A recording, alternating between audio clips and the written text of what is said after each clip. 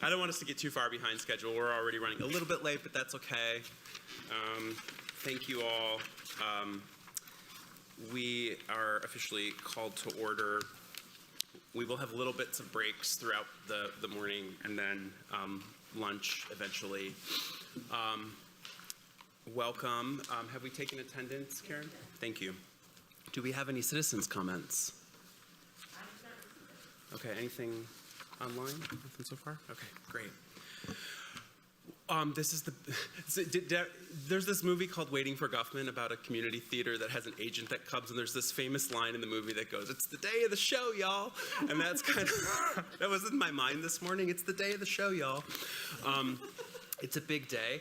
One where we have both the privilege to represent our whole community and the obligation to represent our whole community in making one of the big decisions for the whole community, which is to choose a director for our library system. thank you all for all the time that you've given thus far. This process really started in earnest back in August when Josie told us she had planned to retire. I can hardly believe it's been 6 months, and we engaged with Bradbury Miller on the search. We received applications, I think, from about 30 people. Right. We narrowed down to 8 semifinalists, which were screened and interviewed by the search committee, and then we made a recommendation to this board of 4 finalists, which we began interviewing on Monday night. Today, we will see each of those 4 finalists again for a conversational interview, and Karen will help us get ready for that in just a moment. But I just take a lot of pride and also seriousness in this responsibility that we have, and I know that all of you do too. You know, for some of us, this will be the most important thing we do as a board member in our tenure, and it is such a pleasure to be able to do that with all of you. So, Karen, with that, I'm going to turn it over to you to get us started this morning. No problem. Well, thank you all for being here. I know that, I mean, that's the whole idea, but I'm glad to see you anyway. I'm Karen Miller, if you don't already know that. What I wanted to do this morning before we get started with your first interview is to kind of just run through kind of what it's going to look like, and then tell you a little bit about what it's going to look like afterward. But I want to focus primarily on what's going to happen in the next few minutes, since that's what's coming first. What we would like to do is have you all, well, let me talk you through the process. So we're going to bring in each of your finalists to have time with you. We've reserved about an hour for each one. And then, but we have a set of 9 questions, which is plenty of time for you to ask those 9 questions. But the reason we did it that way was so that you had plenty of opportunity for follow-up questions, additional questions, anything that comes to mind.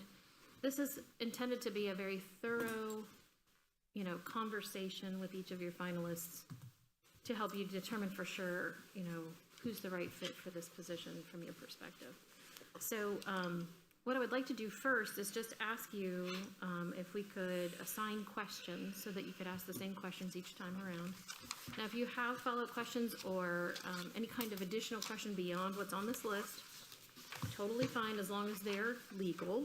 And you'll notice in your packet there's some information about what's legal and what's not. And there's also some anti-bias information in there as well that we think is very helpful to you. And I hope you've had a chance to look at that already. But we'd like for you to kind of just take turns asking these questions, but just like I said, you're always welcome to jump in with follow-ups and things like that during the conversation aside from these, okay? So I think, Jim, if it's okay with you, could you take the first one? Yeah, sure thing. President? Happy to do that. Okay. Would anyone like number 2? It's about the status quo. I would. Okay, Dharma. Who would like question number 3, which is about operational change and financial savings? We can go around, I think. That's fine, Scott. Do you guys want to do it that way? Would it be simpler? So 1, 2. Great. So Scott gets 3. Dharma, or Karine, do you want 4? Yep. And then Molly, you'd have 5. Anna, you'd have 6.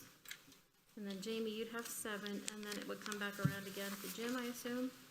Sorry, that's 8. Yep. And then Dharma, you'd have the last one. 9, okay. Yep. Does that sound reasonable to everyone? Yeah, and then should I be the one that leads into, do you have any questions for us? I think that would make the most sense, yes. Okay. So that was like the harder part. That's easy, I know. But everything else should be smooth sailing, right? So when I bring your candidate in, I'm going to have them sit here, but I'm not going to deeply direct them. If they want to go around and shake your hand or say hello or elbow bump or whatever they want to do, is there a preference that you all have in terms of any kind of physical greeting if there is anyone who wants to go around and shake hands or anything like that? Do you want like the elbow bump or just a wave? Or because I can instruct them. I don't want anyone to feel uncomfortable. I'm happy to shake hands. Pardon? I'm happy to shake hands. Okay. Yeah, same with me. No? I mean, I'd appreciate it if they didn't touch me. Got it. That's what I'm saying. Like, I want to make sure, like, these So are let's new just be times. consistent, You know, yeah. it used to be people would be like, go around the table and shake hands. So How about we just do elbow bumps all around then? Okay. if they wish to, they may Yeah. not want to also. They might not want to touch us either. But I'll just let them know. I just wanted to have that kind of information Yeah. up front just to prepare, since it can be a very tricky situation these days. Do you want us to introduce ourselves around the table before we start, or as we're exactly- doing That's questions? exactly where I was going to go next. Okay. When we've done those timed interviews, I like to have you introduce yourselves just as you're asking your question, but in this instance, I think it would be more welcoming and just feel better if we could just go around the room and introduce ourselves first before diving into questions. Does that Great. sound Yeah. acceptable? And don't worry, I'm going to be here through all of this, so you'll know exactly what to expect, and if we get off track or anyone looks at me questioningly, I will hopefully jump in and let you know what to do. I would suggest, name and years of service, and if you're holding an office right now. I mean, they'll know And- some of that already. And it Yeah. wouldn't hurt to go into like what you do for your normal life. Why not? Right? Because we have plenty of time. That's the Yeah. important thing.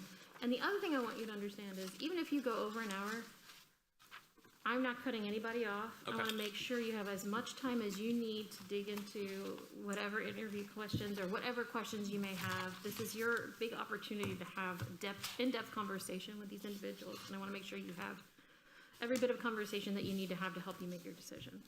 Does that make sense? So don't be shy. I'll watch time and I'll monitor time, but mostly because we want to make sure that your candidates, when they come in, they know where to go and how much time we're looking at and what kind of weight they're looking at, that kind of thing. And if things get really off track, we can always let the later candidates know and call them so they don't show up and sit here for an hour or something like that. Yeah. Can we agree on how we're going to handle just follow-up questions and things that are off script, just so we're not talking over each other and stuff? Absolutely. How would you like to handle that? Well, one thing in general is that, first of all, when asking, I think it's just helpful to make the hand gesture. I think we learned that when we were coming back in January, that it's very difficult to, if you're not, just by audibly to pick out who's speaking without mouth. So if you can just kind of gesture when you're speaking. I don't know if we need to raise our hands for follow-up questions, but we can do that if we think that'll be a more smooth process. What do you suggest? What I think you might want to do is, but let's say you ask the first question, Jim, and right before you move into the second question, you can tell that there's a pause. Leave a longer pause than maybe you normally would.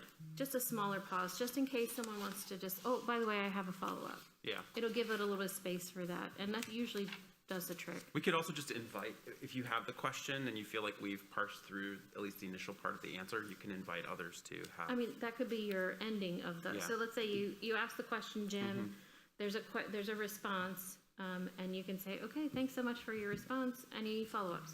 Yeah. And then move on to the next one. Would that make it feel more comfortable? And again, gestures help. But I also don't want to get too rigid in terms of people are, having to raise their hands to feel like they can speak. Jump in. I really do hope that we achieve some kind of flow today where we can actually just, ask the questions and keep the conversation rolling. I have every confidence that you will get. I do. I hope so. So we've identified the questions that that we know we're asking today, and everyone has their assignments. The only other thing I would say is we want to make sure there's time for their questions to you as well. So I want you to be aware that there's likely to be questions. But on the other hand, I also want you to be aware these people have been asked questions over and over and over again in the past 3 days. So if they don't have a question for you, I mean, I would love it if they did, but at the same time, I wouldn't judge them too harshly if they just can't think of anything else to ask you, because they've been asking the leadership team, they've asked the staff group that they spoke with yesterday, they've had an opportunity to meet with you already once, and they've met with the executive team or the executive committee already once. So sometimes people just get tired and they don't know what else to ask you. So I just would, Sure. I would just throw that caveat out there, not to worry too much about it if it happens. Do you all have any questions for me at this time? Okay, I want to tell you a little bit about what will happen afterward so that you know. Once we have had all 4 interviews, we will come back together for deliberation, discussion, of course, in public session, as we are now. One of the things that we would like to do, and I've talked it over with several individuals already to take the pulse on this. We have given you each a set of Post-it notes, right? When the time comes, before we start discussing the candidates and your decision-making process, we'd like to do a ranking of the 4 candidates from your perspective. I want you to put your name on the top of the Post-it so we know whose decision is what. Although, keep in mind, this is not a secret ballot. This is not a decision-making vote. This is just gathering information for us to start conversation about the finalists so that, let's just say I'm one of your finalists and I am at the bottom of every one of your lists. We know that we might want to, and maybe one person is really strong at the top of the list based on what we accumulate from you from those Post-its. We're going to present it to you. You'll see the rankings. We're going to save those Post-its in case anybody needs to see them for any kind of public record reasons, and they'll have your names on them. So I feel pretty comfortable that it should meet any kind of requirement in terms of meeting your open meeting obligations, in case anybody wants to see those. But we'll do a kind of a summary, something either on paper or on the screen, however works best, to use for your discussion. It doesn't mean anyone's off the table. It doesn't mean anyone's on the table. It's just a starting point for conversation. So, does anybody have any concerns or questions about that? No, I like that idea. I think it'll kind of help you, like, see where your initial gut feeling is. It's not a decision, because quite often you can start in one area. Like, you could all put the same name at the very top of your list and end up deciding to make an offer to someone else. So just bear that in mind. This is just getting your gut reaction first. Okay? And we'll also have other feedback. You know, you've already had reference reports sent to you, so the references have been shared, so there's additional information there, right? Okay, you were looking at me funny. Oh, yes. I think I reminded everyone to read the reference reports like 17 times, sorry. That's okay, that's great.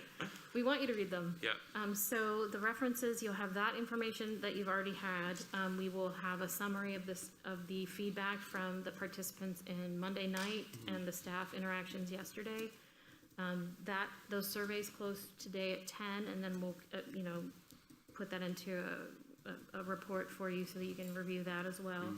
But we'll give you that information after you've had a chance to have some initial discussion.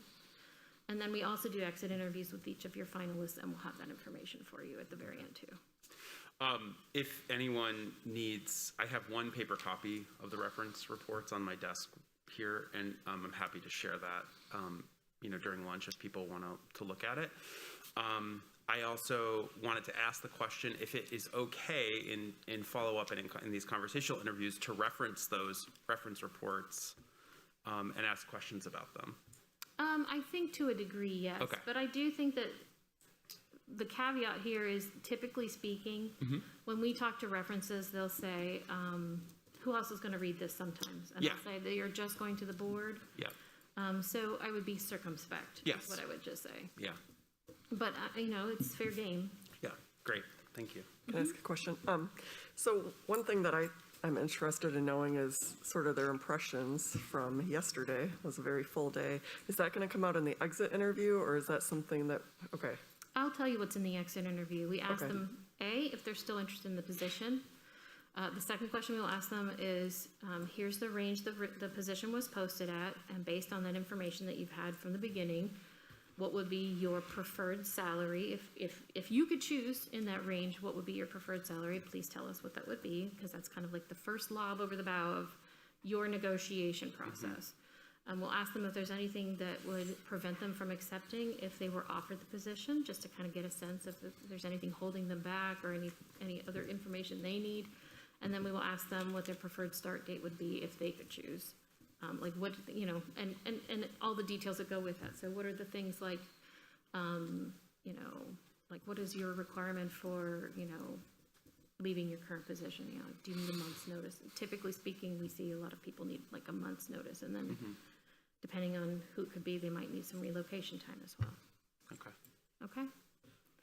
There's one other thing I want to tell you, and I have the set of the prepared questions here on this table for the candidate to follow along, just in case they can't quite hear. I mean, the sound quality is great here, but just in case, we want to make sure that they can also see the questions and hear them. So if somebody tends to follow along by looking at the questions, I'm trying to overinterpret, like, you know, a lot of times people read into body language or read into, okay, well, they're not making eye contact when I'm talking to them, but they're following along with the questions. So just be aware that that could be a thing. And Okay? Karen, do you ever jump in with follow-up questions at this point? I usually stay out of it. This is Got it. your decision at this point. Okay. I'm going to lead conversation for you later, and I'll, you know, if you ask me my opinion, I'll share it, but my opinion's not the important one at this point. All 4 of your finalists are well equipped for a job like this, and can and have excellent qualities that would I would easily hire any of the 4 if it were me in my library system. So from that standpoint, it's my opinion is moot at this point. Thank you. Any other questions? I'm sorry I keep looking over here, it's habit. There you go. All right. Strange Well, thing about this setup, yes. I know. Yeah. So is there anything else that you need from me, or shall I bring your first candidate to you? I think we're You ready. ready to dig in? All right, Ready for the long day, the marathon? away we Ready. You go. guys are gonna be great. Got lots of coffee. Yes. Thank you, Karen, for all your work. No problem. No problem at all. It's fun for me. Okay, I'll be back in a minute.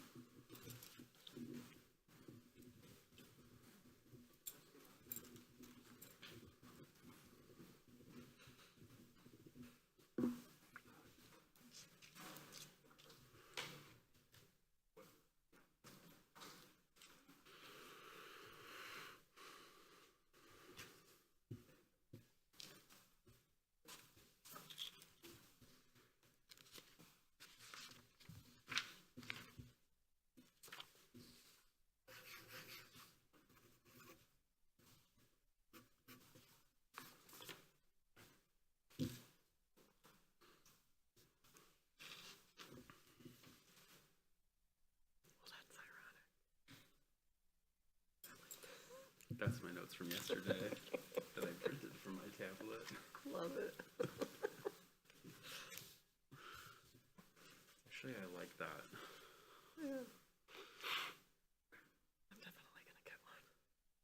It just turns out that paper might actually just be the best invention I know. that ever existed. I know.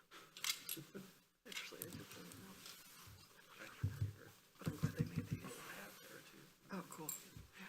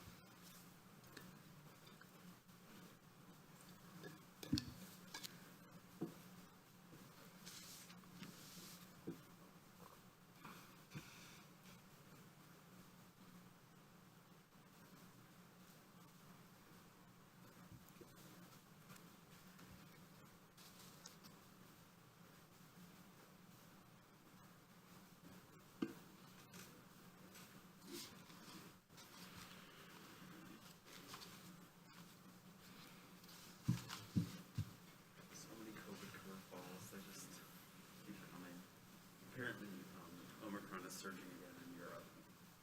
So like, they're like round 2 is coming. I know. We'll know in a couple of weeks, I guess.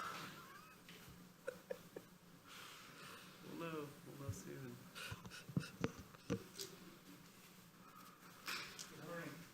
Good morning. Good morning. Good morning. Good morning. Do you mind if I? You may. Okay. All right. Yes. The plan is, I'd like for you to just briefly introduce yourself. I know you're probably tired of doing it at this point, but that's okay. Just a reminder, just so everybody remembers who you are. Okay. And then they're going to take turns introducing themselves as well, and then we're going to dive into some questions, and then we should have time for questions from you as well, and it's going to be great. All right. Wonder if you guys are gonna fact check, see if my story stays the same. We'll Google you after. Right, Aaron Mason. Well, first, good morning, and thanks to everybody for getting up, at this hour and coming in, spend some time to talk to me. As you know, my name's Aaron Mason. I was born and raised in Shaker Heights, Ohio, which is a suburb of Cleveland.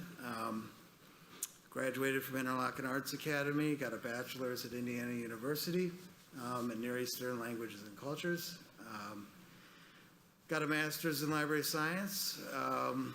Worked for an energy company in the Middle East for a stretch, came back and eventually landed in libraries. And my library career is very diverse. So I started off at a branch library as a computer aide, teaching people about the basics of computers. This was in 2003. First professional job was as a cataloger in the technical services department. Moved on as a subject department librarian. Eventually went on to manage that subject department as a part of our research collection. And then with the arrival of our director, Felton Thomas, I was tapped to set up the outreach and programming department. And it's grown since then. I've been doing that type of work, programming and engagement and other things, for the better part of a decade. And so here I am today to have a conversation with you, and thanks for having me. Thanks so much, Aaron. It's great You're to see you again. Some introductions from us. I'm Jim Leha, President of the Board of Trustees of AADL. I have been on the board almost 8 years, 2 terms, so I'm coming to the end of my second term this year. Or yes, that's right. I have been in Ann Arbor a long time. I went to undergrad here and then grad school, and I kind of never left. I grew up in Metro Detroit. I went to Interlochen Arts Academy for the All-State program, which back in that day we were called budget campers because it was a 2-week program instead of a 6-week program. But I had a career at a performing arts presenter here in Ann Arbor called University Musical Society, where I worked as the Director of Education and Community Engagement. And now I am at the U of M Museum of Art, where I serve as the Deputy Director for Public Experience and Learning. All right, great. Hi there. I'm Dharma Ackman. I'm the Vice President of the board. I'm in my fourth year of my first term. I served as treasurer for a couple of years on this board. I am from northern Michigan, Leelanau County, so I know Interlochen, but I didn't attend there. Yeah. Definitely know a lot of people that have been there. I got my PhD and my master's from the U of M School of Information. I've never worked as a librarian, however. Right now I work as a research scientist and the Director of Project Management and User Support at the University of Michigan ICPSR, which is a big social science data archive. All right. Hi, I'm Scott Trudeau. I am in the first year of my first term on the board. I'm currently the treasurer. Let's see, I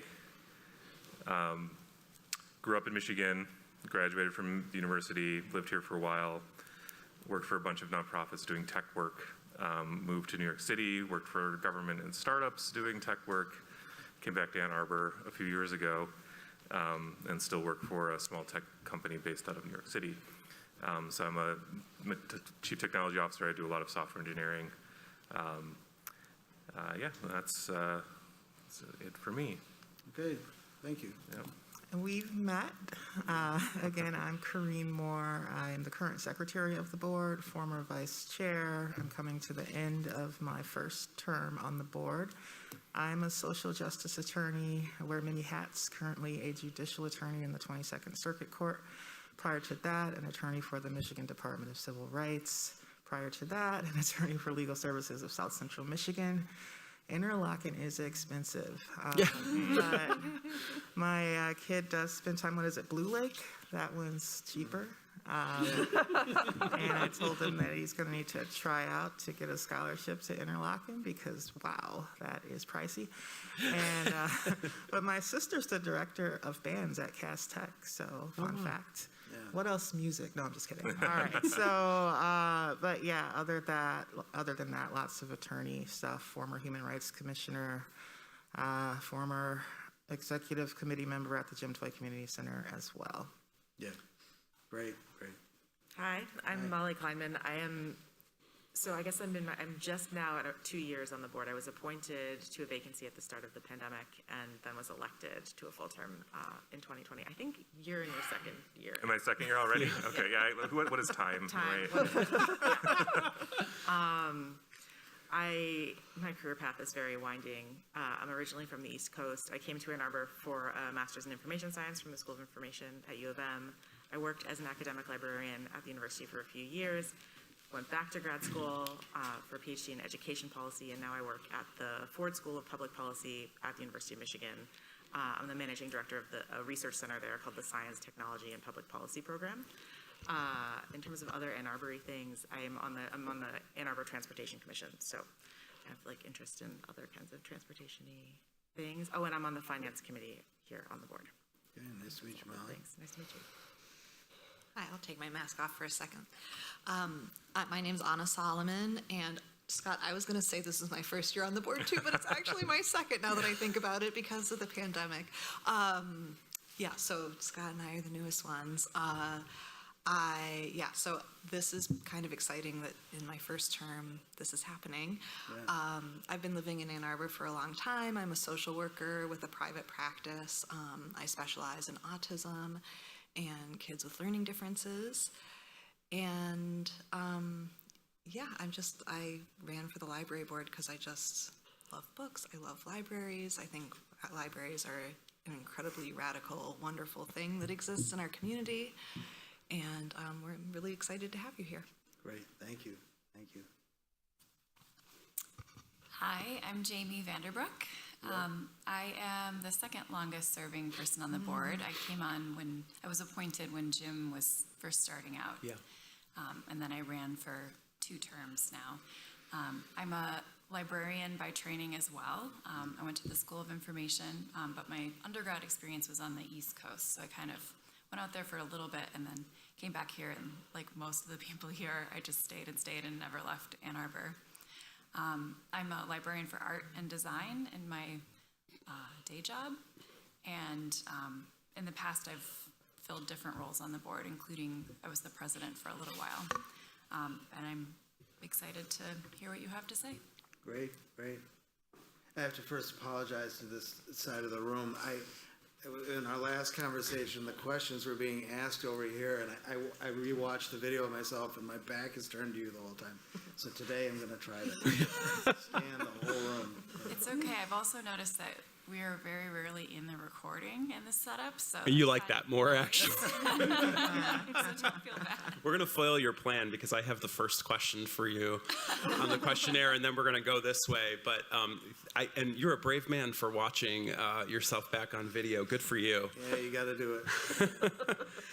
Well, welcome. Thanks, everyone. Our first question for you, related to your introduction, actually, is take 2 to 3 minutes and share with us what attracted you to apply for the position here at the Ann Arbor District Library, and how your career and professional development have prepared you to be our next leader.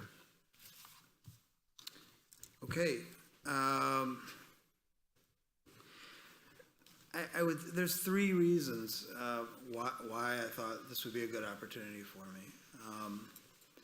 First and foremost is the staff. I mean, it's evident that there's a very intelligent and creative staff, and a culture has evolved over the years that nurtures that creativity in them. And to me, it seems like, I mean, the greatest reason to come, because you can do great things. You have this wonderful foundation that's built.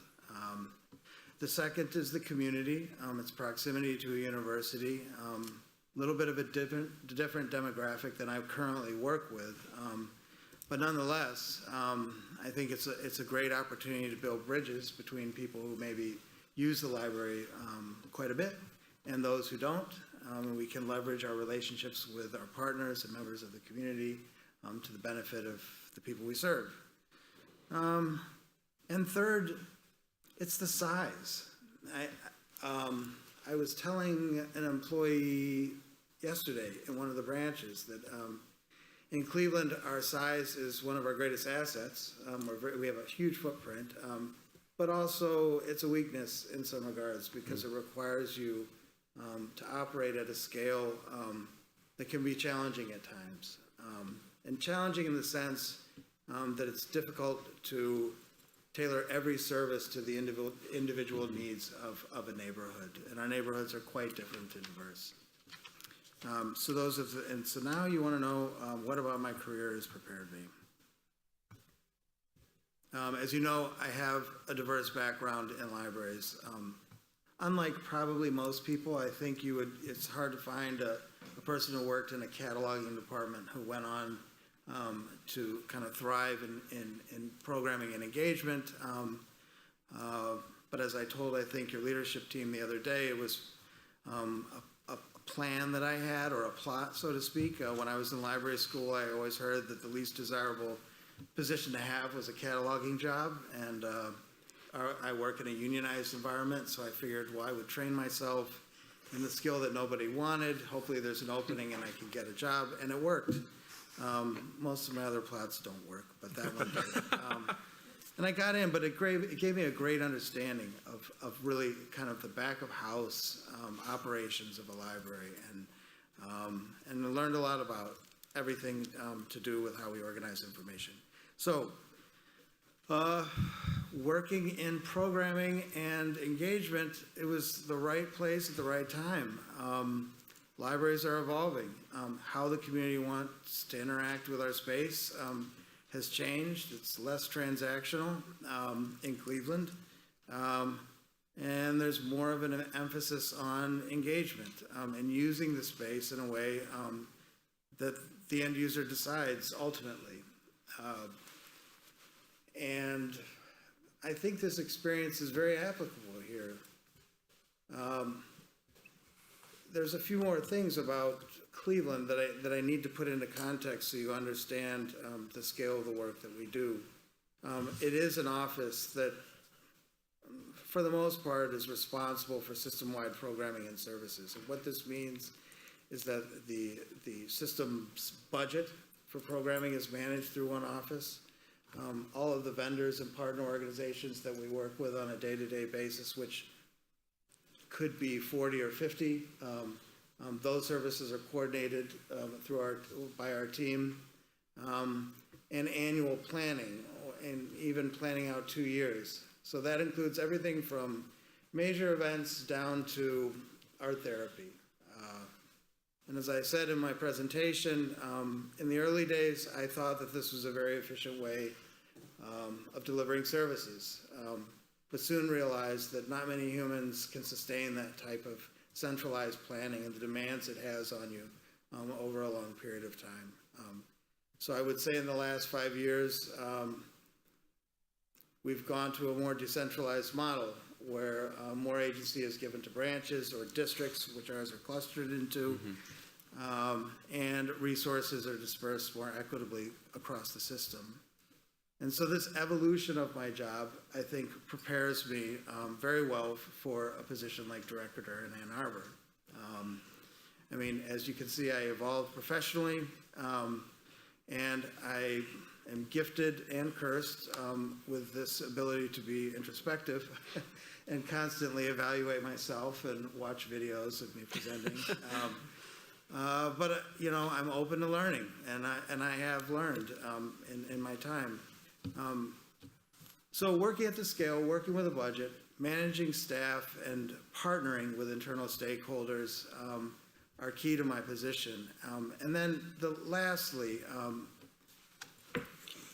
the job requires of me and of everyone else that works under my direction that we cultivate relationships with partner organizations to get the work done.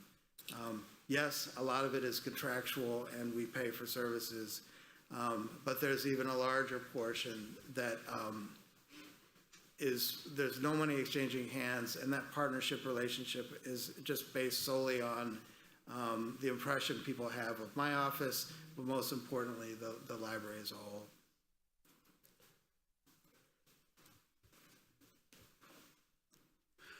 Follow-up question for you, for the benefit of those of us who didn't get to meet you in the first round. Can you give us just sort of the, by the numbers, the scale and the number of folks you work with, what the structure looks like around you, budget you're working with, and so forth?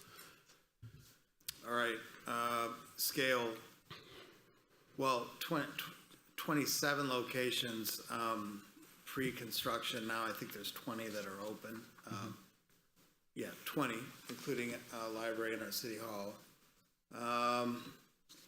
In our department, there's 14 people. They don't all directly report to me. Our department is divided up into 3 areas. There's engagement, there's education, and there's diversity and inclusion. 3 buckets that all work very close together and to get the work done. We've also taken on a role of leadership development, which is not under my direction, but it is something that's done in close proximity to me. So there's an inward-facing element of our office that didn't exist prior to maybe 2 or 3 years ago. Did I answer it? And what's your departmental budget? It depends on how you Yeah. cut it. So including staff, or well, I will. First, I mean, budget at our disposal, which would include everything from furniture, equipment, professional services, supplies, travel. I think exceeds $1 million. But it's cut up into different pieces. I think that the overall professional services budget, which we use to pay for services and events, is in the 600,000 category. Staffing puts that number much higher. Yeah, of course. Other follow-up questions? All right, let's go on. Okay, next question is mine. Can you please give an example of a time when you have challenged the status quo in your professional life? Why and how did you do it, and what were the results? Challenge the status quo.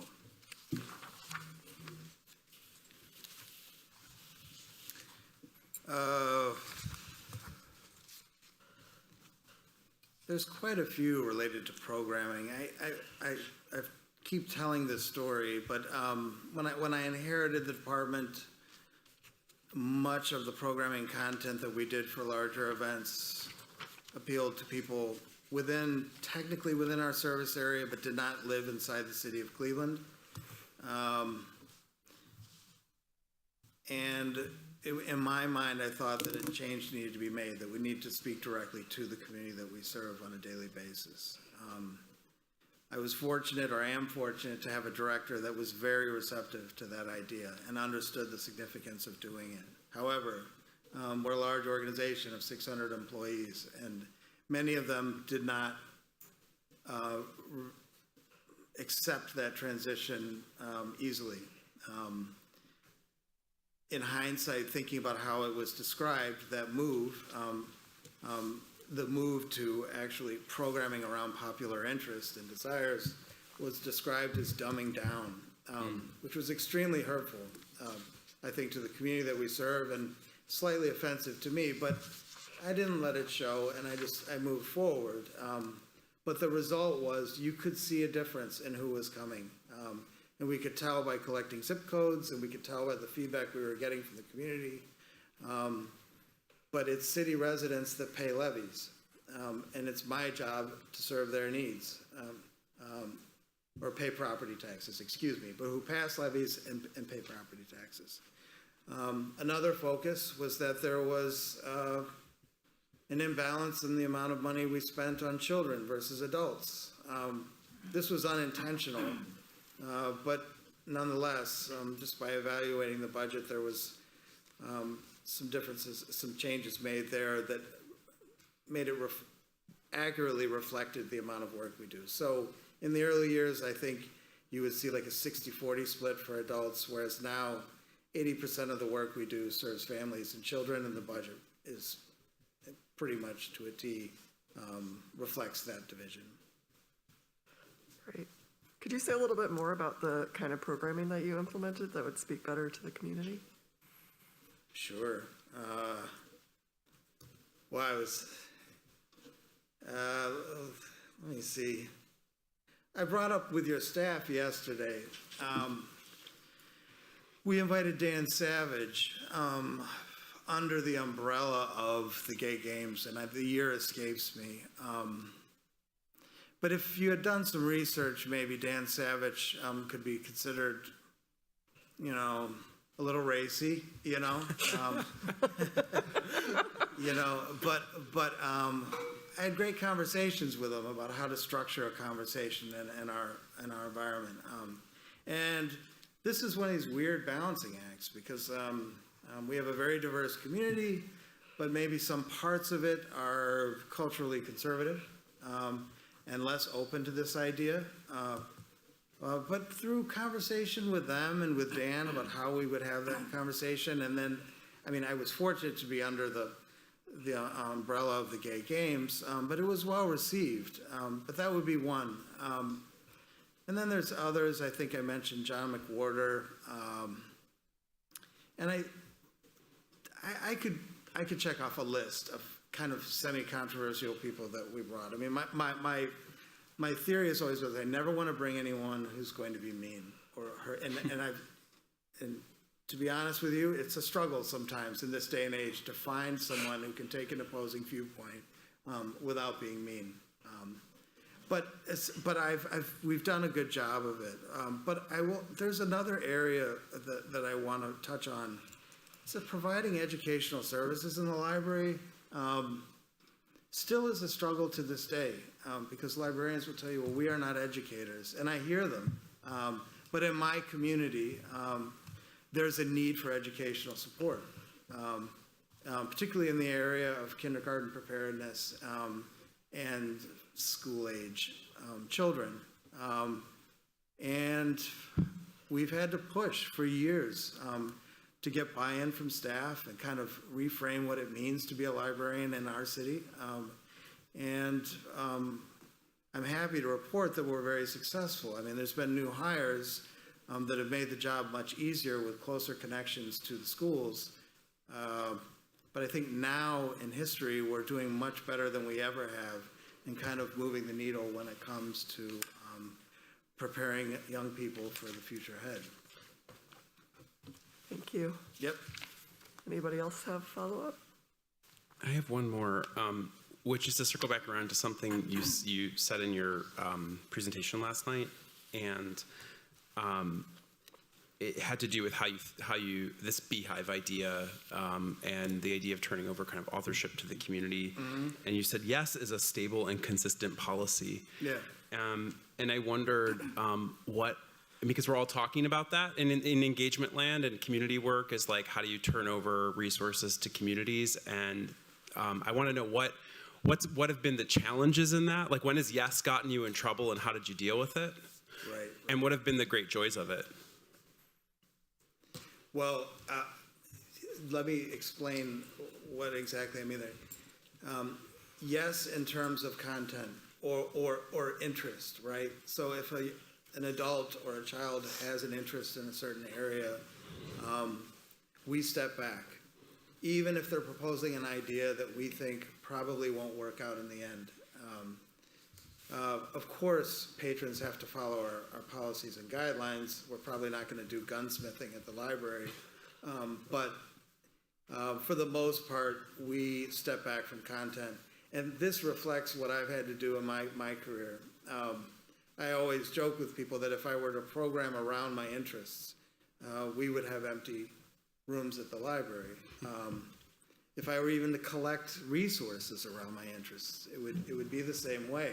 And my job is to kind of step back and keep an open mind and really internalize this idea that it's the community that made my job possible, and I'm here to serve them. So, yes, in terms of content, but where we step in and where I think library professionals can step in is the process, right? Like, how do you get to where you want to be? And how do you prepare a person for the roadblocks that they'll experience along the way in achieving their goals? And if we could put just a little pin in this one, I have other thoughts on what the role of the librarian should be, especially in a community like this. So the Beehive, yes, it's a great idea. In visiting your branches and looking, I mean, again, it was a snapshot, I would need more time. I see a place where that could fit in, but I'm not here to tell you that it fits at every location. Forgive me, my brain is fuzzy, but going to your, the one that's in the shopping mall. Westgate. Westgate branch. They were all just magnificent experiences, but going there and watching how people engage just really just changed my mind on a lot of things. So that you have a wonderful staff, but I thought about things that could work in a place like that. Other thoughts that we'll touch on later, but did I answer your question? Yeah. Yeah, okay. Great, thank you. You're welcome. All right, the next one is mine. So please share an example of an operational change you made that resulted in financial savings for your library.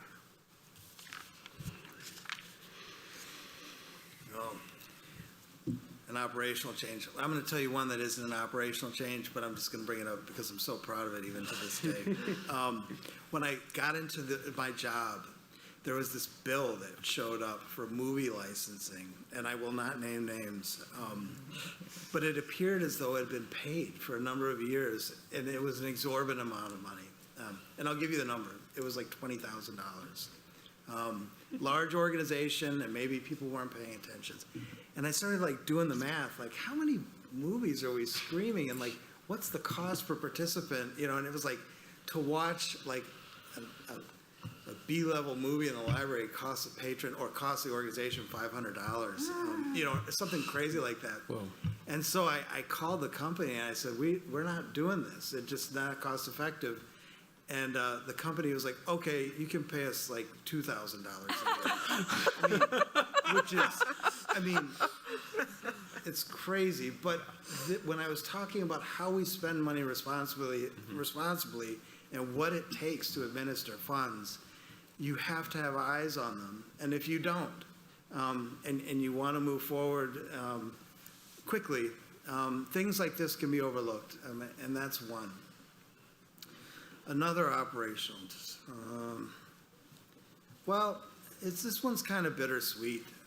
We had a department that included mobile services, senior services, and outreach to schools.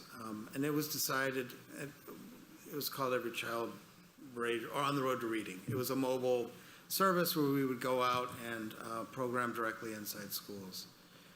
And the bookmobile was at the end of its life, and we were kind of thinking about what it meant to conduct outreach and what it would take to replace the bookmobile.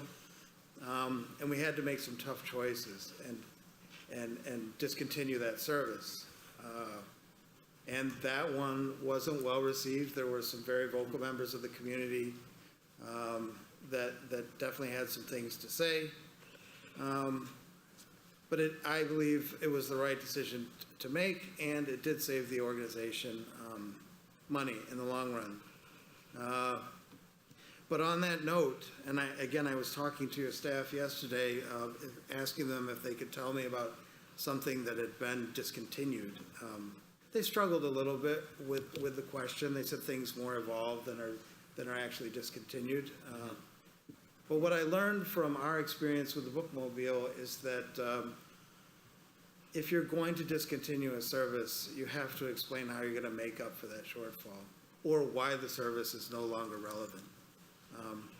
And I'm happy to say that we did. And then COVID, this is very close to COVID, then COVID came and there was no outreach specifically for the senior population, which is unfortunate. But we've made pivots, and I think we're very effective, and more effective than we were in the past. And we never replaced the Bookmobile. Could you say more about what the rationale was for discontinuing it? You said you had to, but I'm just kind of curious what the impetus was. Well, one, the vehicle itself needed to be replaced, but two, looking at the number of sites, the amount of time it took in terms of staff hours, the number of items that were circulated, and then thinking more about what was happening. I think I might have mentioned this to you guys about tutoring. Like if you look at tutoring up close, there's like 10 or 20% homework help, and then the rest is engagement. Services to seniors was much the same way. I mean, yes, they did appreciate that we brought books, very labor intensive. But what they really wanted was that engagement with our staff.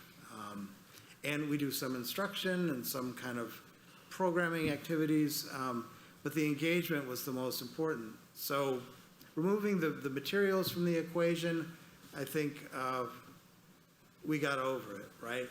But it's that engagement that needed to continue, and that's where we're investing now. Thank you. I don't have any other follow-ups. Does anybody else have? All right. So it has been said that a challenge is an opportunity we did not ask for. Based on what you know today, what are the biggest challenges facing AADL, and what opportunities do you see that may not have been previously explored? All right. Well, I actually have been thinking a little bit about this after yesterday.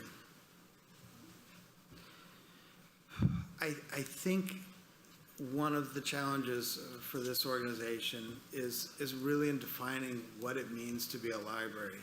Not a librarian as a profession, but what it means to be a library.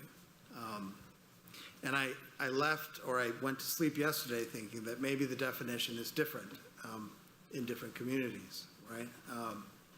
But in looking at the way people interact with your space, I mean, yes, there is that transactional element, but it does appear to be a place of respite or a quiet place where you go to take care of business or read something or just relax. But when we think about how we have this conversation at the local and the state level, defining what it is we do and why we're an invaluable resources, together, we really need to think about how we frame that description. And I don't really have a good soundbite for you today, but the one thing that I recognize is that it's different here.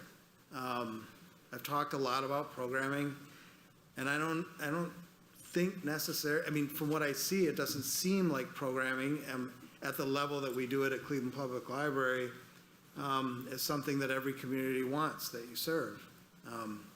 But again, I'm open, and this is just a snapshot glance of things. Where I do think there's a great challenge, again, is in your digital strategy, right?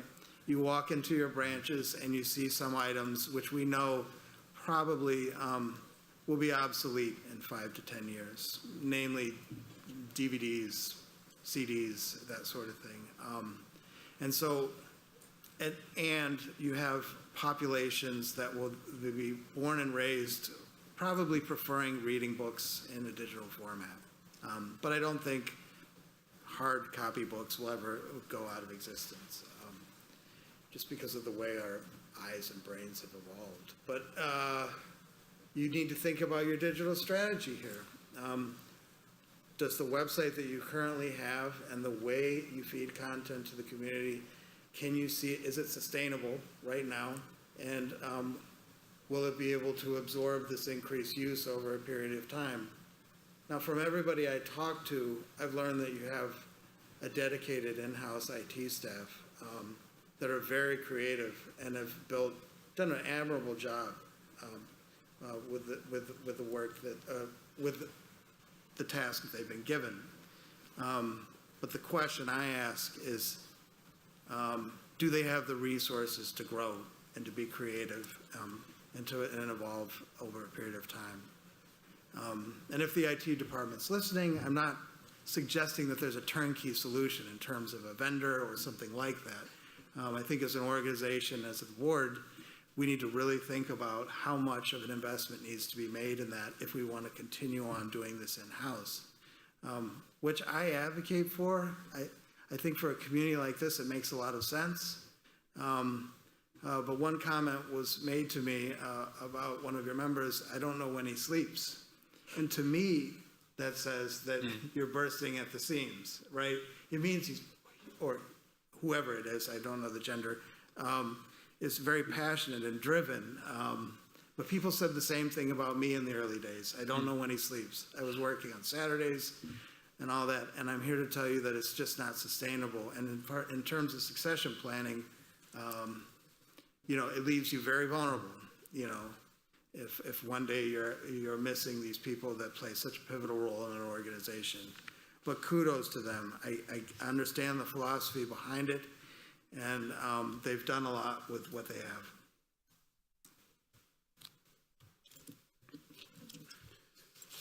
Any follow-up? I do want to ask if you've had a little snapshot now, you've seen the branches and so on, and you've gotten a little sense of the staff structure, and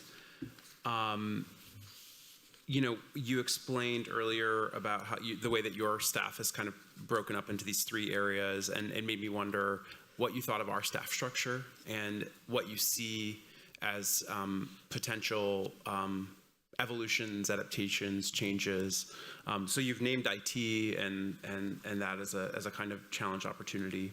Are there other areas? I know a little bit. I got to say, now here's where the disclaimer, I'm going to come home and my coworkers are going to want to kill me, but I liked a lot about what you have. So the first place I went, I said, well, where's the librarian? And they're like, no, the librarian works from here, but they touch a number of locations, and these are the services that we provide. It's very different than in my organization, but I get it, you know.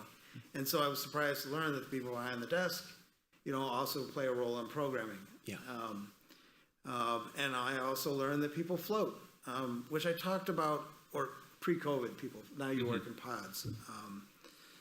So I talked to the staff about how they felt about that, and only a few answered. I think they like it, and I support it. I support that idea. Most importantly, because of the variety. Where I work, I mean, it's likely that you could get hired at a location and work out your whole career there. And so I wonder what that does in terms of, one, your perspective on just daily life, two, but on your creativity and your productivity. So given the option to float, and I think is a great idea. So I was pretty impressed. I also heard a little negative feedback about the floating model, that maybe in the early days it was a little too much to where managers could not even get to know the people that were working from them because they were rotating in and out. But I understand some changes were made there, and you know, things are much better. But I would propose that model for other areas within the library, if they're not already happening now. Working in a central location, which I do, can have an effect on your view of things. And I would propose that people maybe change locations or make an effort to change locations. And I'm not saying it's inside of a library for administrators, but maybe it's at a partner organization or someone else for a temporary period of time, just to change your perspective and better understand the needs of the people that you serve.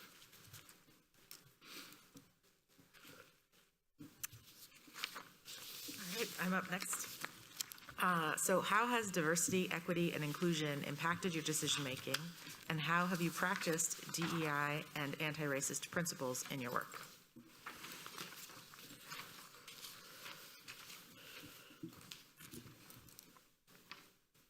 This is a tough one for me to answer, and I think I'll explain a little bit about the history of our organization and my history. Many of these concepts aren't new to us at Cleveland Public Library. I mean, as you know, it's a majority black city. I mean, it's like a 50-50 split, give or take a percentage point. But the community that we serve, generally speaking, has some challenges in terms of income and educational attainment. And so we've delivered services and programmed in that way. I mean, from the very early days, our shelves were open to everyone, young people, black, white, whoever. And many libraries can't say that. And we've programmed and we've allocated resources with that in mind. So these concepts have always been there for us. But many of the examples that I gave you were a direct response to that, that I think oftentimes people are well-meaning and not fully aware of the decision, how the decisions they make exclude people from the library. So that programming example I referenced about author events, that's one example. But another one for me personally is, again, back to our view or our perspective that we have. It's easy in Cleveland to get preoccupied with the effects of poverty and of racism and not think about the things, the other things that people need to be productive and happy human beings. And so I will share a story with you. One summer, I was in a room with a lot of partner organizations. The United Way was going to give a generous amount of money to prevent the summer slide, right? And these are all well-meaning people, many of whom are my friends. We grew up in the same area, not all of the same demographic or background, but we were brainstorming about what services would be most impactful to children over the summer. And it was math class, and it was science class, and it was reading instruction, and all this stuff during the summer. And at one point I just said, I want you guys to show of hands, how many of you guys did that over the summer? You know? And the answer was 0.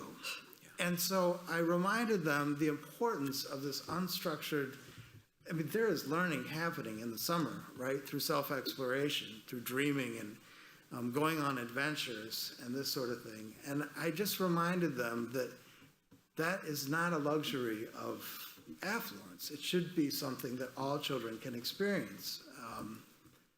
Did I make a difference with that particular grant proposal? No, but anyway, it changed a lot of my thinking about how we program in our city with equity in mind and inclusiveness, right? So there's lots more arts programming in our branches and music too, that's driven by the community that they want to see. I mean, there's one branch in particular that does these wonderful, or a wonderful event in the summers where people can come and listen to music and just relax.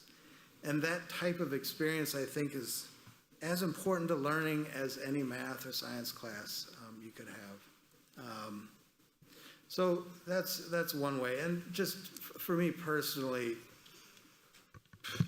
I want diversity of ideas and diversity of experience in the staff that work for me. And I think every organization is stronger by pursuing that. And I've seen it over the years that that these words, diversity, equity, and inclusion, appear in HR guidelines and that sort of thing. But when it comes to recruitment, it doesn't really manifest.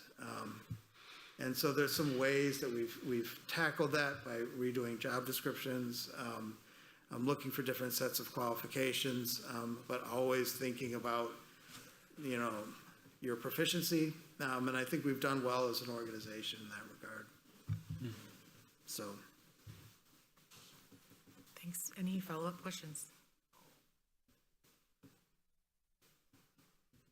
All right.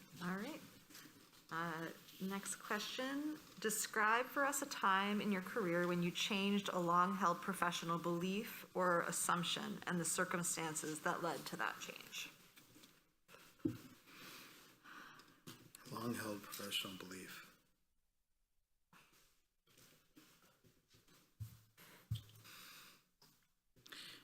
Well, I mean,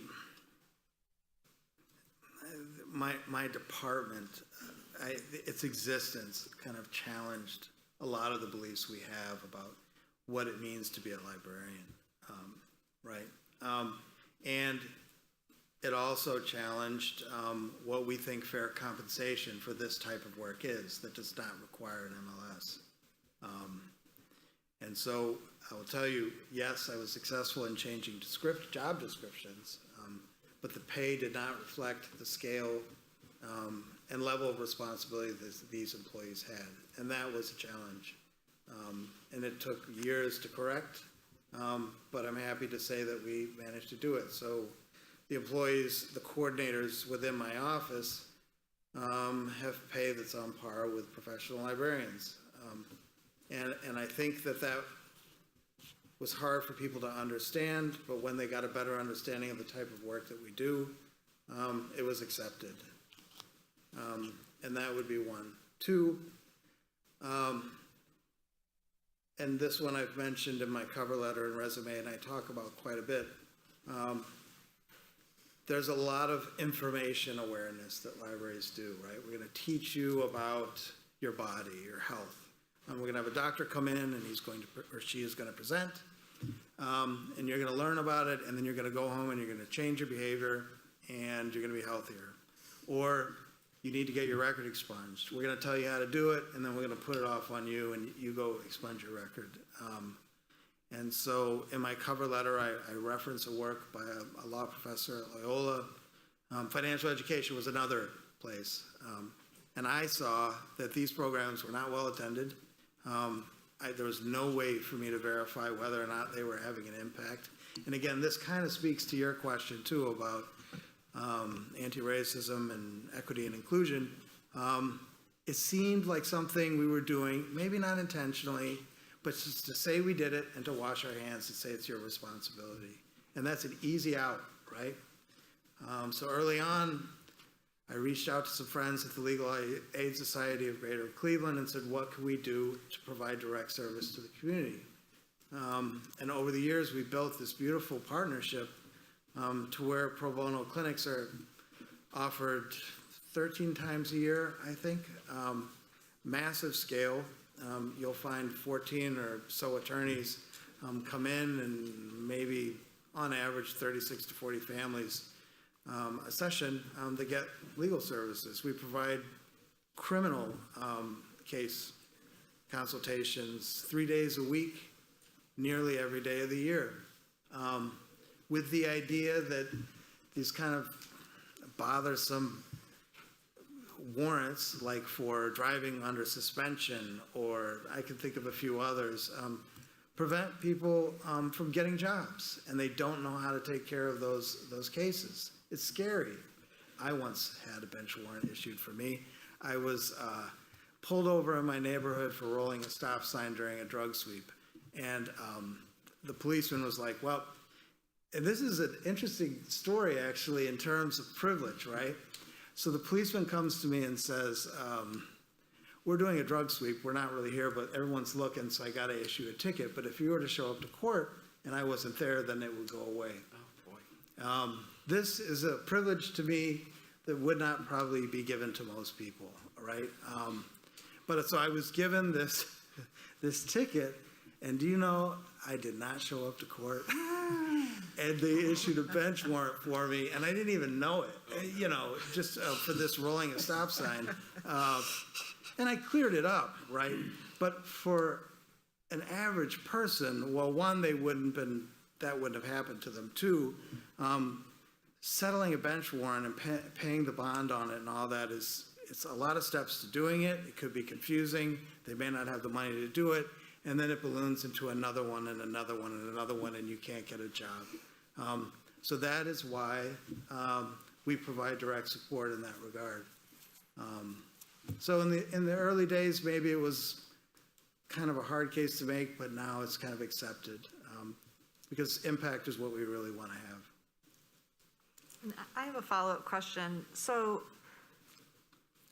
can you talk a little bit about how you got from, right, like kind of the more traditional library science lens of what a library is? Because you've been kind of talking about how you've moved from like kind of these more traditional ideas of like what a library is supposed to be to this sort of community service orientation of programming and things like that. And can you just talk a little bit about like how that shift happened in your career? Yeah.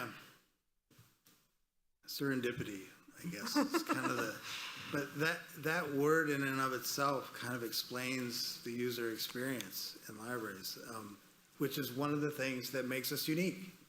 You can walk through shelves and you can see things maybe that you wouldn't normally see with a traditional search in a catalog, and new ideas come to mind. So what happened was I was in the business department as a librarian, and they asked me to put together some business programs. And this is another good one. Oh, you're bringing back all these memories. We used to always partner with SCORE, which is this kind of branch of the Small Business Administration, this Society of Retired Executives or something. Very well-meaning people who wanted to help people develop their small business ideas, but huge cultural gap and not really realistic given the level of income that people have in my community, right?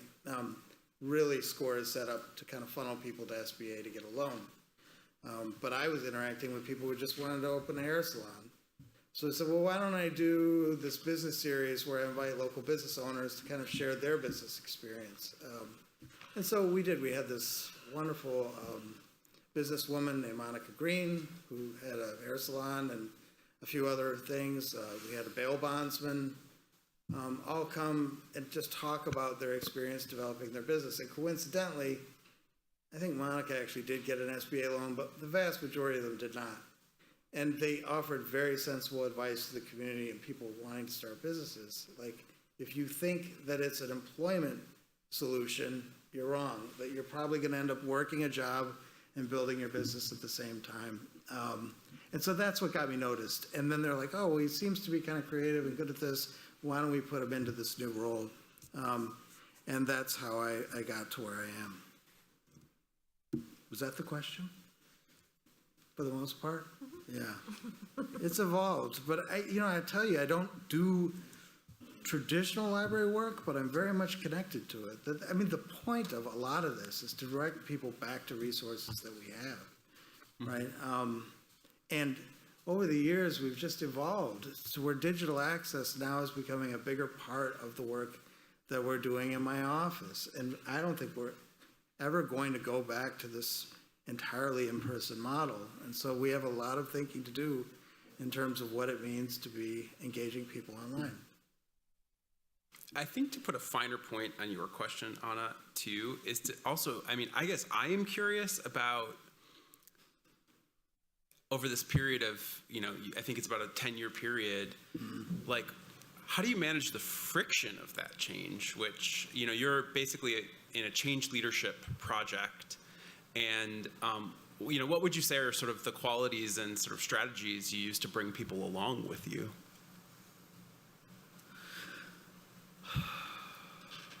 Yeah, there's a lot of friction. It's a grind. I would think so. Continued dialogue with partners and staff, I think, first and foremost. And admittedly, I could do more of that. But I devote some time to it. But I think in the early days, it was a lot of conversation and back and forth and talking about, the role of my department in relation to the work that others do.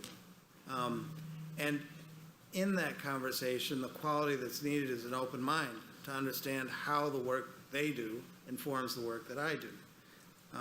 And I learned a lot. I mean, I mentioned this, I think, before, that I had no exposure to services to children. And I was brought up by a group of just wonderful children's librarians. The kind of, they were probably the most influential people in my professional life. And they're like, this is the type of work we've been doing all along, you know, and here's how we do it. Mm-hmm. And so just wonderful conversations and some just amazing relationships I have to this day with people whose, you know, core responsibility and passion in life is to deliver services to families and children. So, Jim, if you could please just, am I answering your question? Yeah, you're on it. All right, yeah. So it's that, but it takes a lot. And so I think in my presentation, I talked about the type of training or development work we need to do with staff. And I think for any organization, regardless of how open-minded or creative they are, it's development around how to negotiate with people and have conversations in a way that's engaging and productive. We all have lots to learn, without a doubt. It sounds like we're about to take off on a spaceship. I don't know what's happening, but Did anybody else have follow-up questions? All right. I mean, just to mirror back to you, Aaron, what I heard you say was listening, dialogue, relationship building, empathy, and negotiation. There you go. Empathy is huge, huge. Yep. I think my next question goes well after this one that you just asked and the follow-ups, actually. What processes have you used to evaluate the effectiveness of programs and services provided by your library? Sorry, these are long words to say with a mask on. What stays and what goes in order to accomplish the library's mission? Right. Some are easier than others. So very early on, I figured out this way with the help of a guy who no longer works for the library, but to kind of think about one transaction in a library setting that's actually time-stamped, and we know the class of employee that performs that duty. At the time, it was like a online reference service. And so we had like this baseline for cost per person that we could kind of apply to programming as our own kind of internal guide. Like if we spend X number of dollars, we wanted to equal, let's just say $24 an hour per attendee. And that would be a fair amount to pay per person. And so for years, I kind of used that to kind of look at return on investment for more pricier things, like bringing in, you know, Temple Grandin or Rebecca Skloot or something. How much money, or how many people need to attend for it to be worth it as an organization? And that works. Sometimes it makes you feel bad, but you know, but for the most part, it was a useful tool in the early years. But in terms of impact and evaluating how effective our relationships are, there's two tools. One is something we developed or we modified in-house. I think that I borrowed from Philadelphia Free Library. It's called a stress test. You go through this checklist and kind of evaluate certain aspects of a relationship and a partner organization, determine whether or not that service or relationship should continue. And so things we look at is their capacity to serve at a scale that we need, their area of expertise, their reporting to us, you know, when we ask for quarterly reports, and then we have to make tough decisions. But I am not here to say that we're unlike Ann Arbor and that it's easy for us to just continue a relationship with a partner. It's hard, but we're doing a better job of it, I would say, in the past 3 years. But anyway, so there's that. Educational outcomes, there too is a little bit different, that there's a lot of testing pre and post that parents and caregivers agree to be a part of the program where we evaluate success. But we're very open-minded with that one. Again, the challenges that people face on a daily basis, sometimes affect performance. And certainly, it's almost scientifically impossible to draw a causal link between something we did over a 2-hour time period and the grades a child receives in college. So we in school. So we look at what happens in our space and under our direction. But a useful tool for us is sustained engagement. If you're doing something that happens over a period of time, how long are people staying with you? And we've learned a lot for that. We have a very kind of mobile community that kind of move throughout the city even on an annual basis. But for those who don't, how long have you, what's your retention rate?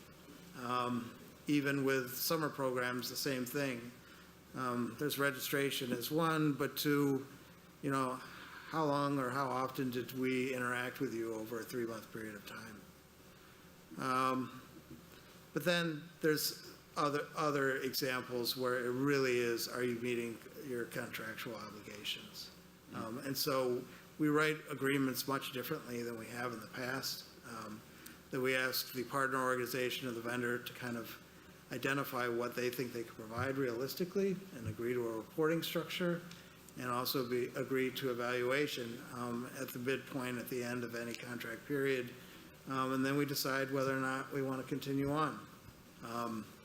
And that's a difficult conversation to have. I can think of 2 organizations that we had to part ways with, but I think they understood our position. So.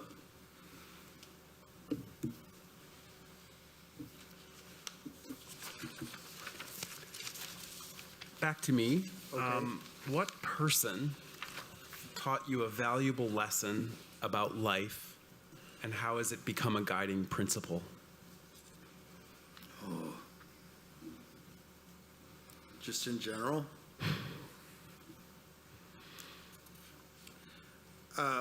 Well,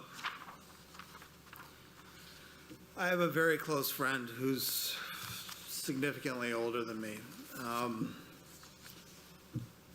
I won't name him because the story's a little tricky. We have nothing in common in terms of background. He served a great deal of time in prison just because of challenges in life. And the way he presented to the public, I think, reflected that life in prison. Now, had I judged him on the outset and been turned away by the language he used, I would never have had that friendship. But over time, I got to know this man, and he's just truly a remarkable human being, and I'm getting a little emotional talking about him. But I guess he would be described as a racist back then, just by the language that he used. But I found out that he was just a very kind man. And this was a result of a lifetime of being neglected and a lifetime of abuse. And he was just operating with what he had. And I've watched him grow and just change over time to where none of those characteristics that I saw when I met him exist today. And he's just a dear, dear friend, a dear friend of my family. And he just taught me so much that you truly can't judge a book by its cover. And in this day and age, we're very quick to react without thinking about the story of the person in front of us. So he taught me that lesson. And he's just a wonderful man, and we laugh together. But I just can't think about what I would have missed had I not given him a chance. So I don't think he's watching this, but anyway, yeah, that's one. And that applies to this day. I mean, I told you the story about, I might have told you the story about a person who would come to our board meetings and get very upset. Another person where I gave her an hour of my time just to talk about what was interesting. Did I tell you guys that story? Well, public meetings, a woman shows up, she yells and screams, very angry. I think, it's understandable. Most people wanted nothing to do with her. And she was asking for things that we just couldn't give her, like a platform to run for president or to talk about her book. But one day, a few years ago, I spent an hour with her and asked her, well, what can we do for you? And I was honest with her. I think I told this to the staff. I said, here's the things we can't do for you, and I'm going to tell you why, right? Like, I could give you a podium every day of the week, but I can't generate an audience, and I care about you, and I don't want you to have that feeling of getting excited about coming to give a speech to the library, and no one's in the room. So I learned a lot about her. And a relationship of sorts evolved. She calls me from time to time and leaves me these wonderful voicemail messages where she sings me a hymn or something like that. She likes to sing, so I found there's a recording studio at one of our branches, and I referred her there, and she recorded a lot of songs. And it really changed the way she interacts with the library. She asked me point blank, what's the best way for me to engage with your board? And I said, well, stop bringing a hammer to the board meeting and don't talk for more than 2 minutes. And gosh darn it, she was open to it. And here's the thing that bums me out about this story. Then people started to refer to me as the so-and-so whisperer. And I'm like, no, this isn't some trait I was born with. It's just a practice that was taught to me by my parents, who were also social workers. I think there's a few people, but just this practice of listening, right? And then when you listen, you parrot back what you think you heard, because oftentimes a person's just going off and you think you're hearing them say one thing, but what they really mean is something else. And I think with this individual, there was something else there. And so, yeah, not a life without challenges, but I think the quality of her experience inside the library has definitely improved. And this is a practice, I think, that could be imparted on everyone in any organization. It just takes some willingness.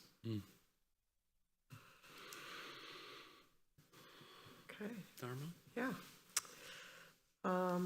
This is our last question before we turn it over to you. What have we not asked that you wish to share with us?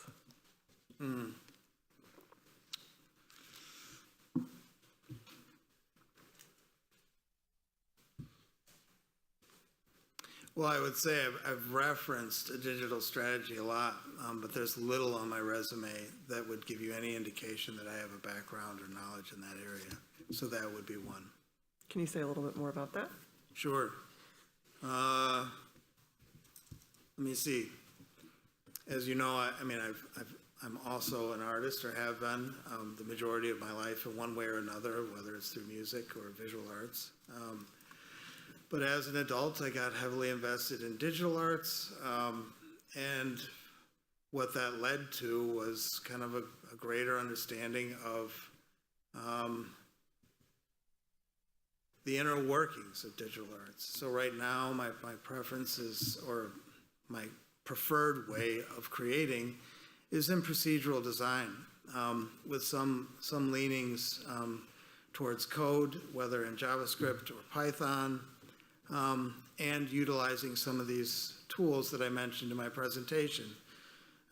Machine learning, for the most part, in a very traditional sense. But this kind of, I have background in other digital technologies also. But this is part of my experience that I think is valuable here. Again, I think we put a pin in something. I don't know what it was about the role of the librarian. And so this is something that I'm very passionate about. In our profession, in the early years, information literacy or, bibliographic instruction were huge, right? Kind of slipped away. But now we're in this day and age where digital literacy or media literacy are so important in terms of understanding the role of confirmation bias in the way you consume information online, the role of predictive technologies or algorithms in just your online experience alone, how we engage online, and how are we inclusive online.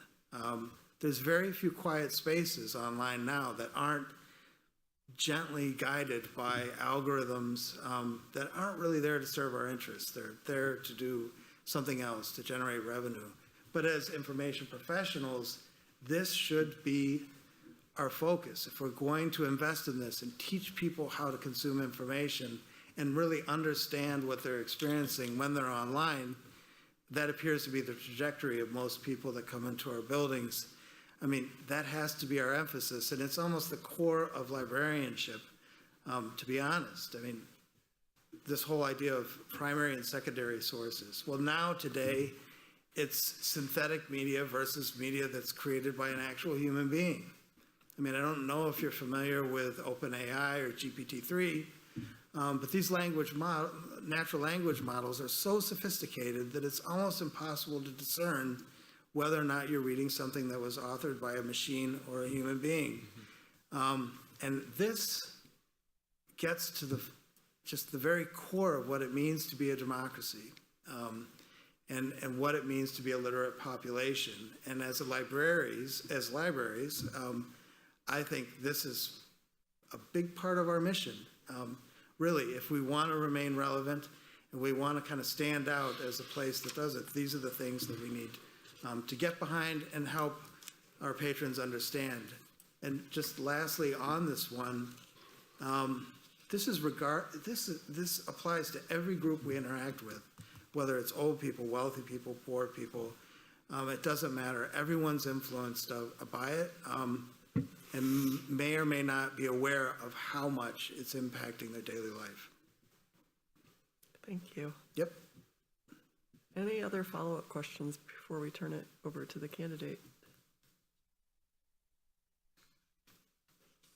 All right. Well, I'd like to invite you to ask questions of us, if you have any left. We know that it's not very full. Who's gonna, I guess I want you to help me think this one through, you know. I watched all the presentations the other night. You have a community that supports you. I mean, and it's evident that they're very passionate and behind you all the way. But how do we describe or define the library as a unique space at a state level? That's my question. Because in my mind, and look, I'm a programming librarian, you can't say, oh, well, we're just a place that just does special projects. Like, it doesn't resonate. I mean, it may resonate at a local level, but at a state level, how do you describe our space? And the follow-up question to that is a library space in Ann Arbor fundamentally different than one in Fleet or Detroit? And that is my question to you. And if you don't have an answer. Who would like to take Time to theorize. It's a good prompt.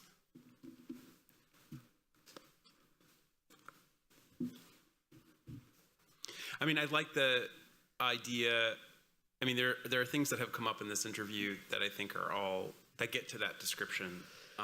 There's something interesting about and complicated about Ann Arbor in the sense that, like, this, as someone who is a programmer here, like, the competition for eyeballs and, you know, time is fierce and intense. Yeah. And I'd like to have more words to sort of describe what is the niche that we fill, like, in a kind of articulate and explicit way. Yeah. I think there's a very intuitive sense of what we do, but it's also, you know, you see some of that kind of productive ambiguity, allowing for programs to flourish and lots of the staff to explore lots of different directions. But then it also does become, I think, a challenge to sort of describe exactly, like, wait, what are the like three priority audiences, or who do we see as those sort of like three kind of patron profiles? So like on a very like molecular level, I guess. I am very interested in this question of sort of how cultural institutions are participating in democracy, and I was glad you spoke more about digital and media literacy. And yesterday you had talked about algorithmic literacy, which is a very big interest of mine personally, and just the sensation that actually like people don't even know how to, or don't even understand that it's a problem. And don't know the ways in which they're being coerced or manipulated by algorithms when they think they're not. And so I do think that the question of like how all of our cultural institutions participate in democracy, whether that's a library, an art museum, a performing arts presenter, et cetera, is also a big one. And I wonder how that plays out on a state level, in a state like Michigan, which is very politically divided and becoming more of a kind of purple swing state.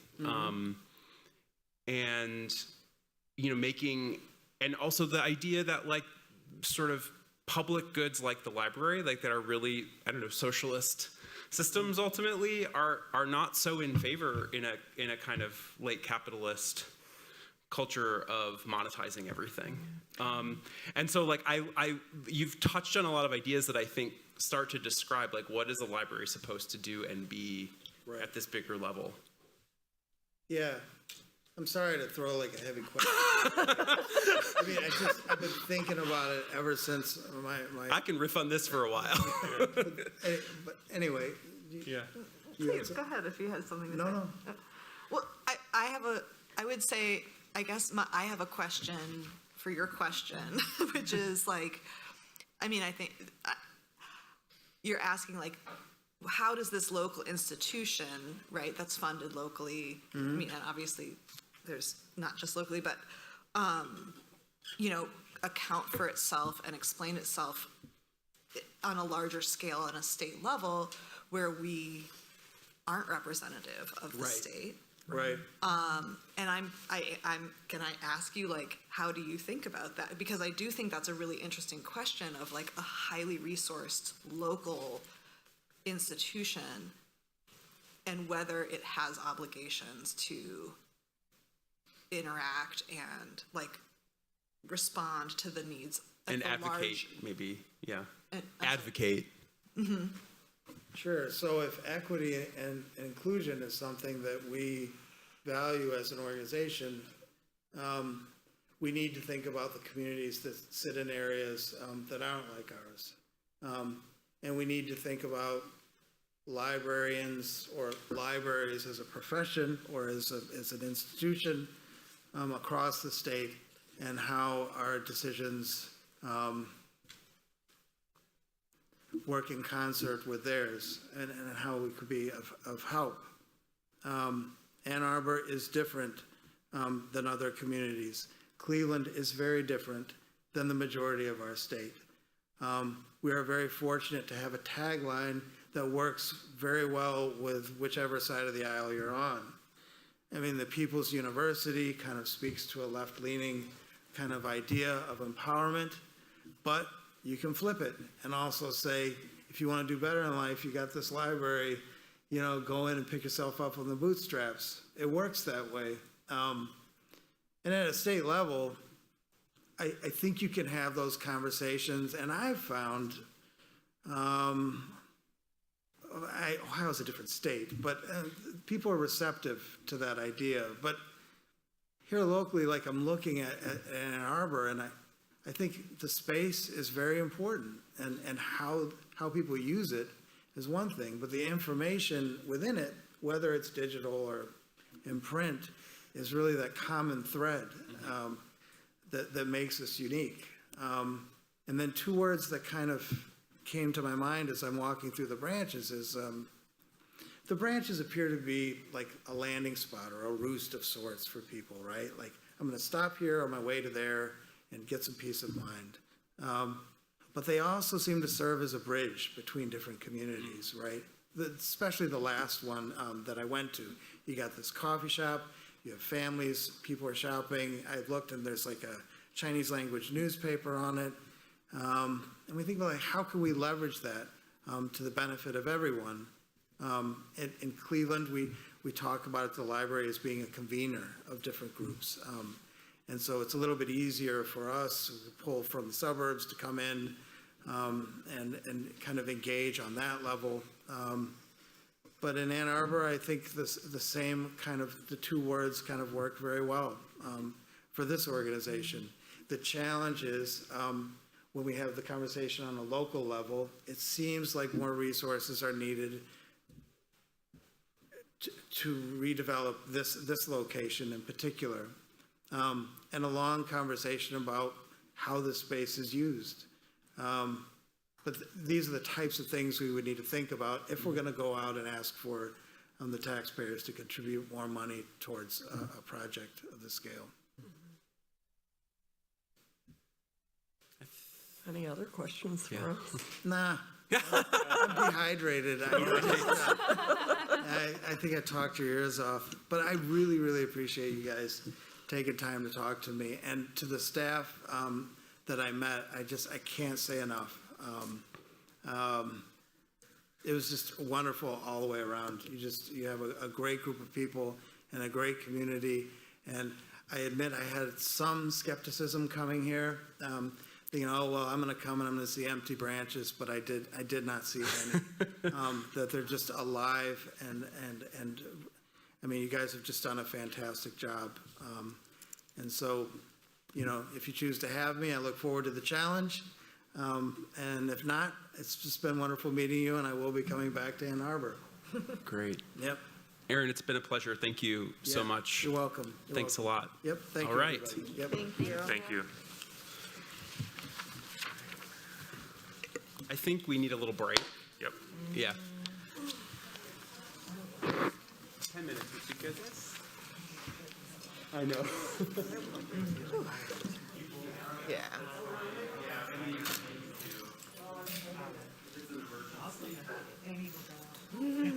Yeah. Oh my God, always on the playlist. Yeah. I know. Yeah. Yeah. Yeah. Yeah. Right, without spending any money.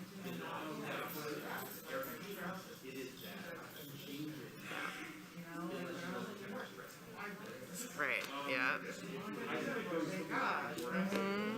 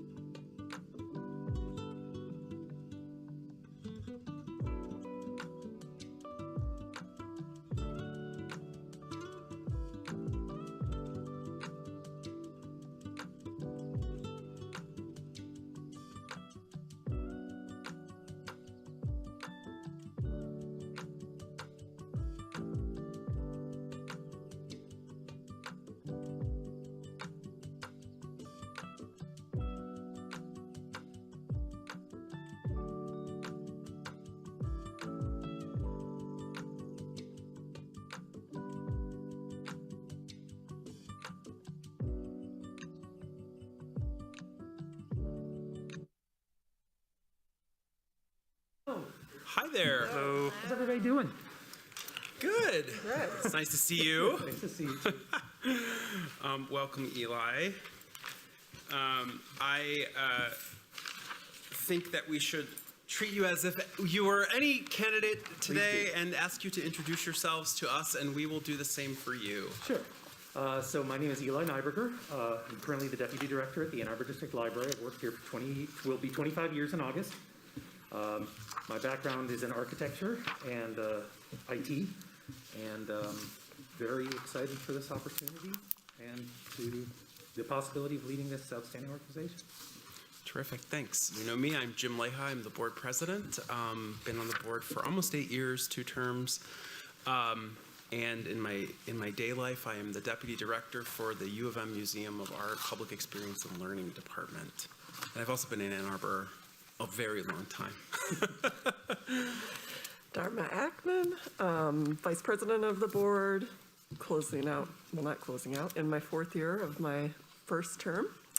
From Northern Michigan, got my PhD from the School of Information, and work as a research scientist and the Director of Project Management and User Support at ICPSR, an IMLS award-winning institution. Scott Trudeau. I am in my 2nd year of my first term on the board, which I got wrong earlier because apparently I can't measure time. And I am the treasurer. I grew up in Michigan. I graduated from the University of Michigan. I've worked in tech my whole career after graduating, in nonprofits, in government, and in startups. Lived in New York City for 10 years, moved back to Ann Arbor a couple years ago, and continue to work for a tech company as the chief technology officer. I'm Corrine. I feel like this is kind of silly. But I'm at the end of my first year on the board. I have actually worked at a lot of libraries. I don't know if you know that. I started out at the Detroit Public Library in high school. And when I came here, I worked at the Ugly and the Grad Library and the Law Library. And I'm a double Wolverine, so undergrad and law. And I'm a social justice attorney, and I work downtown at the Washtenaw County Circuit Court. Before that, the Michigan Department of Civil Rights, and before that, Legal Services of South Central Michigan. Hi, I'm Molly Kleinman. I am also in my first term on the library board, and I serve on the finance committee. I am originally from the East Coast. I'm one of the many people who came to Ann Arbor for grad school and got sucked in and never left. I have a master's degree in information science from the University of Michigan, and I worked as an academic librarian for a few years. Went back to school for a PhD in education policy, and I'm now the managing director of the Science, Technology, and Public Policy program, which is a research center at the Ford School of Public Policy at U of M. And I'm also on the Ann Arbor Transportation Commission. I'm Anna Solomon, and this is my 2nd year on the board, and I'm a social worker with a private practice specializing in kids with learning differences and autism. And yeah, it feels kind of funny to introduce myself to you, but and I have lived in Ann Arbor for a really long time too. Hi, Eli. I'm Jamie Vanderbrook. I, like the others, I came to Ann Arbor for a reason and then I never left. But I lived on the East Coast when I was in college for a little bit. And then I think maybe I'll try to say something that you wouldn't know about me, or at least what I do for work now. I think that sometimes I've heard Josie characterize it as that I'm the head of a library, but that's actually not true. I've managed staff, so I supervise the music, film, architecture, and art history librarians. But we have a structure where I manage those people as individuals and they're librarians, but the operations of the library are actually managed up a different chain. So that's not what I do. I buy a lot of artist books, which you know, and I still sometimes plan events and have crazy ideas for the library. Excellent. Thank you. Thanks, everyone. And it's a good reminder that we're reintroducing ourselves today in a different way. I want you to take 2 to 3 minutes, Eli, and share with us what attracted you to apply for this position of in the Ann Arbor District Library, and how your career and professional development have prepared you to be our next leader. Well, when Josie asked me to be deputy director in 2014 after Ken Neiman left, you know, it didn't occur to me what that really meant and what would be coming next eventually. But from that moment, she and I worked so closely on basically every aspect of library operations. And, you know, prior to that, I mean, this is a type of organization where you have a lot of autonomy to do a lot of different things within the scope, within the sort of well fenced in scope of library operations, right? But as I got more involved with the strategy and the decision making and the finance and, you know, the benefits and all the, you know, the dry as well as the exciting, you know, I think a big part of it is recognizing how unique this organization has become in its industry and in the community. And the sort of intense knowledge of all aspects of library operations that is required to keep a place that is doing this many things going without, you know, breathing down all the staff's necks. You know, it's simultaneously sort of hands-off and freewheeling, but it's also very sort of closely managed. At the same time, you know, we were always very aware that, you know, if neither Josie nor I could know everything that was going on in the library, how is the board or the staff or the front desk people supposed to know everything that's going on in the library? It's just not necessarily knowable, you know, but we try to come as close to it as possible. Yeah. So I think a big part of it is just sort of like adapting that mindset, and also the whole notion of get to the yes, and understanding that our primary competitors when we're trying to attract new patrons is not, you know, it's not like there's another public library that they could belong to. It's all usually their perceptions of libraries that were set as a child. And, you know, who are our most avid library users are the people in the community who were trained by their parents to become library users, right? So through those years, understanding how every time we make things difficult for a prospective patron, we run the risk of turning them away forever, right? And you have to watch out for those opportunities, and sometimes they can be very subtle and nuanced moments. And mixing that in with the fact that in some cases, libraries attract people who really like rules to work on them, right? And it's, you know, the rules are super important, but getting to the point and understanding the nuance between, you know, the inalienable third rail types of rules and the like, well, this is the way we like to do it, but, you know, if you can make the person happy, make them happy, right? And I think a lot of our success as an institution has come from that mindset. And that's really, I think, the thing that I've learned the most. You know, I can think about times 10 years ago when I would have been much harder on certain rules, you know, especially when I was living almost solely in IT. And, you know, things are very, you know, you could tell the system what the rules are, and the system is not going to break those rules. But even still, when I first developed the first version of our session manager that runs on all the public computers, one of the things we wanted to do was not have people have to get up if nobody else was waiting. Right? At that time, and even still, there's almost no other systems that have that feature. So really just approaching everything from the library around the patron's experience is what I think has really prepared me for this moment. And the integration of the library into all sorts of things that are going in town. So there's many things that the library is involved with and many things that administration of the library needs to know about. So I think I have the connections in the community. I have the awareness of what's happening in the community. And most importantly for this, for this town, the understanding of the political dimensions of it, which barely touch us practically, but completely define the possibility space within which we're operating, right? Like, we're very fortunate, thanks to most of you, to have the relatively small amount of nonsense in the, you know, administering of this library service.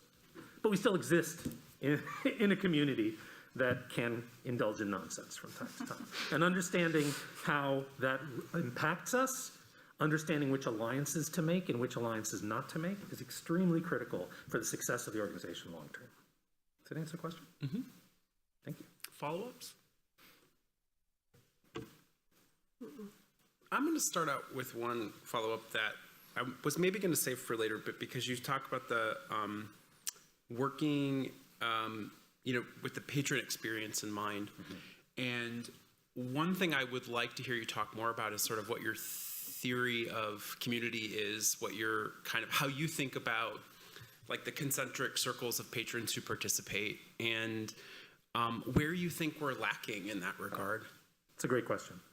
Well, I think one thing is to make sure that we don't look at communities singularly, right? It's all about the numerous communities and how we shouldn't attempt to develop one library service that works equally well for all of them, right? I think at its core, we've got, the diehards, the superfans, the people who are going to use the library intensely no matter where they live, no matter what their life conditions are, no matter what their household income is. They are library users habitually. And it is important to help them have a good experience using the library, but they understand what a library is, they understand how to use it, they understand, the notion of placing a request and then we'll hold it for you. They're not the ones asking us, can I return this book to this other location? Is that okay, right? And while that is our core group, at the same time, we really need to spend most of our efforts on the outer circles from there, because we do very well serving that core group. We always will. And they are, they're going to make the most of the library no matter what, right?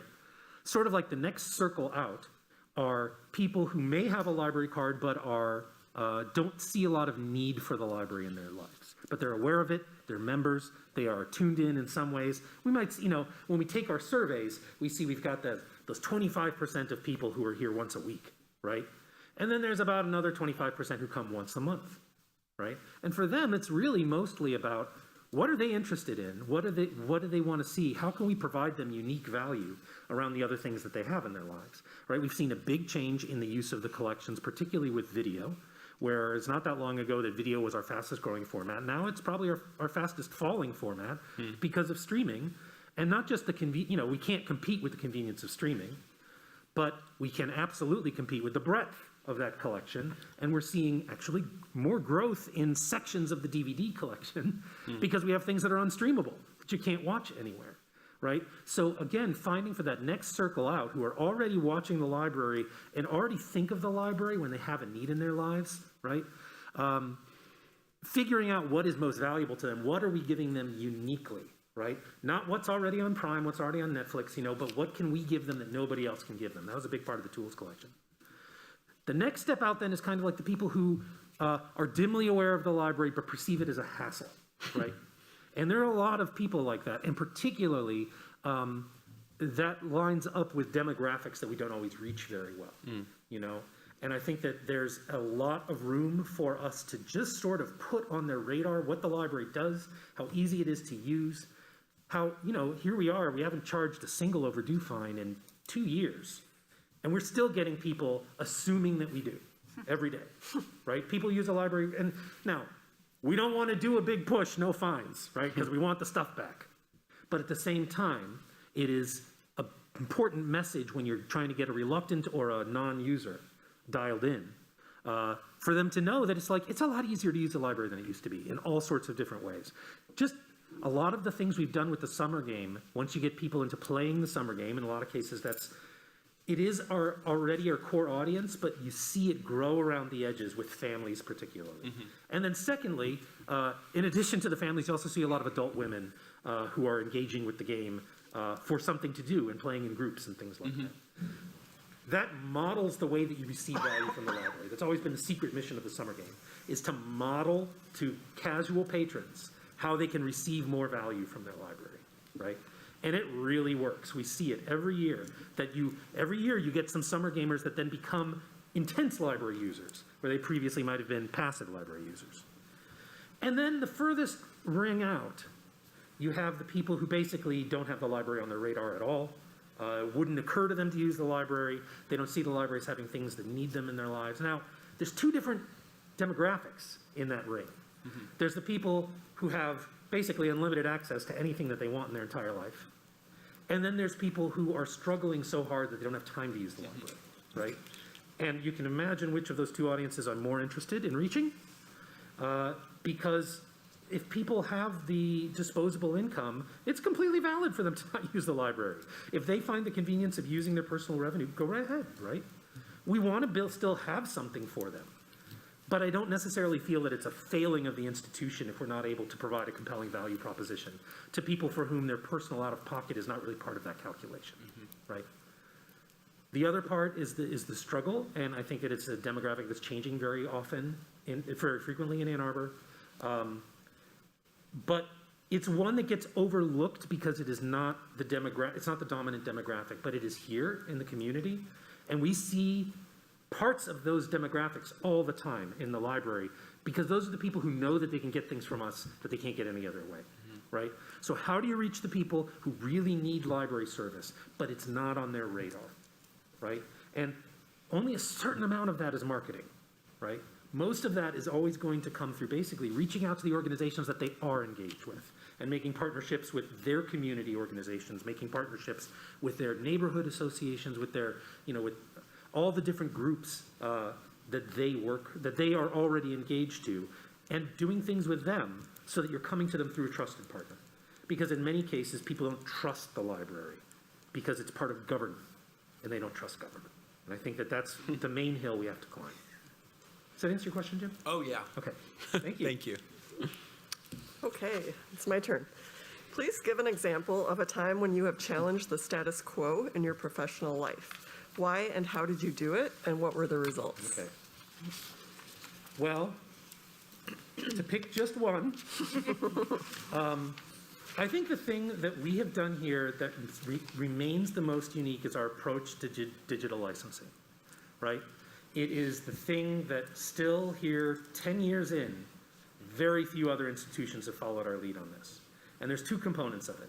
One is for us to directly license works that our patrons are interested in from the rights holder, not from the publisher necessarily, although in some cases those rights holders are publishers, but in many cases directly from filmmakers, directly from artists, directly from musicians, and paying them directly for a perpetual license to digitally deliver that material to our library card users. It is not very hard to get that sort of economically to a win-win, where they're going to get more money from us than they ever would have from the people we serve, and we get permanent access to that content. We are able to put it into our corpus and keep it there for a long time.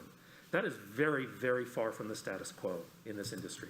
All of that content is hosted on servers in this building using open source architecture with no licenses involved. It's not that long ago that the library industry was rallying around products like Adobe Digital Editions, which literally Adobe charges the library every time a patron checks something out. And that's the other big part of this, is that we have established for, as long as they've been around, that a pay-per-use licensing model is not an acceptable use of public money for a library. We may be the only library in the United States that feels this way, right? Can you say more about why that's not acceptable? Because the goal of the library is not to subsidize access to individual works and pay every time it's used. The economics of a library work when the library takes a risk and purchases a piece of material, and we can use it until it falls apart, whatever that means, right? And we're taking the risk that nobody wants it, right? When you engage in pay-per-use licensing models, what you're taking the risk is that people will want it. Because if they like it, you're stuck, because you got to pay every time someone clicks on it. More to the point, in many of these products, you got to pay in the first 30 seconds. Even if a minute in, they're like, I'm not that interested in the complete works of Kevin Sorbo. I'm going to stop watching this. We still get paid for the full, we still get billed for the full amount of that view. That is not a sustainable economic model for public libraries. I am appalled the way that this industry has rushed to that model from some sense of desperation. And also driven by, as we talked about the other night, driven by providing more intense service to our most intense users, right? Like the entire library ebook industry exists because libraries were like, that's a crappy deal, sign us up, right? So that's something where this organization is frankly iconoclastic and very much marching to the beat of our own drummer. And what's most interesting about that is when we hear from patrons, why don't you have Hoopla, why don't you have Canopy? Right? Those are the two products that people hear about the most, especially because they are presented in their own marketing to patrons as free. Well, it's free to you, but it's not free to you because your library is paying every time you click, right? So when we hear that question from patrons, instead of saying, sorry, we don't have those available, we explain to them why every time. We say this library does not engage in pay-per-use licensing schemes because the cost per use is not sustainable and the collections are not worth what they are charging and the model is not acceptable. And like in 99% of those interactions, the patrons are like, oh, thank you. I'm glad you're looking at it this way. I can't think of a time when we've had a patron who is like, I don't care, you need to buy it, right? So we're just demonstrating to them, we are being responsible with your money by not flushing it down this particular toilet, you know? So I think that that's probably the most status quo bucking thing that we do, other than, and I don't want to like brush this under the rug too much, our entire sort of stance as an organization that you don't have to learn something to get something out of your library, right? There's plenty of people who want to learn something at the library, but, you know, you shouldn't need to be pursuing learning to get value from your library. And I think that our entire collections and programs are all built around that notion of you just have to be interested. That's enough for your library. It doesn't have to be socially redeeming necessarily. It doesn't have to be you know, scholarly, right? That's a place where sometimes we run into conflict with people who have a different vision of what a public library should be. But like I said the other night, we believe we should have something for everyone, even people who don't like to read. You know, it's their library too. Answer your question? Yeah. Any other follow-ups? You clearly have strong opinions about, known strong opinions about the streaming services. And, you know, I think generally as a board, like we've discussed this over the years and understand the rationale. But I'm going to use this specific issue. What happens when this is a different group of people? How do you make a case on something that you feel so passionately about? What if you have board members that are really resistant to bucking that trend? Well, I don't feel that I don't feel that much angst about that sort of moment, because if in the presence of a board like that, it's the board's decision which direction the library goes. And I'll make the case and explain why I think we should do what I think we should do. But for one thing, if we have a board that thinks that that level of thing is their thing to decide, and they decide that we need to have hoopla, then we're going to have hoopla. You know, it's ultimate that this is a governing body and you are the elected officials. And while I think a lot of our success is driven by the Board of Trustees as a body understanding its role and staying focused on the big issues, of which $40,000 in the licensing budget goes to which vendor is not one of them, you know. But at the same time, it's like, that's not, you know, it is the board's responsibility to decide what's a good use of public money and what isn't, and the staff's job to advise that decision, not to make it. At the same time, I think that we are mostly operating within the space that is defined by the board for making those decisions. And if it came up and the board said, we really need to have this, or hearing about it all the time, that changes that calculus, you know, as opposed to right now where you're generally not hearing about it. Yeah. The other thing that's in the mix is like, at some point, they might change our licensing terms.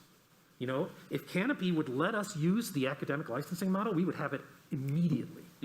But when we asked them if we could have it, while we were on the phone with them, they took it off their website. So, you know, that's not a company you necessarily want to get into it with. Yeah.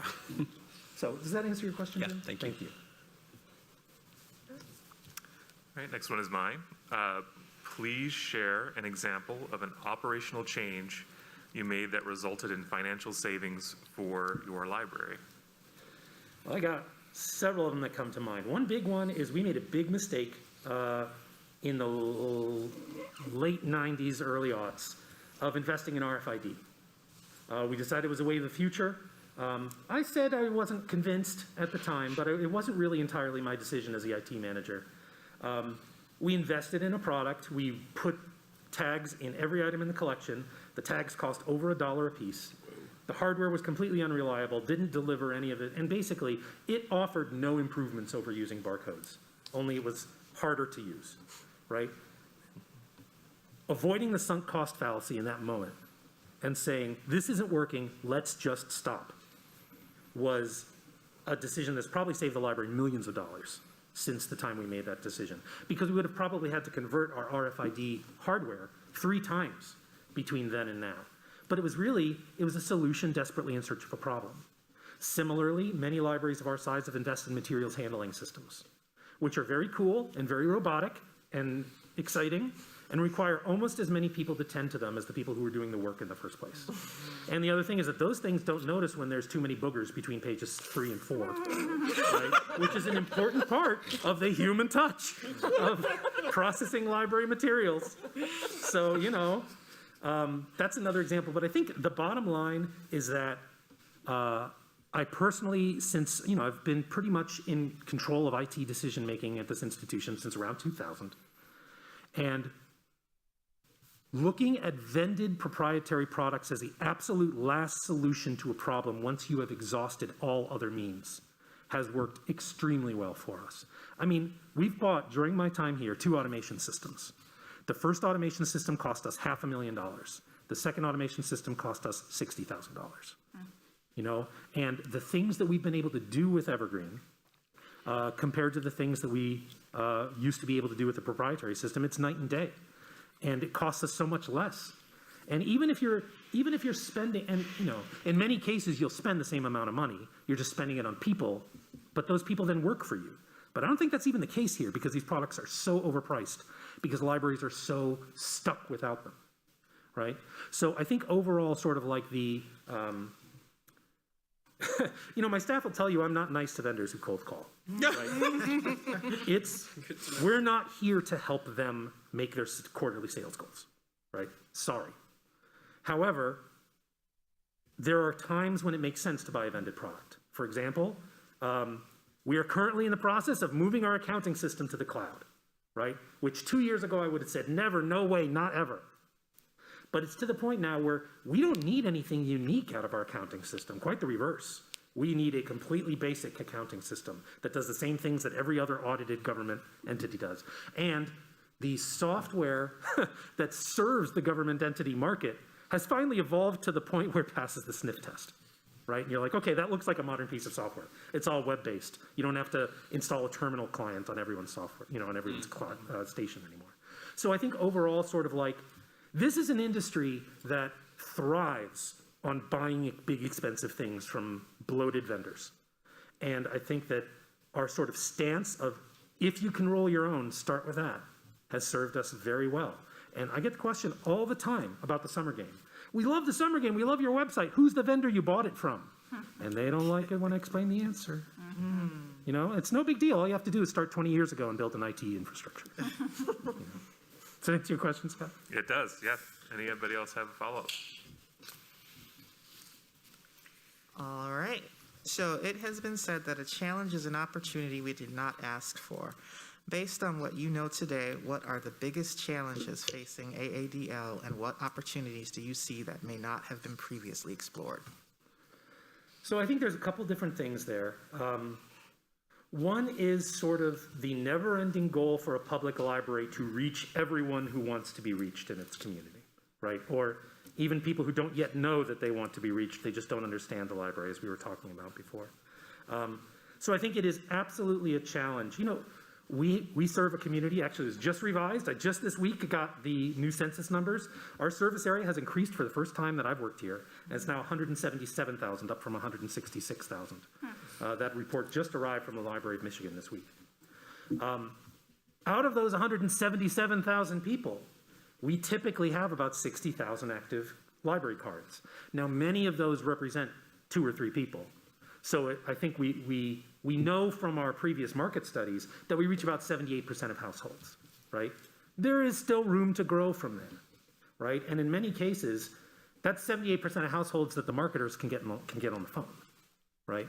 So there is definitely room to expand our reach there, and I think that that's a big opportunity and a huge challenge. It's like, how do you get to the point where you are reaching as many of the people in the community who could benefit from your services as you can, right?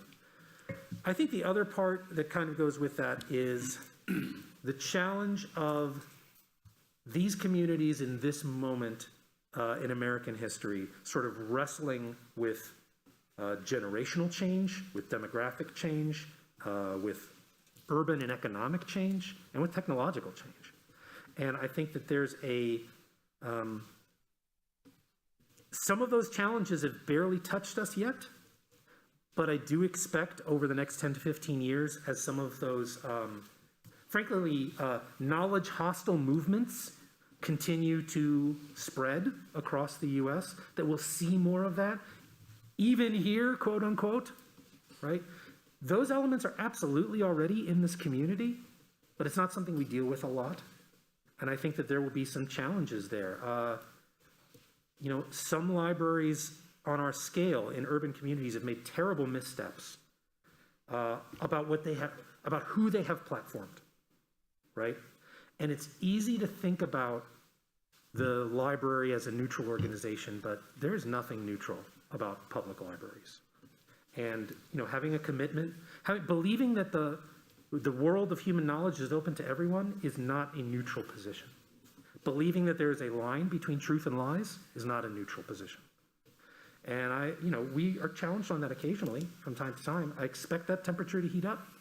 I expect us to be asked at some point to offer a space to a organization that will gladly sue us if we deny the space. And that's what they're looking for in some cases. But in some cases, it's still the right thing to do, is to deny the platform, right? And it's a challenging thing. Those are absolutely board-driven decisions when those things come up, because that's when it gets very real very quickly. But we are not insulated from that thing that is happening in American culture. And while I am an optimist, and I don't think that there is that the thing that is happening is going to continue forever, because I think it has a pretty sharp demographic edge, and that things will start improving in the next 15 to 20 years. But it's still going to be a rough go between here and there, and I expect us to have some real struggles to wrestle with. And it comes down to the intolerance paradox, right? I believe we should. I think the only intolerance that should be welcome in the public library is lactose intolerance, right? So any other, for us to be intolerant of intolerance is an important position for us to be willing to take. It is ultimately a board decision when it comes down to it. But I think that that's the sort of challenge and opportunity that's most likely to face us in coming years. And some libraries have basically set their communities on fire by being unwilling to do the right thing in that moment. And the right thing isn't always the legal thing. That's a big challenge. Does that answer your question, Kareem? Yep. Thank you. What else? Can I ask a follow-on? Because I think you spoke a lot about the challenges, but what do you see as the, framing this as an opportunity, what's the opportunity? Well, in many cases, the opportunity there is to make it more clear what the library stands for, right? And it's not, a shelves full of mysteries. Not that that's not an important part of what goes on here, but the library stands for something. It stands for access to all, and that's revolutionary. And I think the opportunity really there, and we've already, this is something that has already begun, because you don't have to wait for these things to happen. We've already started bringing in the sorts of programs that other libraries wait to be approached about, right? Been seeking them out in the community, trying to make organizations, for every community within our service area to see themselves in library programming and collections, right? It's a huge opportunity. It's ongoing work that happens across all levels of the library. But I think we can triangulate where the safe space is for public service between these various pressures, still demonstrating what the values are of the institution and giving something for people to aspire to, right? People feel really good about the library, and that's precious. It's also fragile. So I think that really the opportunity to continue to build that, make people really proud, and be proud to be a part of the communities that they're in. Thank you. Thank you. My turn next. How has diversity, equity, and inclusion impacted your decision-making, and how have you practiced DEI and anti-racist principles in your work? So, it's I feel like it's very much the way the Prime Directive operates in Star Trek, right? It's something that is at the top of everything that you do, right? It is not sort of like, it's not a project, it's not an initiative. It's more like it is at the center of what you do. And that, you know, it's been a personal value of mine for a very long time. There was a story I mentioned to the staff yesterday that we had an employee who we hired, I think it was 1999 or 2000, who said, well, call me my Americanized name. I said, well, but what is your name? What does your family call you? What would you like to be called? And 20 years later, the name that that person actually has is the name that everyone calls them here at the library. Because at that moment of hire, when they were deciding to be known as an Americanized name or their actual name, we gave them the space to bring their full selves to work, right? That's just one small example. I think a big part of it really remains understanding when you're encountering staff's lack of comfort with new partners or people who aren't who they would, we used to call it the dinner circle, right? A lot of libraries only want to provide service to people that they would have in their own homes for dinner, right? When someone comes up to the desk and they're outside your dinner circle, you gotta, like, you need to work so much harder to demonstrate to them, overcome your internal biases, and deliver excellent service, even to someone who you wouldn't be friends with, right? But when we started talking about this, the context of that was like someone with a nose ring. You know, like, honestly, that was like where we were, you know, that was where we were at that time. And it's like, you know, people with nose rings get to use the library too. And of course, it's a much bigger conversation now. It is something where we don't really have the same sort of internal resistance that we did in the 90s. But at the same time, bias is real and everyone understands that. And I think that continuing to make that part of the conversation with staff, continuing for them to see us working with organizations that are different from the staff, and continuing to model truth and social justice and opposite. You know, it's like we just this week had a fresh round of complaints about the 1619 exhibit out at Mallett's. You know, we had mounted that exhibit back when we first had booked Nicole and Hannah Jones, right before the pandemic. We've put it up a couple different times. And, you know, it's about handling that. And the complaint was basically, you shouldn't have this. Historians have said it was wrong. You know, that whole thing. You should take it down right away. And you should buy this book about how the New York Times always lies. Right? Well, you know, the response was, thank you for your feedback. The exhibit will stay up until it is planned to come down. And we will pass along this book to our collections department for consideration. Thank you very much.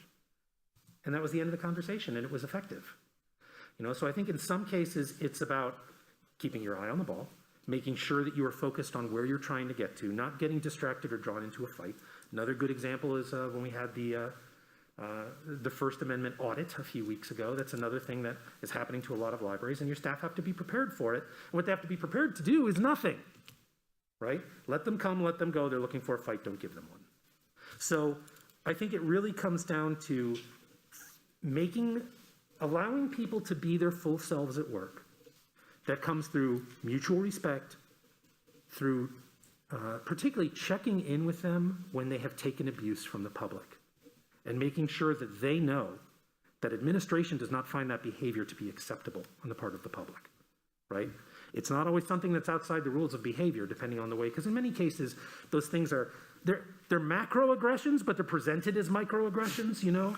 So it's not the sort of thing you necessarily trespass for someone making a casual comment across the desk, but that doesn't make it okay. It doesn't make it acceptable. And checking in with staff after those moments, saying, do you need to take a moment? Do you need to take, we're sorry that someone said that to you, because it's part of the thing of working in an urban library that a lot of people new to the industry don't expect to be a daily part of their lives, but it is. So I think supporting particularly the underrepresented people that are on the staff, making sure that they feel that the administration is supporting them and is not finding it acceptable that they are taking abuse that majoritarian members of the staff are not generally taking, right? But putting that in that position where they feel supported, not just sort of like by the organization's rules and processes, but by the management team itself in all of those moments. Then they propose programs. then they want to be more involved. Then they know that it is okay for them to bring themselves to work, and that you get a lot more exciting opportunities happening from there. Similarly, when working with partners, I've said many times to some of our staff, not every partner we want to work with is going to be responsive to email. And sometimes you have to work harder to make a first connection with an organization that you haven't worked with before. And, you can't just always deal with the people who are super on top of their email and super responsive when the library comes asking. So there's lots of room there to make all kinds of things happen for the community. And our goal is just for every single member of every community that we serve to see themselves in the library and in its collections. And I think that about sums it up. About we practice it in hiring. I articulated the other night the way that the fruits of the DEI industry, as it has become, how that looks to me of a more diverse staff providing increasingly equitable access to increasingly inclusive services, right? And I think that that's been guiding us long before there was a DEI industry, right?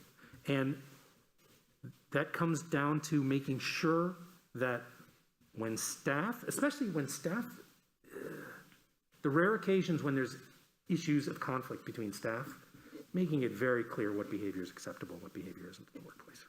And that, I can hardly think of like 2 things where that's come up over the years. It's not a frequent problem. But when it does, you really have to get it right. Does that answer your question? Yeah, it does. Thanks. Thank you. Any follow-up? Yeah, if there was so a lot of the examples kind of are on this like molecular level internally of supporting people, and that is a lot about kind of your staff culture. I wonder if you could say more about, well, I guess a really specific question would be if there was sort of a systemic change that we could make or that you would make that would make some aspect of our work as a whole system be more equitable or more inclusive, what would that be?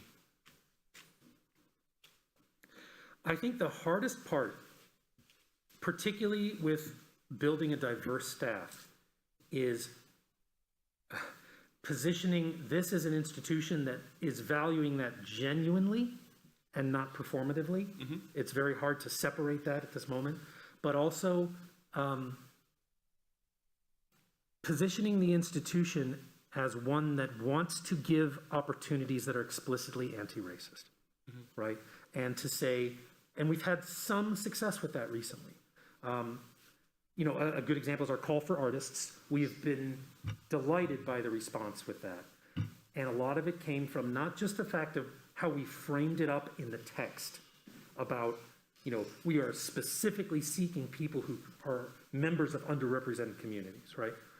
But then following that up with reaching out to all of our partners that are parts of those communities and asking them to push this to their members so that their members are hearing it from their trusted community member, right? Mm-hmm. And getting that out there. I do think that there is room, as I said the other night, for internships that are designated for particular communities. And it's something that makes, it's on the edges of the way that labor law tends to understand these sorts of things. Yes. And as a result, it is tricky. You have to frame it up in just the right way. Mm-hmm. But I think we have a great opportunity with our internship program in particular, because we are always struggling to get enough people for the internship program at all. So there are always going to be opportunities available for people who wish to apply for the position. Because of that, I think we have an opportunity to say, here are positions that are designated for particular communities we wish to better represent among our staff. Mm-hmm. And if that can be positioned in such a way as not excluding others who are not parts of underrepresented communities from opportunity, then I think you can be in a better position there. So that's sort of one very, basic sort of way of doing it. I think the other really big thing is, like I talked about the other night, you need to see it needs to be outside the heritage months, right? Mm-hmm. You make so much impact on people. And one thing we've talked about, like for example, with the story team, is let's not just have 2 mommy ducks during Pride Month. Why can there not be two mommy ducks? Out of the blue, for no reason, you hardly mention it. It's not a special story time. Yeah. So I think the part of, it's funny because it's like, what we really want to do is have nobody notice. right? That's not actually what's happening. Yeah. But you want it to be so mainstreamed, so much a part of normal operations, that it is not presented as a special project or a special initiative. It's just what you do. Does that answer your question, Jim? Thank you. Okay, I think I'm up. Describe for us a time in your career when you changed a long-held professional belief or assumption and the circumstances that led to that change. So this is such a nerdy one, but I just talked about this a little bit. I do not trust the cloud, right? The cloud is just somebody else's computer, and, you know, it took a long time for us to put our email on someone else's computer, but we ultimately got there. And when we first started thinking about a new accounting system, I said, well, so long as it's something that we can host in-house on our own servers, right? But the more I thought about it, the more I saw what the products were, and not insignificantly, the fact that hardly anybody sells one anymore. You know, it's like, well, this is something that needs to change. I need to realize that I'm a little ossified in my my Gen X IT sensibilities of mainframes forever. You know, but to get it something that is a little bit more accessible to everyone, and that's the direction that things are going. That's kind of very much inside baseball, right? It's a very sort of, but like my staff will tell you, you know, that is a long-held and deeply held value of mine, that I do not want to let our most important data outside the system. Now, all that said, I will never support putting our patron data anywhere other than in this building on servers that we control. Because if a government agency wants to know what's in there, they need to go through me. You know, and I don't want them to be able to go to, you know, the vendor that's providing this service for 800 different libraries and just ask them and get whatever they want, right? It is statutorily defined that the most important information that we have is the titles of the things that patrons check out, right? More so than their personal identity. The titles are protected by state law. And we take that very seriously, and I don't see how you can do that on someone else's server. So, our accounting data, who cares about that, right? It's just like, you know. But honestly, at the same time, there's absolutely nothing private about it. Nothing at all. It's not our payroll data. You know, it is any of it is FOIable. All of it. So it's like, it's not information we're trying to protect and keep safe. We want to make sure that it's available. And increasingly, that is most available through a vendor. And I had to talk to vendors and help them meet their sales goals. And we signed a paper earlier so they could meet their sales goals. And then he was appointed Salesman of the Year. So happy to help. Does that answer your question, Anna?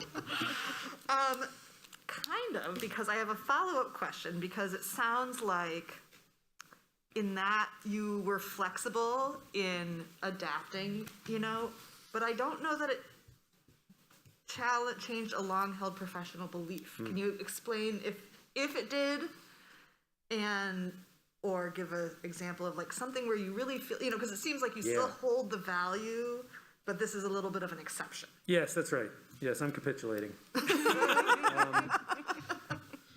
I'm pushing you a little bit. No, this is good. I think I was a lot more open to the notion of all material has a home at the library before what's kind of happened over the past 10 years. I wouldn't, you know, I've never identified with any libertarian values whatsoever. But the notion that the library should contain the entirety of human thought, even the awful parts, was something when I first came into the industry was something that made sense to me.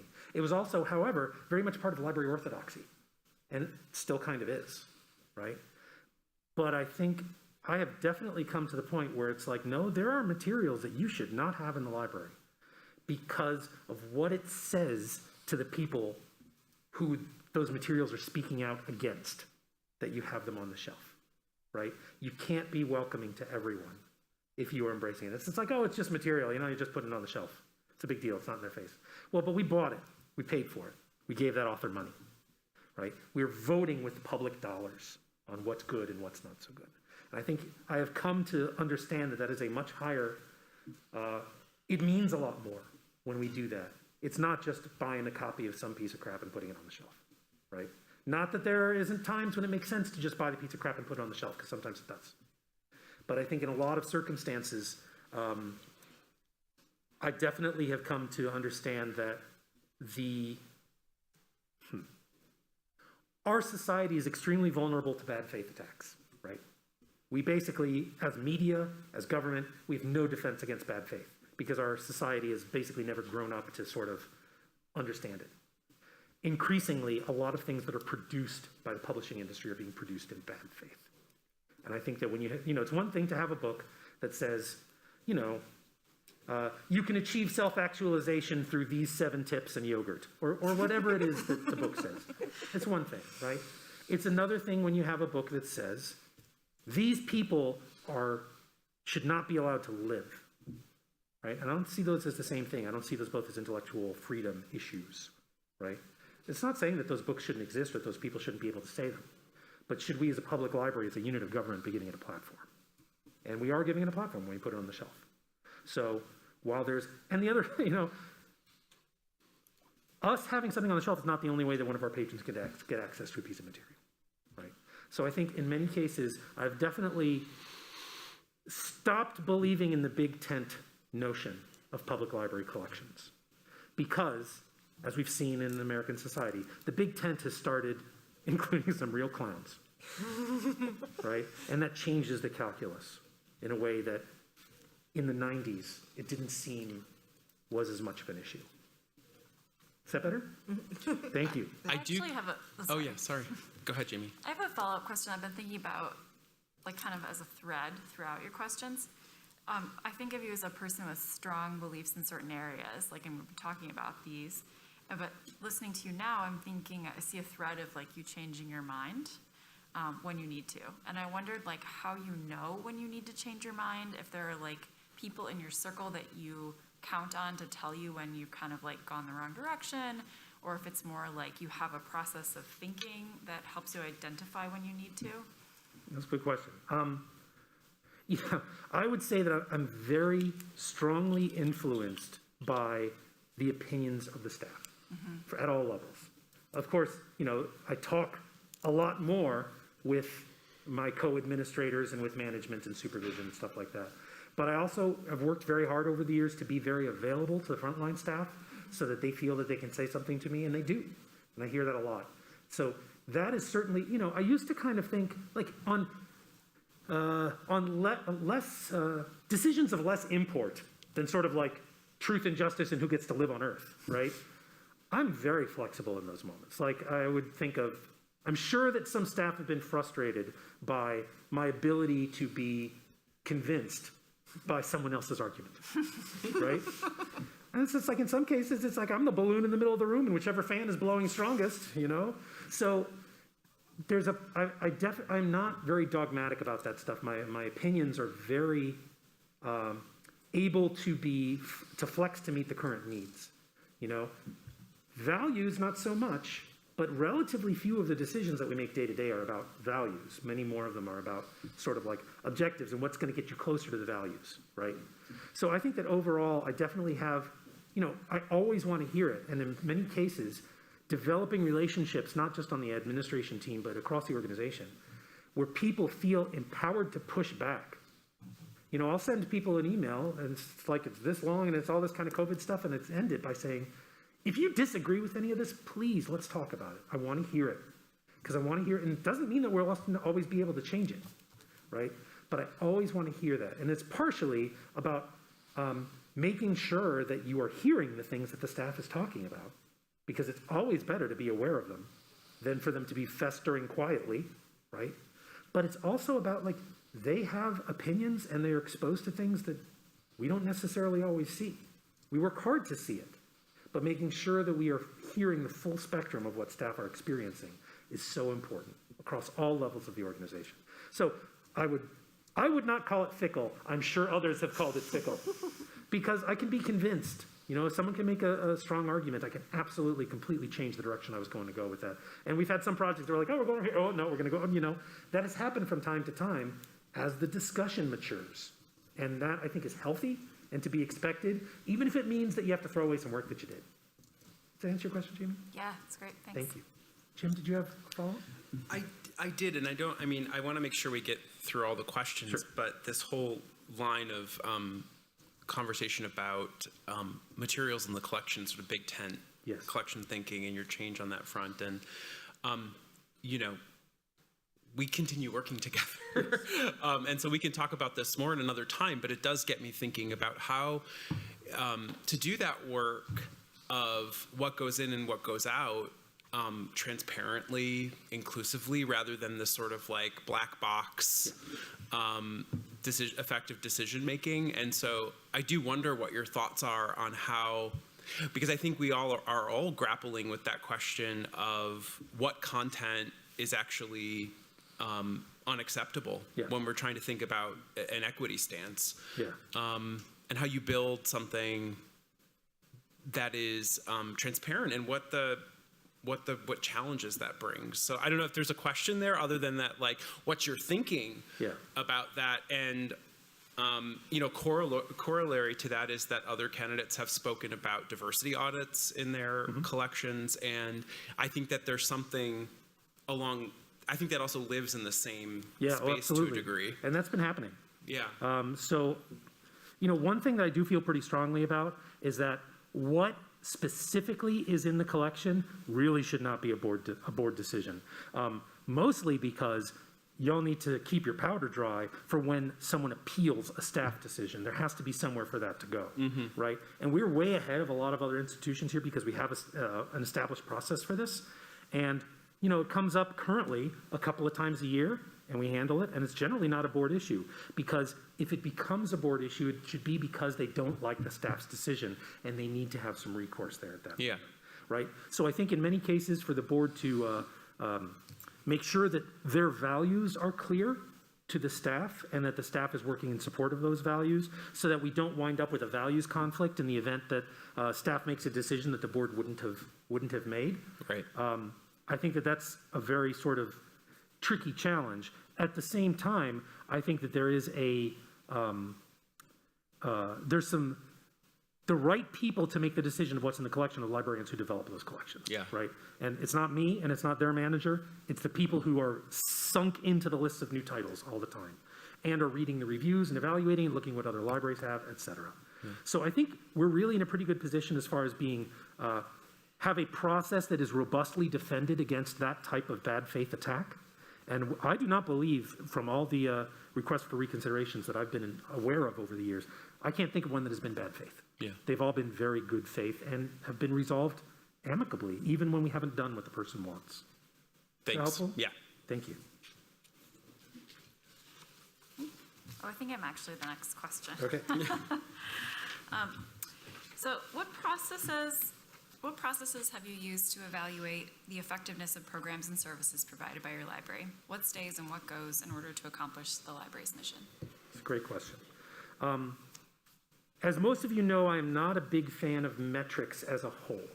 I think in many cases, when you introduce a metric to an evaluation process, you just wind up with people gaming that metric for whatever. And my favorite example of this is when we recased all the DVDs so that you had the entire season of a TV show in one box instead of each disc in a different box. Our circulation numbers crashed as a result of it. It was a huge increase in service to the patron.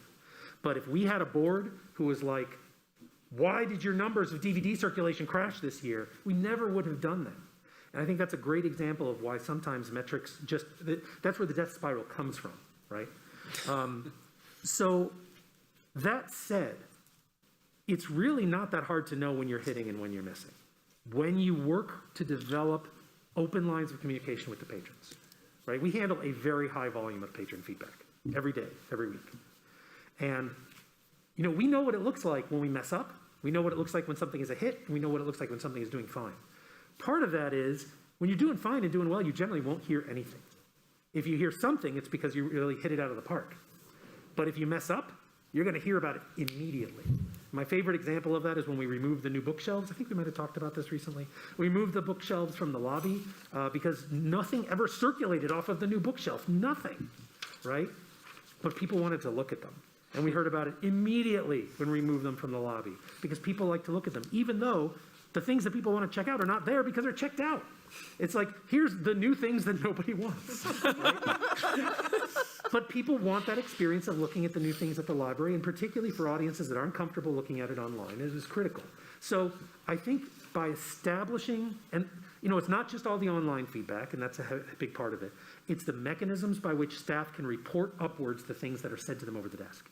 And generally, almost any time someone compliments or criticizes a library service across the desk, administration sees it within minutes. And it's because of making sure that the staff is aware that that is their place to do that.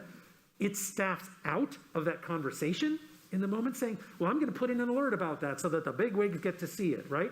And then the person says, oh, thank you, and they leave, right? So putting all those tools in place to make sure that administration is not cloistered and has a really solid idea of what the public feedback is, in addition to the part that we see directly, is the best measurement technique. The other part of it, in the old world, was very much butts and seats. I look forward to getting back to sort of butts and seats metrics. But at the same time, that doesn't always tell the story. And there are programs that make a lot of sense that might only have 5 people turn out, right? So it's complex calculation. You don't ever want to get into that position of making the decision purely on their merits. It's making me think of years ago, when I was first sort of like becoming acquainted with the entire notion of collection development, and I saw a report from some of the old school librarians that said, well, there's some items that you just have to have regardless of whether or not people check them out. And at that point I was like, well, if the data doesn't say, But of course, it's absolutely right. There are things that you need to have that people will yell at you for not having. They'll never, ever check it out, ever. But you're going to hear about it if it's not there on their shelf when they are motivated to see if you have it. So I think it's very much about sort of like feet on the ground and having a sense of what people are talking about, making sure that there's easy ways for staff to escalate that. And really, I think the things that guide us the most are those market research surveys, because those are the things that really help us know how the community feels about the library. It's not very useful to make decisions based on how the community uses the library, because that is subject to so many other different types of things. And really, when you think about what is the sort of political risk to the library, how people feel about it is much more important than whether or not they use it. And that's something a lot of libraries wrestle with. Similarly, we're fortunate not to be in this position, but I always advise libraries when they're asking these questions, when they are subject to a county or a city or a board that has to make decisions, and library is a tiny little piece of the decisions that they have to make. They say, if you do a market research survey and you're able to show that 92% of your community has positive feelings about the library, no politician's going to touch that. They didn't even know the charts went up that high. So I think in many cases, libraries enjoy this really broad popular support.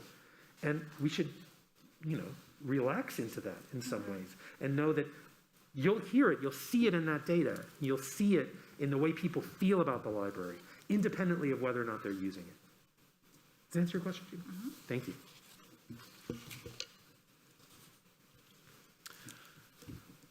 What person taught you a valuable lesson about life, and how has it become a guiding principle?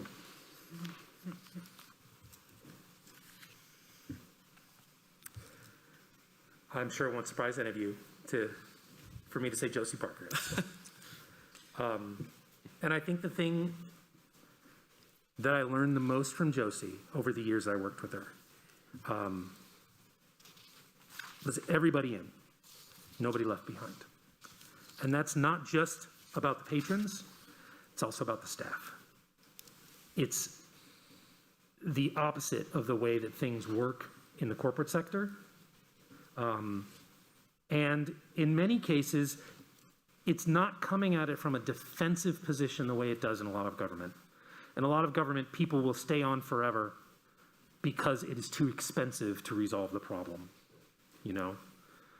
But it's more about finding a place where everyone can be successful in the institution and finding a way for people whose skill sets or capabilities or capacity or life is no longer as good of a fit for what the institution's needs are.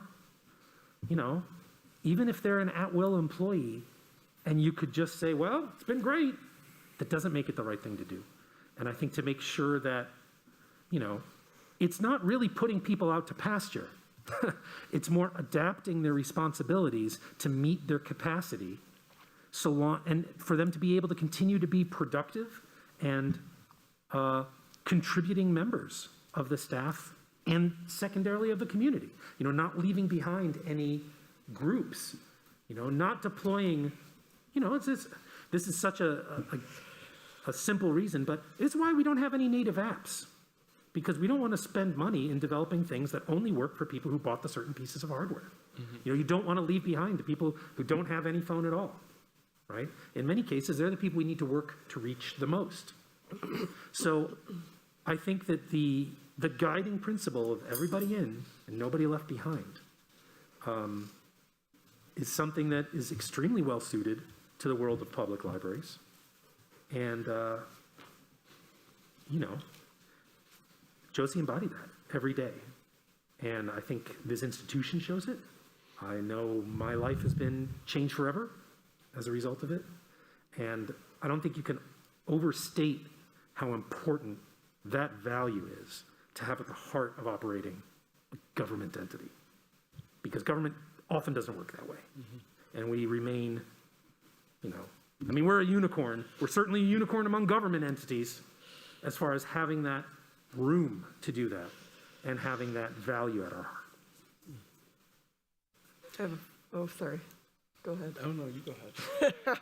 Because you mentioned Josie, and because you're unique in our candidates of having been here for such a long time under such an amazing leader, I'm curious to what degree you would consider your leadership of this organization, should you get the position, as a continuation of Josie's leadership, and what way would it be an evolution or a departure? What is Eli like as the director of this place without Josie? Well, I hope we'll all find out. It's hard. I got to say, it's hard for me to envision that.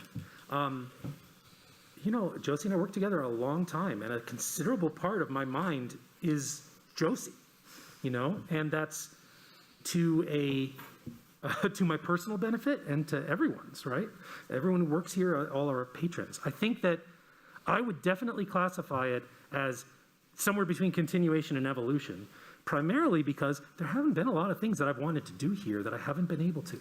It's like, I don't have a list of things that's like, great, now finally we can do this and this and this, right? It's a continuation of what we've been doing because, I also learned from Josie to listen to your lieutenants, right? Because they're going to know better than you in many of those cases. And it's why I always want to have, I don't want to have too many one-to-one relationships as an administrator, right? Not that you don't have the relationship, but the decisions shouldn't be made in those moments. The decisions should be made in consultation with a diversity of opinions, right? And that's, we made most of our decisions over these years on Monday mornings in Josie's office, all of us sitting there together, right? So I think that while there are certainly things that I'm into, that I'm interested in, but that are different from the things that Josie were interested in, that's such a small part of the job, and and we're already doing them, so there's very few things that we haven't been able to achieve here. So I really look at it as a continuation. Certainly, there's not a lot of space values-wise between the way that Josie approaches problems and the way that I've learned to.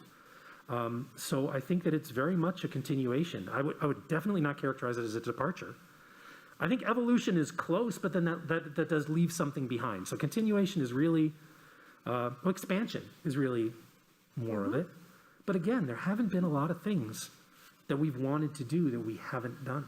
We've been fortunate to be able to make a lot of stuff happen. Dharma and I are on the same wavelength. So I said, because you mentioned Josie, you were her deputy director for 9 years. We're not going to ask you to cut your position if you are hired.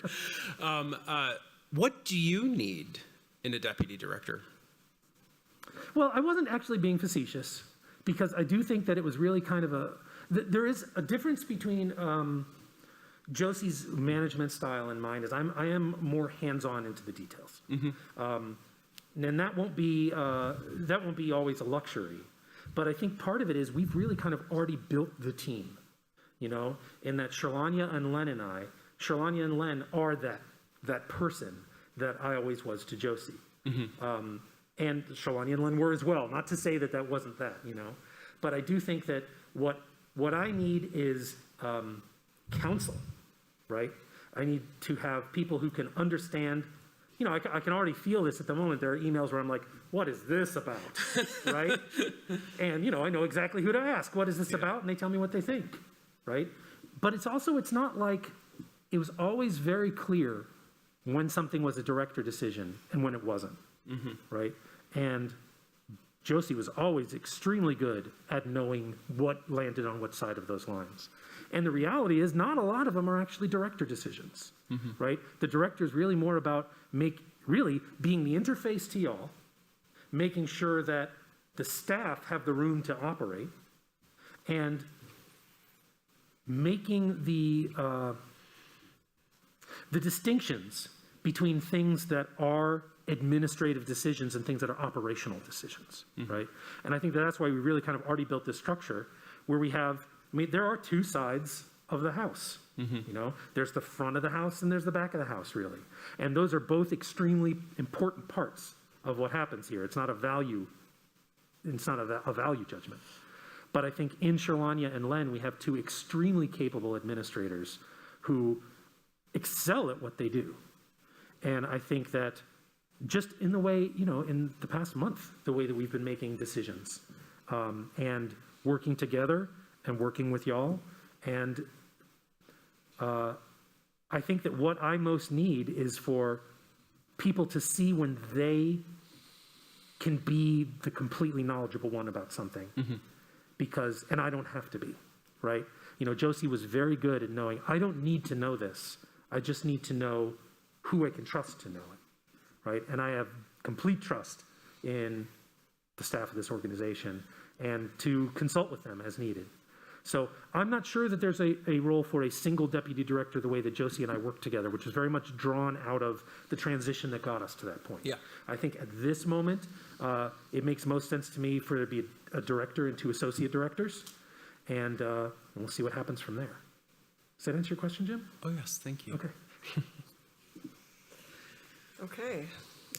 What have we not asked you that you would like to share with us?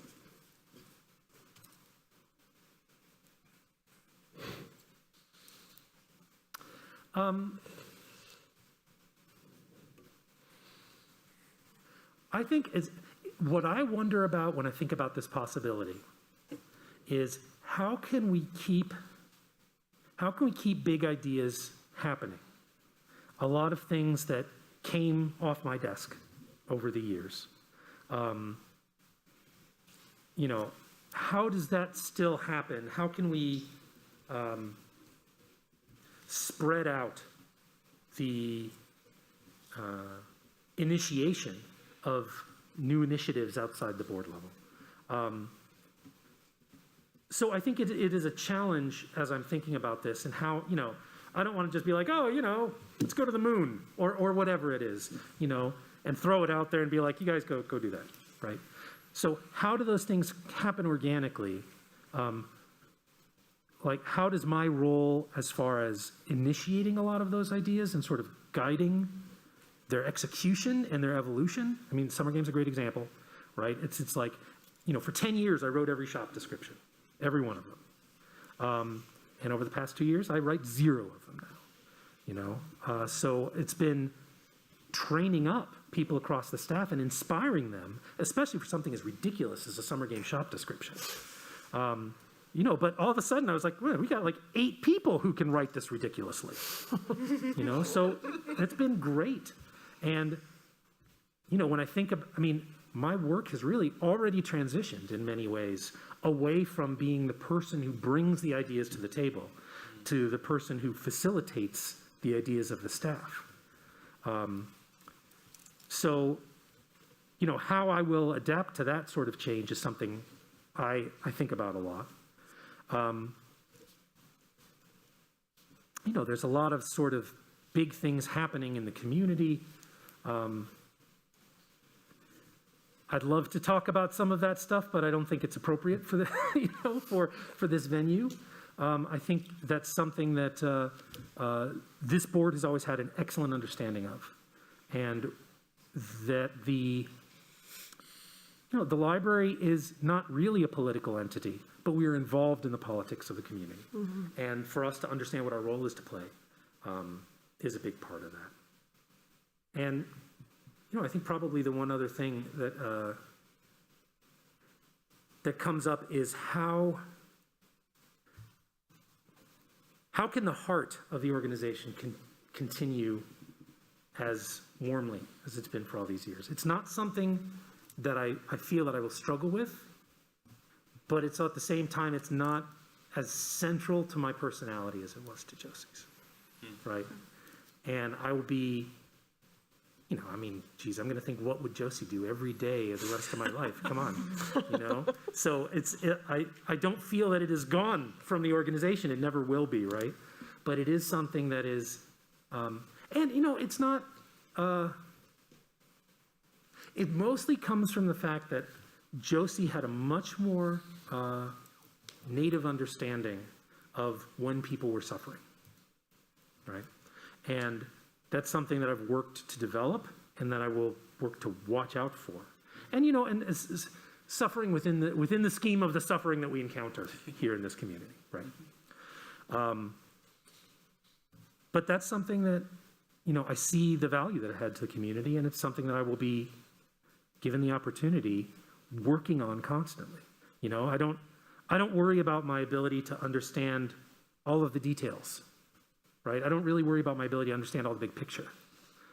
But I do want to make sure that I don't lose the ability to know what's really important in those decisions, even when it's not necessarily the most pressing aspect of them, right? And that's what I really want to work on over the next years. Any other follow-ups before we turn it over to Eli to ask us questions? All right. What are your questions for us? Okay. Well, I have one kind of big one. And that's, one of the challenges every time we onboard new board members is them understanding that there isn't a lot of actions to be taken as part of being on the board. The past 6 months excluded. Yeah. Right? And you said something earlier, Dharma, about how it's challenging because there's not really a lot to do as a board member, right? Because the board acts in concert as a body, as individual board members. A lot of people come into it thinking that it's equivalent to being like a state house representative or something like that, right? And it's not actually like that. But I'm very interested in finding out thinking of what are some things that it makes sense for board members to be directly involved with. That where it is justified, works within the Open Meetings Act, it makes sense, it's an appropriate level, right? To avoid the board getting into the weeds, but also to give the board, especially new board members, meaningful things to be involved with that they feel good about being. And it's not, I don't want to present it as some sort of dog and pony show. It's more like, this is something that we have heard many times over the years. Because it's not, the actual work doesn't line up to sort of what the outside perception of what it would be is, right? So I'd be curious from all of you, what are things that you would like to be more involved with as board members that we might look for ways, just as a total example, it would be, years ago we had a technology advisory committee that was open to the public. It didn't go well. It wasn't a good use of time. But that sort of mechanism where there's a combination of public and board, where it's not actually a board meeting, you don't have a quorum, right? It can put it in a very different sort of situation. So does anyone have any things that they'd like to see happen, or things they would like to be more involved with, or ways they would feel more fulfilled as a board member rather than just reading agendas? I think for me, and I'm just going to go first because I'm the one that brought it up, and maybe I'm also thinking about it this way because I'm running for city council, but I have thought, what would be, it's more of a question than an answer, but how can we create a space to be more kind of conduits to and from the community? I just don't see, and I think it's because we're so high functioning, we don't get a ton of people coming to our meetings and participating in them, which is great. I'm not complaining about that. Yeah. But I still wonder how there's opportunities to proactively engage with the community so that we can serve as that conduit, as representatives of the people that live here. I don't have an answer, but that's one way that I would think to make it meatier. Yeah. My thought is similar, actually. So as you were talking, before you mentioned the technology advisory committee, I was thinking about the roles that boards and commissions play in the city. Yes. Where the volunteers who serve on commissions are they're members of the public, but who maybe they have some experience that's relevant or knowledge, and they're sort of like members of the public with more time and attention to a specific issue. And so I wonder about whether there might be areas where it's with not just board members, but where board members could be involved with members of the public. And the three areas that come to mind for me first are collections, programming, and space, as areas where there might be ways for people who think a lot about the built environment, or people who think a lot about materials, where there might be ways that don't become just more work. That's like that's the Right. key thing, right? Yeah. Is that it would have to really add value to the work of the staff. Especially if they are consultative bodies and not approval bodies. Correct, which is how most boards and commissions in the city are, is it's purely advise and recommend. And sometimes that can be frustrating for the people on the commissions, but sometimes it can be very fulfilling. And the library is in many ways a much less contentious space than city government. And so I think that could potentially work. I don't know that I want to be on any of them. Full disclosure. I think a lot about materials, especially for my kids. But yeah, I think that's what comes to me first. Yeah, I mean, I just like getting all the credit for everybody's hard work. I'm kind of joking. I mean, really, because like people are like, when they hear that I'm on the board, they're like, "Oh, thank you so much for everything that you do," and I'm just like, I just let them do what they do. And I mean, I think that's revolutionary. You have to understand in this industry how revolutionary that is. No, I mean, it is revolutionary. And that's what I'm really trying to say is that, like, I don't, to use your phrase, like, I don't want to create a solution, like, I don't want a solution that's looking for a problem. But I do think my role is an ambassador, right? Like, I have texted so many people the link to the shelf service, like to be as informed as possible about what a wonderful organization it is, and to be out in the community letting people know, what is happening, and to reach that final percentage of people, right? I do think that is something that I believe the board should be doing. I do think I have sometimes felt a pang when there's a new thing and I didn't know about it. And I think that comes from like wanting to feel like an authentic ambassador. And so to be like, oh, we're doing that. That's so cool. Like, I think that like it's fine when that happens from time to time, but then like if that is the only experience that you have as a board member, it can probably start to feel a little like you're disconnected. So I do like this idea that if there are things that are spun up that invite output, that the boards, I guess, does the board be utilized as ambassadors when it feels appropriate? But I really agree about this like solution in search of a problem issue where like, I think a big part of the special magic of the library is that we are as involved. We are not very involved, or because I think that's our revolutionary stance. That's our decision. Like, and that is what like facilitates everything else. So I don't want to mess with that, but I do agree that like this, like hiring the director is giving us all this thing to like dig into, and it makes me feel more like, oh, like this is very important. This is the most important thing we're going to do. And so when this is over, having some way to facilitate engagement, I do think would be positive. I don't know. I see green. I left faces. Monday thinking after all those presentations that I had a better sense of trends in the industry, just given overlaps and conversations that people, or presentations that people were giving, than I think I've gleaned, because I'm not in the industry, right? And that made me think a little bit about a couple of things.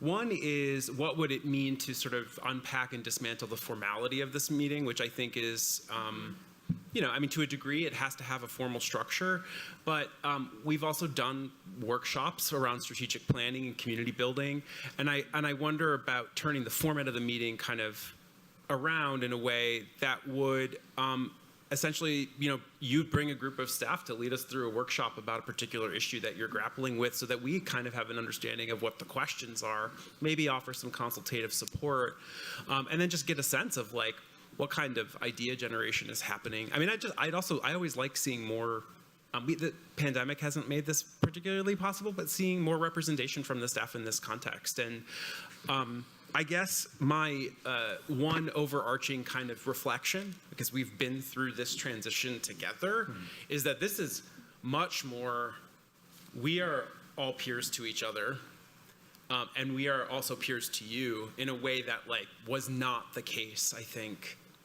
8 years ago. Yeah.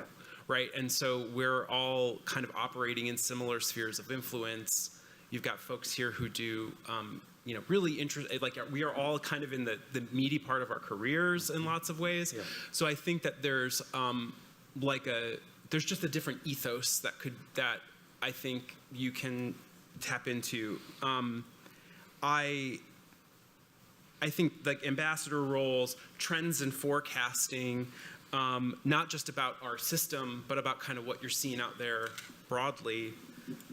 And, really thinking, I don't want more committee work personally. And I did a lot of work at the beginning of my tenure to get rid of committees because I thought they were unproductive. Yeah. And they led to a lot of bad communication at that time. I'm not saying that we couldn't have more committees, but I'd want to be really thoughtful about them. And I'd also want them to take a form that was not about just like, this is a marketing committee, this is a finance committee. We have to have certain ones, but like, what about a committee that's around a particular idea, like outreach or ambassadorship, which would put us out there circulating more as ambassadors? And that's the other thing. I just think you could take us with you to Rotary.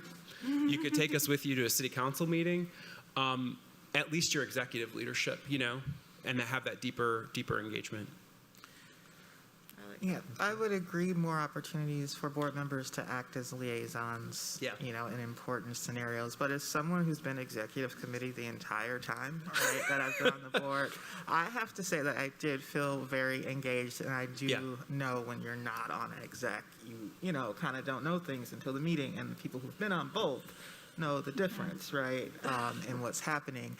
But I do appreciate the willingness, of the staff to entertain my interest in sort of auditing the trespass decisions, and then our decision to go through and look at our policies with a DEI lens. And, and in a way, it's up to us to kind of remember what raise our hand. Why we joined, and, if we see something, say something and investigate.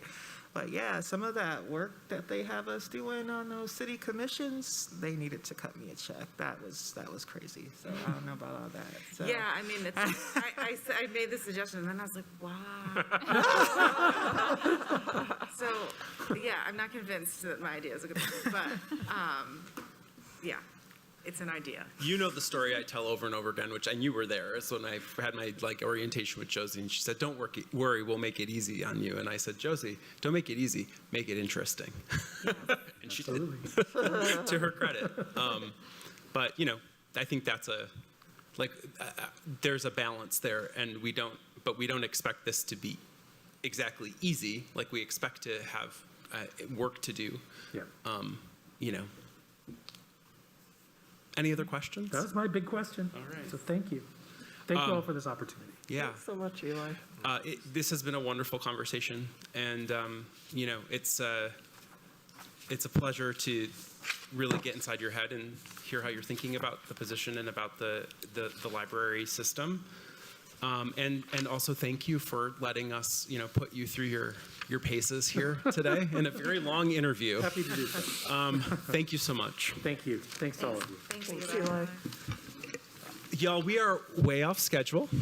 We're going to take a lunch break now, and we'll see our other two candidates after lunch. It's going to be about a 30-minute break, 30-minute-ish, maybe a little bit more, but try to be efficient. Karen, do you want to interview?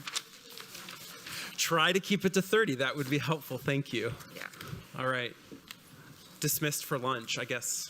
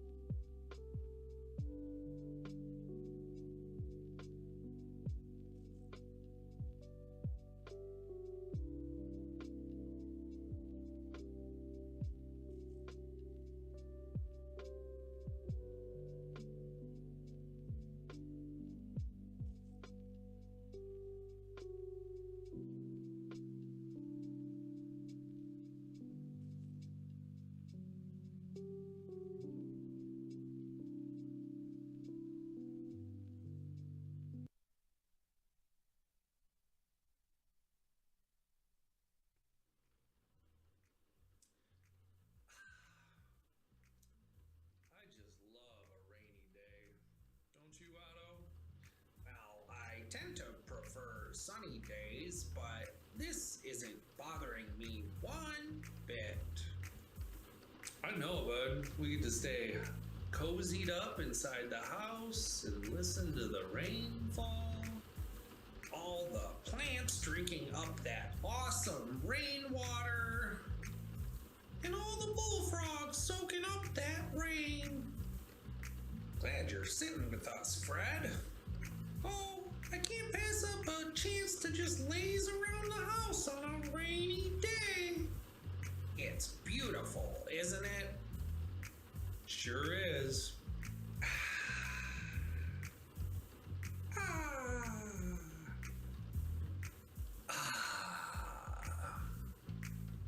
Well, we shouldn't dally any longer. Let's get the show started, Toby. All right. It's a Saturday show. It's a Saturday show. It's a Saturday show. It's a Saturday show. It's a Saturday show. It's a Saturday show. It's a Saturday show. It's a Saturday show.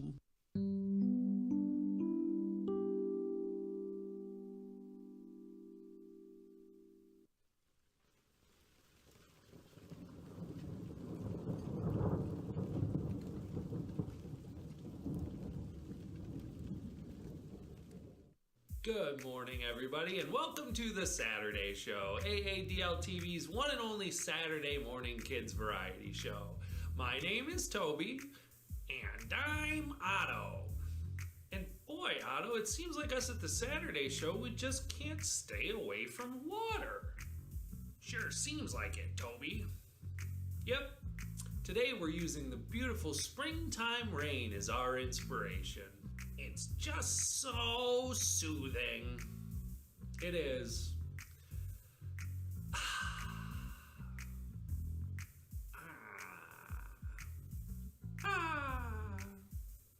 I'll help us out here, Toby. Let's get this show started by going to Kashi and Christopher for the word of the day. I just love looking at a newspaper on a rainy day. I know, Kashi. Isn't it nice to snuggle up with a book? It's so cozy. I know. What else do you like to do, Kashi? Oh, I like to do puzzles, and I like to build with my blocks and get cozy under the blankets.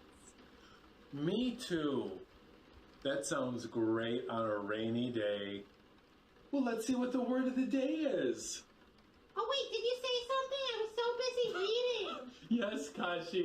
I said let's see what the word of the day is. Oh, okay.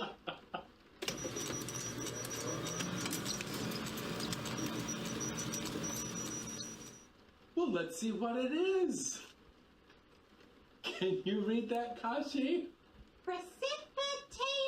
That's right, it is precipitation. Do you know what precipitation is? Does it mean water that comes out of the sky? And it can be snow or water or rain? That's right, exactly. Well, are you ready for the summer game code? That's right, summer code. Here it is. It's Oh, it's 7 letters. It has all the colors in it. It shows up after a rainstorm, and legend says there's a pot of gold at the end of it. So, Kashi, if you think you know the answer, you can go to play.aadl.org for big points. So we'll see you next time. Bye.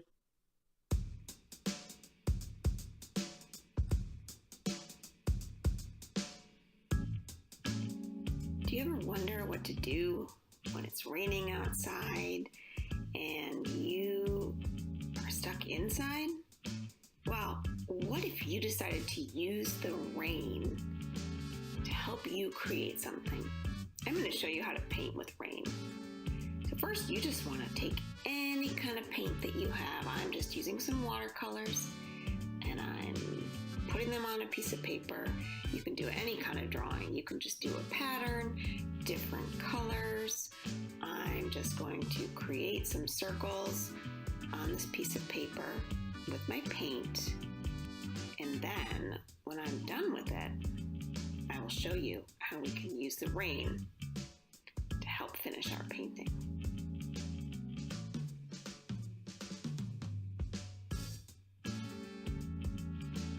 And when you have painted everything on that page that you want to paint on there, you are going to take it outside and put it in the rain. So let's see what happens to my piece of paper as the rain starts to fall on it. See those drops? They're starting to spread the paint like a different kind of paintbrush.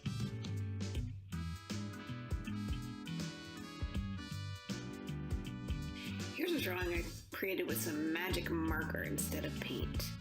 I wonder what this will look like if I take it outside and let the raindrops add their magic touch to my drawing. Look at the marks that the rain left on my drawing. That's so cool. See what you can do with the rain in your art.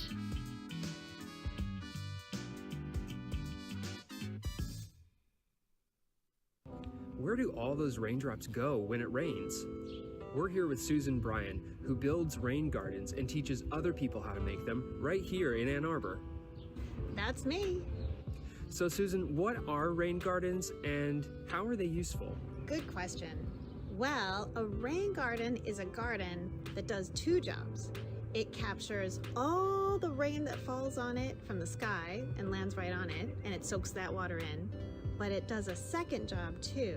It soaks in all the water that comes off a roof or a driveway that flows into the rain garden, and then the rain garden soaks that water in too. So it does double duty. It also cleans that water. So the water that comes off those surfaces may not be super clean. It may have pollution from the petrochemicals or oils that come from a car, or it could be just from the shingles and what the shingles are made of. It could be from bird poop or animal poop, all sorts of gross stuff. Without a rain garden, it would get washed all the way into the street, into the drains in the street, into a pipe, all the way to the river. And that's not clean. That's not fun for birds or fish or kids who want to swim in the Huron River and have fun there, go tubing, stuff like that. So by putting the water into a rain garden, the rain garden cleans it and lets it soak into the ground. That's what a rain garden does. Wow. So you've created rain gardens yourself. How do you make one? Are they hard to make? That's right. I've built a rain garden, a small one at my house, and then another small one in the backyard at my house.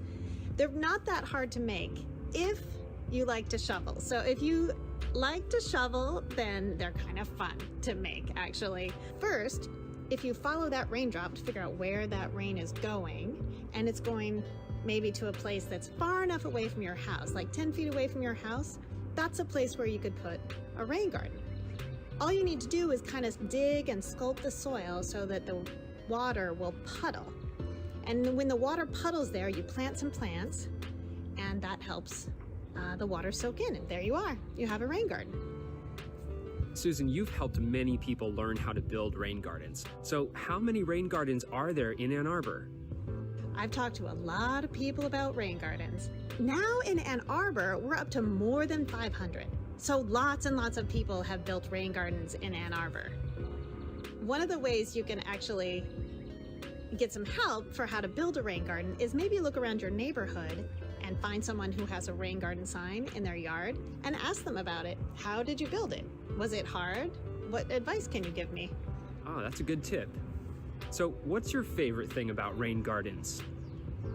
My favorite thing, I think, is that it makes people curious about the world.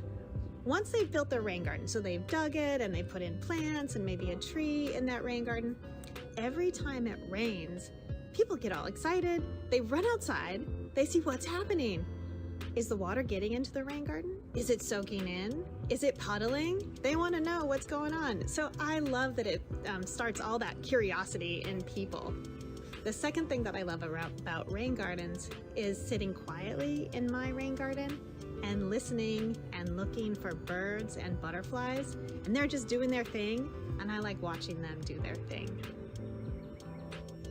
Wow, rain gardens are so cool. Thanks for talking with us today about them, Susan. Thanks so much for having me. You can watch a cool video that Susan made about rain gardens, or learn how to become a master rain gardener yourself by heading to aadl.org/The Saturday Show.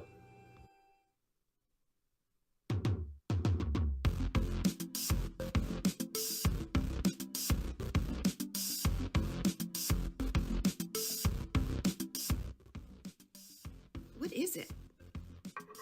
It has numbers going down from the top to the bottom, and it's sort of a cone shape with this flat, pointy end. But the top has a curved open end that looks like it could be filled with something. What is it?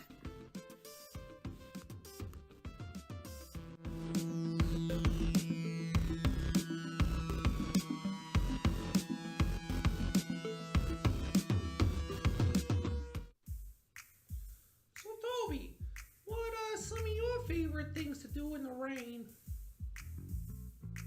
Well, Fred, that's a good question. I don't mind fishing in the rain. Fish. Yep, and when I was a kid, I used to love riding my bike around right after it rained. It was magical. That sounds fun, Toby. Yeah, it was, Otto. In particular, I remember the smells. What kind of smells are you talking about, Toby? Well, here, let's take a break. Brian's going to show us exactly what I'm talking about. Hey folks, well, we finally got a good spring rain last night after a little dry spell. You can see the woods and the creek behind me are flooded. And I'm out here because there are just so many cool sensory things to experience after a good rain.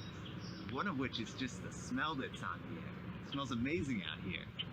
And did you know that that smell is actually being caused by chemistry that's happening in the earth and air? Check it out. The biggest contributor to this smell is geosmin. Geosmin is an organic compound produced by various microorganisms, including blue-green algae and other kinds of bacteria. It has a musky, earthy aroma that the human nose is extremely sensitive to, and it's largely responsible for the distinct taste of beets, as well as that wonderful smell of damp soil. In fact, the word itself is derived from the Greek words geo, meaning earth, and osme, meaning smell. This smell actually has its own cool name, petrichor, which refers specifically to the pleasant earthy smell when rain falls on dry soil.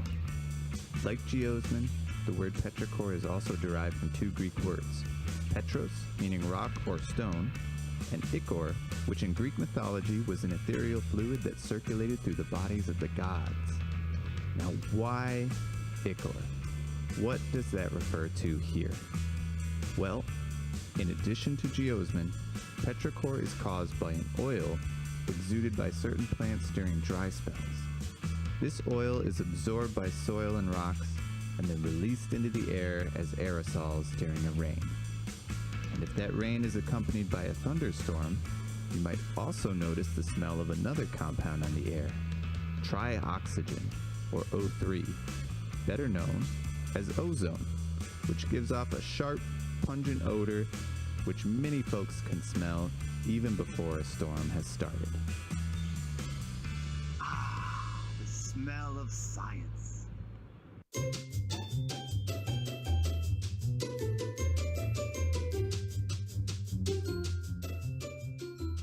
Spotlight on Washington State. I'm sure we're all a little familiar with the world's tropical rainforests, like those in South America, Central Africa, and Indonesia.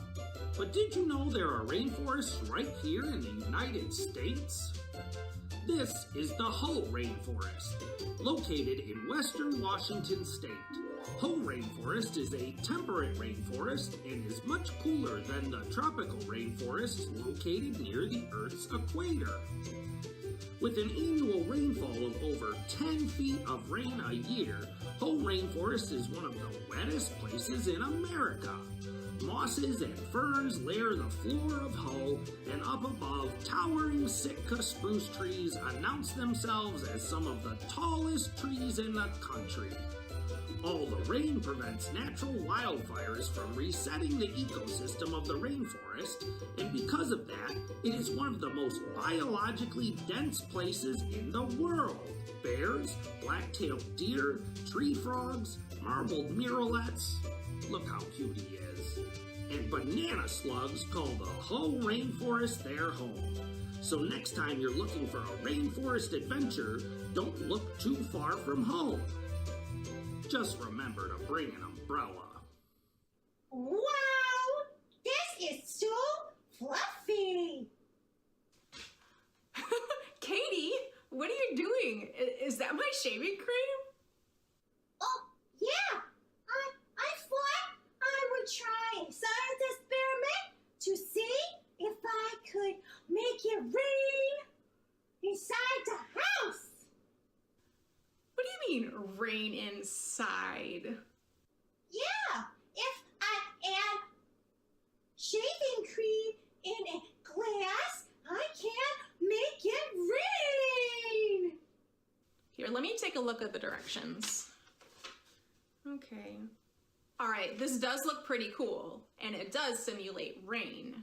Would you like to start over again and this time do it together? Yeah, that would be fun. Let's make it rain. Okay, but just to be clear, we are not making it rain inside the house. We are going to do a science experiment where we can make a storm in a jar. Okay, Katie, we followed our directions. We have everything we need. We've got shaving cream, food coloring, a glass 3/4 full of water, a spoon.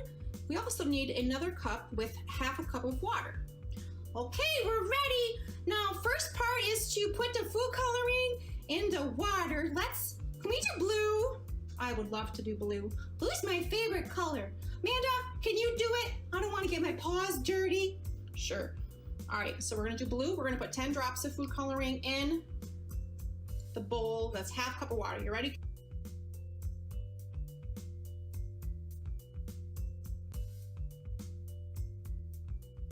Okay, now the shaving cream. This is the best part.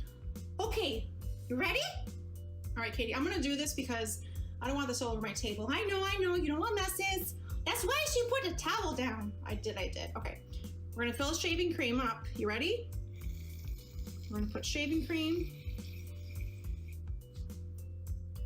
All right, one more.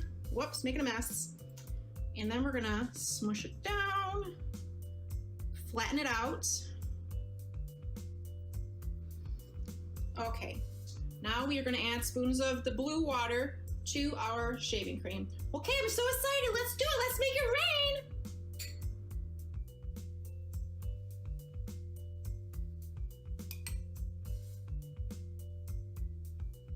And what's happening is the shaving cream is dense like clouds that are in the sky. And as the clouds fill up with rain, like our shaving cream is filling up with food coloring, when the cloud is full, the rain releases Let's keep going. Make it rain.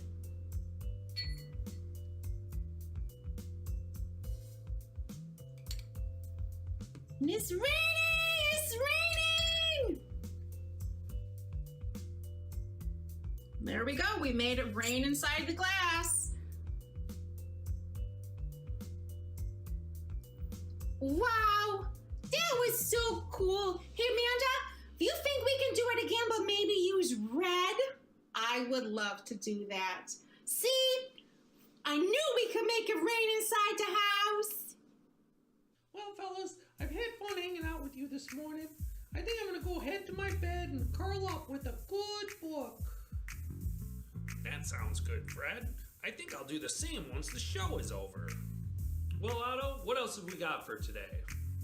Well, I asked Professor Encephalon to tell us a little bit more about where water goes after it leaves the sky. That sounds cool, dude. Dial it up. Here we go! You know, with all the rain we've been having lately, I've developed a leak in the ceiling. But I'll catch that pesky and cowardly drip one way or another. I've set out a series of cups and bowls to do just that. But this reminds me a lot of watersheds or drainage basins. A watershed is an area of land such that if a drop of rain falls, it will end up in a stream or tributary and probably feed into another river. So rain will end up in one or another watershed. Now, watersheds are usually separated by some kind of ridge, a hill or mountain range, perhaps. In the United States, the largest watershed is the Mississippi, represented here by this large wooden bowl.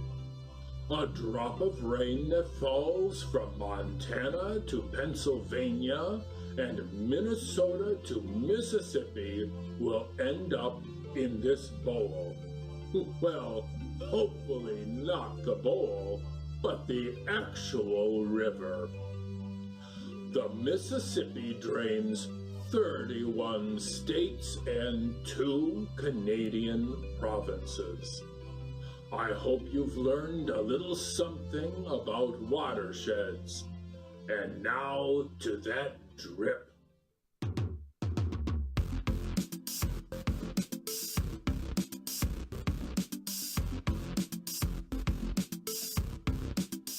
It's a rain gauge.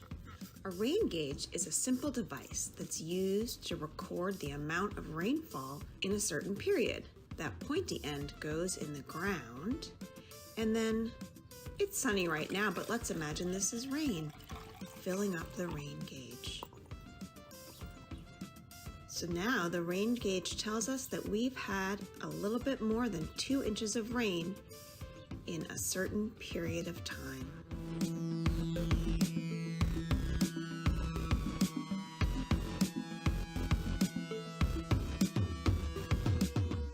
We all know the gentle fall of rain can be soothing, calming, and peaceful.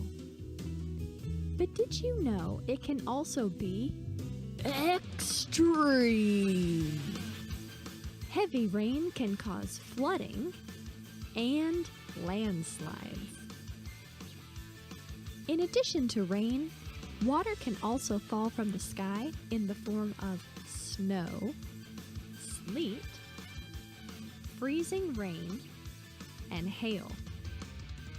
The biggest ball of hail ever fell in South Dakota in 2010, and it was 8 inches across. Awesome! Depending on their size, raindrops fall to the ground at a speed in between 15 and 25 miles per hour. That's faster than I can run. The record for most rainy days belongs to Kauai, Hawaii, which has had up to 350 rainy days per year. The Meghalaya state of India is the wettest place in the world. They receive an amazing average of 11,971 millimeters of rainfall every year. That's almost 40 feet of rain per year. Radical! It can even rain in outer space. On the planet Venus, it rains sulfuric acid. Due to the intense heat on Venus, it usually evaporates before it hits the ground. That's extreme.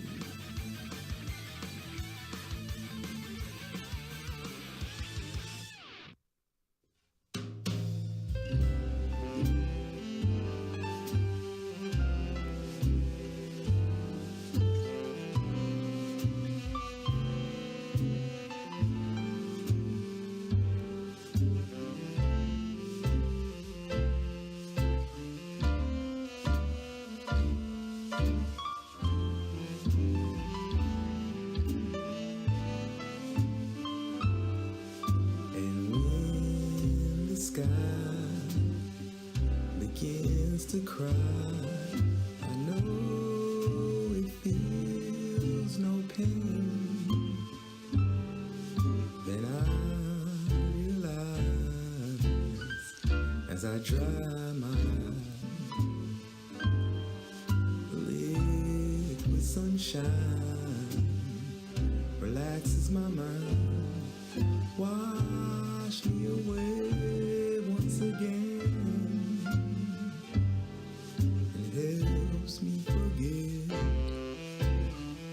that my hair's even wet, 'cause I love the rain. Sun showers. Trustee Vanderbrook will be joining us momentarily.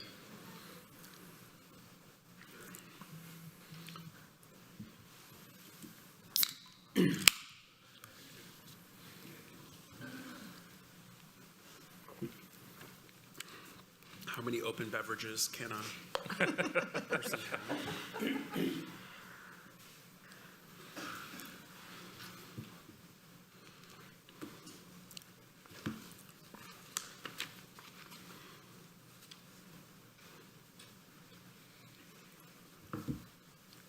That cookie's not good. It was burned. That is an intense clock. Yeah. I like it though, it's very readable. I think it's the seconds. Yeah, the seconds definitely give it an ominous. When is this room gonna explode? Right, like, we're in a Die Hard movie.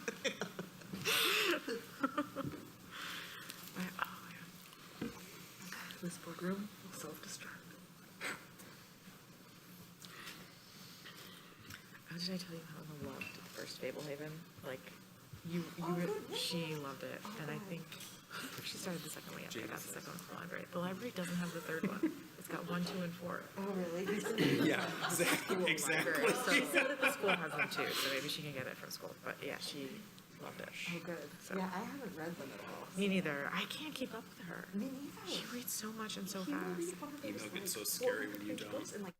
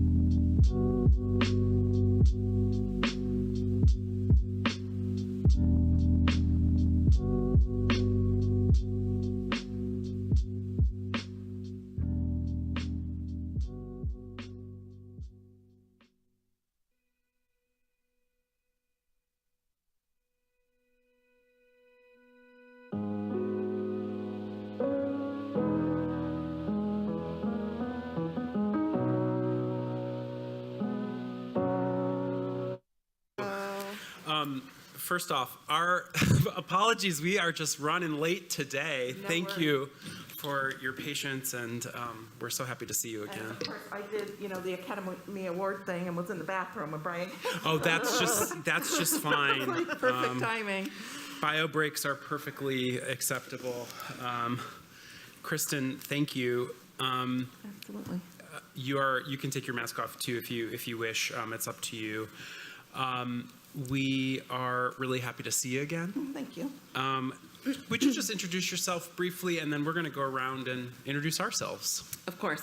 I'm Kristen Shelley, the current director of the East Lansing Public Library, and I've been in East Lansing for 11 years now. I have started 2 jobs on the day after MLK Day. So I started my first public library job ever on the day after Martin Luther King Day, and then left the state of Ohio and started in Michigan the day after MLK Day. So it's kind of a tradition. Terrific. I'm Jim Leha, the president of the board. As you know, I have been on the board for almost 8 years. I'm in my second term. And I've lived in Ann Arbor a very long time. I went to undergrad and graduate school at Michigan, and I've mostly been in Ann Arbor for my adult life. Grew up in Detroit.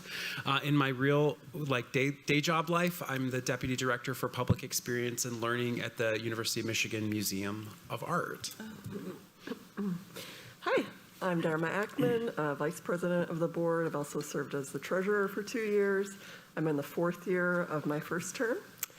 And I'm from Michigan, northern Michigan. I lived in East Lansing for quite a while because that's where I got my undergrad, so go green.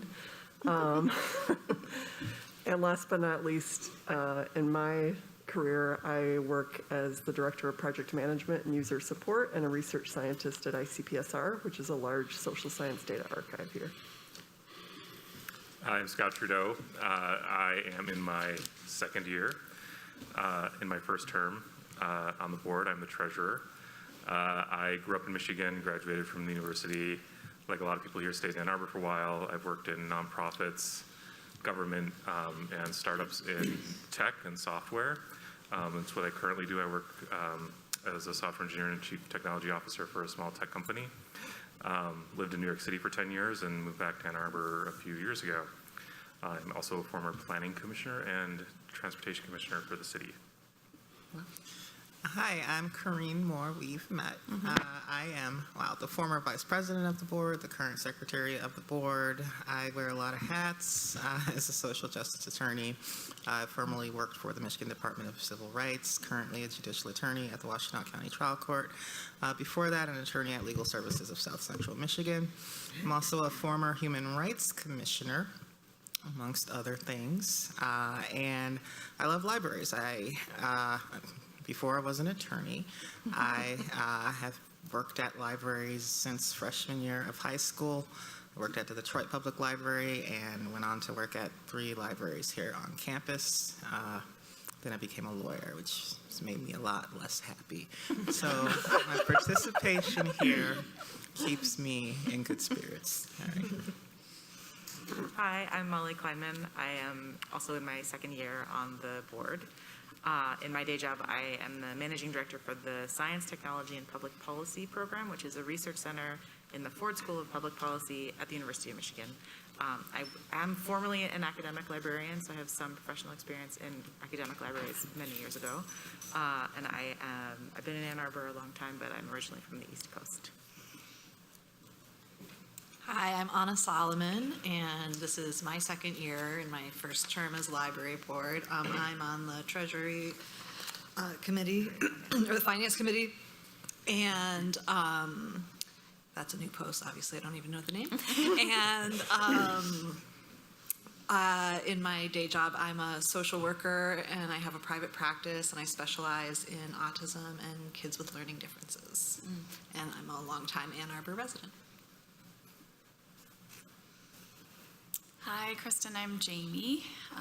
I am the second longest serving member of the board. I've been on for, I guess 6.5 years. I have an undergrad degree from the East Coast, but otherwise I've been in Michigan my whole life. And I, like many people here, I moved here for one reason and then I just stayed and stayed. I'm a librarian. I'm an art librarian at the University of Michigan, and I manage a small team of people and a book art studio. So I'm kind of like on the artsy side. And one thing to note is that I worked here from 2005 to 2008. Very good. Nice to meet you. Thanks, everyone. Corrine, I should tell you that I was going to be a lawyer. That was where I was headed, and took one semester of law school. Torts and contracts about killed me, and that was it. Decided to be a librarian, which in many of the places where I worked, I acted like a lawyer. So It's the better gig. Sounds like it. Well, welcome. And I have the first question for you, which is to take 2 to 3 minutes and share with us what attracted you to apply for the position at the Ann Arbor District Library, and how your career and professional development have prepared you to be our next leader. So Ann Arbor is a leader in libraries, not only in Michigan, but across the country. And that is very attractive, especially to someone who is at the point they are in my career. I have worked as a library director for 11 years in East Lansing, which is an incredibly similar population and kind of demographic, except for smaller. University town, not hugely diverse. The diversity comes with the university and then our outlying areas. But Ann Arbor is a larger city. It's more the size of city that I grew up in. And the attraction is the wonderful things that Ann Arbor District Library is doing, and the involvement of the staff with the community, and frankly, the budget to be able to do these great projects and to think bigger and to move out and work with the community. And as I said, my career, I started out in a very large system, and a system with a huge budget of about 75 million, and then went to a medium-sized system in Ohio, which probably in Michigan would be more of a larger system because of the volume that it saw and that it circulates. It circulated over 4 million items out of 3 locations when I was there. And I was deputy director there, so And then moving on as director in East Lansing, I have worked very closely with City Council, with our legislators, with city management, to really make the library from a nice place to have to being thought of as essential. And we work with Michigan State University, with students and faculty and the libraries closely to do lots of collaborative work. Actually, even to help supplement some of the projects that we're doing in-house at the library, like our teen after-school program, so that we have staff there that can help with the 100 teens that come in every day after school. But I have worked on a national level in committees with the American Library Association, and worked in both the Ohio Library Council and the Michigan Library Association to work towards expanding funding for libraries and knowledge of libraries, and keeping libraries very relevant to our legislators. I would say the work that I have done, I have grown tremendously. Even though I'm at a much smaller location than I started out, I have grown tremendously because of the interaction that I have more intensely with community leaders and civic organizations, and that I am the face of the library rather than the face of a library branch.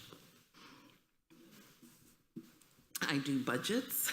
I've done budgets actually my entire career, because when I was the assistant manager at the branches, the managers that I was under used it as a growth opportunity to do the budget, which meant they didn't like doing the budget.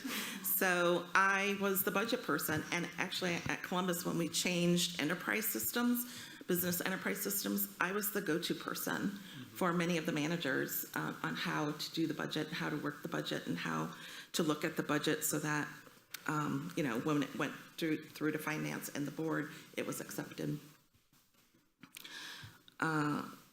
Have worked with many levels of staff, have been on many different committees. One of my favorite committees that I was on was, I was on for 6 years, the diversity committee for the American Library Association, which was and then I was on the subcommittee of Spectrum Scholars.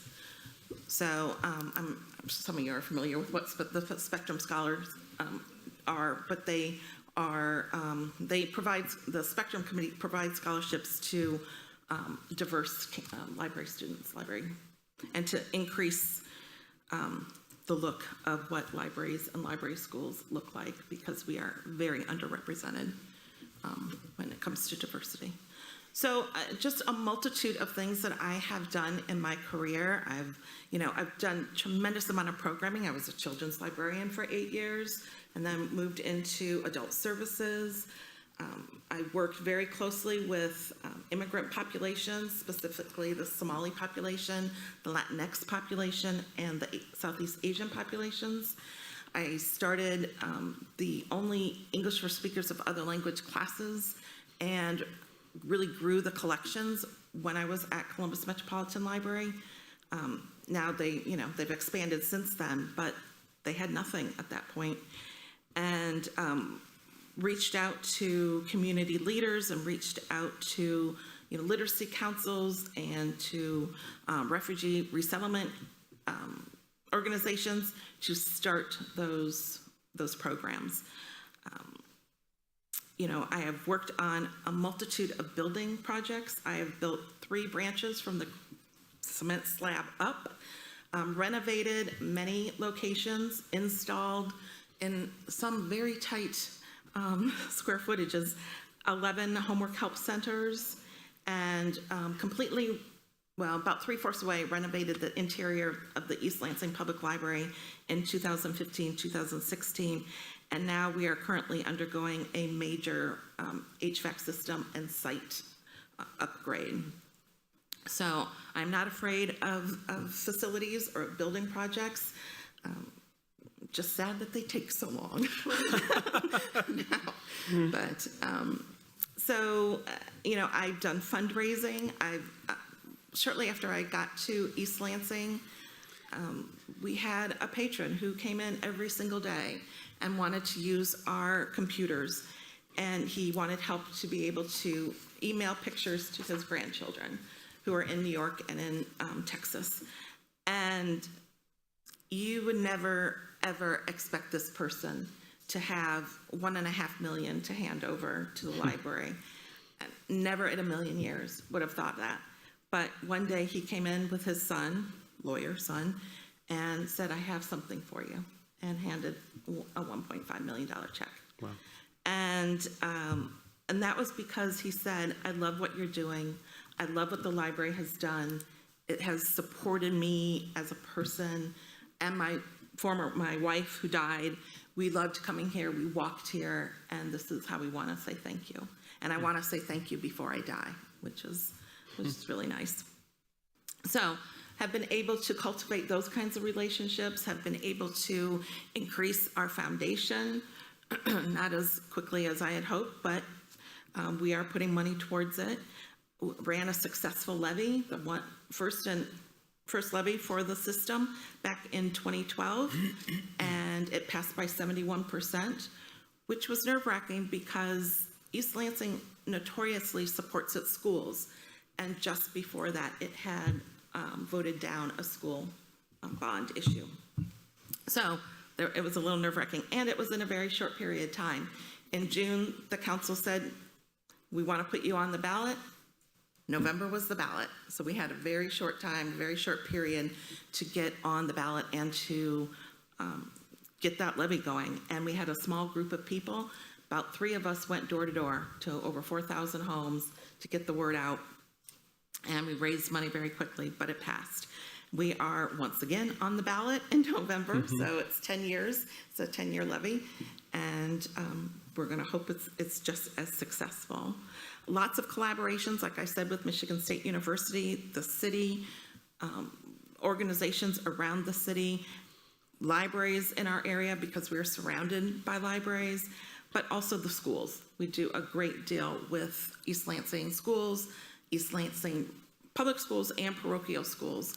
And we have a really, really good relationship with the Islamic Center, which has a school that comes in. I can keep going. No, it's quite a roster of accomplishments. Dharma, why don't you take us to the next question? Okay. So the next question is, give us an example of a time when you challenged the status quo in your professional life. Why and how did you do it? And what were the results? So there's been a couple of times because I don't think you get where I am without doing some challenges. But one that really sticks out and that I can go to because it was an uncertain area for everyone involved, and that was starting the English for Speakers of Other Language classes at the Columbus Metropolitan Library System. And I was the branch manager of a location where the majority of resettlement was happening in Columbus of Somali immigrants. And Columbus has the second largest population in the United States of Somali immigrants or refugees, second after Minneapolis, St. Paul. And I mean, it was literally all of a sudden, that we noticed that people were there and people were and they came to the library. That was one of the first places that the elders said, go get your library card, go to the library, immerse yourself in the library. And I was literally sitting at the reference desk and realized nobody around me is speaking English. And knew that I had to do something, and I had to do something for the staff who was suddenly experiencing a completely different culture from what they were used to. Most of the Somalis we had were 99% Sunni Muslim.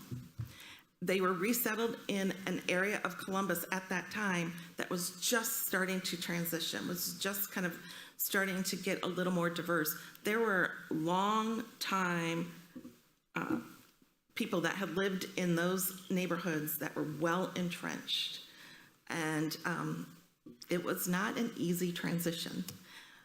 But I realized that we had to do something. I needed to bring people in to help train the staff, to help the staff hear the stories, to help the Somalis, be able to feel more comfortable and feel like they belonged in the library. So I said, look, I went to the library administration and said, we need to do something. We have this influx of people who need our help, who we aren't serving. We need to do something. And my staff needs help in doing it. And they were kind of like, that's not one of our, goals right now. That's not where we're focused at this time. And they said, they kind of went. And so I said, okay, well, that's where I'm focused because I have to be.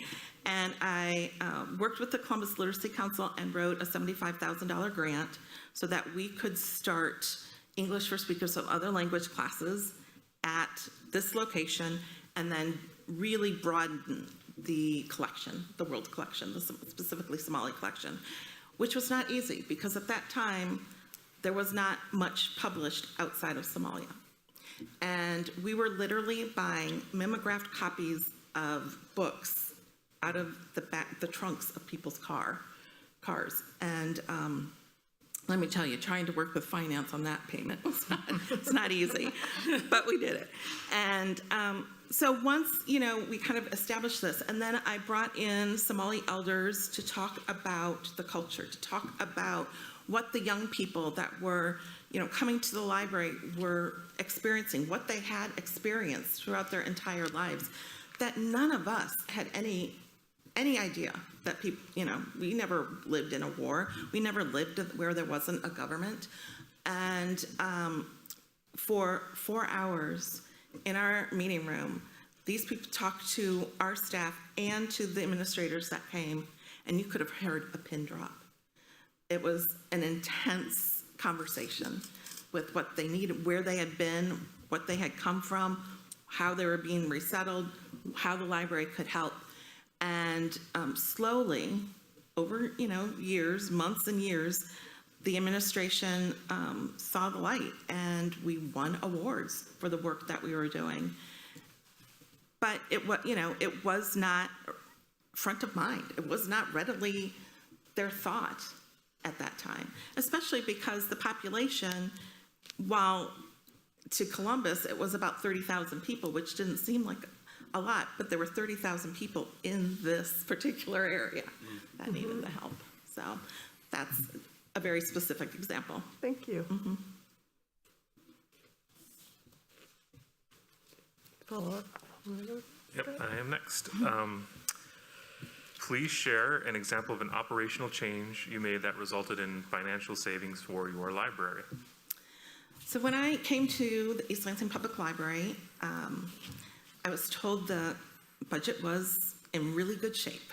We were doing well. And at that time, we were a line item on the city's general revenue fund. So there was a transfer from the library to, from the city to the library. So about 3 weeks in or so, maybe a month in, the city manager sat down, because we have directors meetings every week with the city directors, leaders of the city, and the city manager. And although I don't report to the city manager, I am included in those meetings. And the city manager said, look, the city is in dire straits. We need to save money. You all have to cut from your budgets, specifically staff. So not a place a new manager or a new director wants to be at all. I had every intention of coming into the East Lansing Public Library, listening to the staff needs, listening to what the public wanted and needed for a good year before I made changes. Well, guess what? It was a few months in, and I had to make changes. And in a very short period of time, through attrition, we lost 6 staff. So we also didn't have self-checkout at that time. And if you're going to lose staff, you have to have something that can help the patrons and help the staff. So we implemented self-checkout. And when we did that, we were very conscientious of not replacing a person with a machine. So at that time, we still had this huge circulation desk. And we very intentionally put the self-checkout stations on the desk so that when somebody had to came up to check out, they were checking out with a person just right there with them that could chat with them, that could help them through it. But installing the self-checkout stations really did help with the workflow. When you lose 6 staff members, you've got to be able to keep going. And it let us look differently at how we were serving people and how we were using staff. So instead of using staff to check people in and out, we were using staff to be out on the floor, you know, doing reference, out on the floor, greeting people and interacting differently with our patrons. So that was a cost saver. You know, pipe dream was to add a automatic return system. Our building, unfortunately, is not set up that we could do that. We'd have to blow out about 3 walls, so that wasn't going to happen. But the other cost-saving thing that we did was we had a maker studio downtown and a smaller one in the building. When we renovated, we made sure that there was space. We reused space to be able to put our maker studio in our library rather than have people downtown. Because that too, what we were spreading staff very thin to have them in 2 different locations at that time. And most recently, we added lockers. We added remote lockers so that patrons could, while we were closed, come and get their items. And they have been hugely, hugely popular. So popular that another patron or one of our patrons bought a whole nother bank of lockers for us because she loved them so much and she wanted other people to experience them. But that too has helped us with staffing because we did lose staff throughout the pandemic and we have not completely replaced those numbers. And we have not replaced those numbers from back in 2020, 2011 and 2012. We've gotten close, we're just not completely there. Great. Any follow-ups? I should mention that we use volunteers, and we use volunteers to do many, many different things. We do not use volunteers to replace staff. We use volunteers next to staff or to help staff get through their day-to-day jobs, like shelf reading. We use volunteers to shelf read, but we have a tremendous pool and knowledge of volunteers. Many retired school teachers, many retired professors, many retired librarians. So, and they want to give back and they want to help. And so we are able to use them to help with some of the areas that we might not get, like, you know, getting our magazines reshelved or out, that kind of thing. All right. It has been said that a challenge is an opportunity that we did not ask for. Based on what you know today, what are the biggest challenges facing AADL and what opportunities do you see that may not have been previously explored? It's a great question. I would say, and it may not be specific to the Ann Arbor District Library, but coming out of this pandemic and figuring out where we need to serve people and how to best serve people.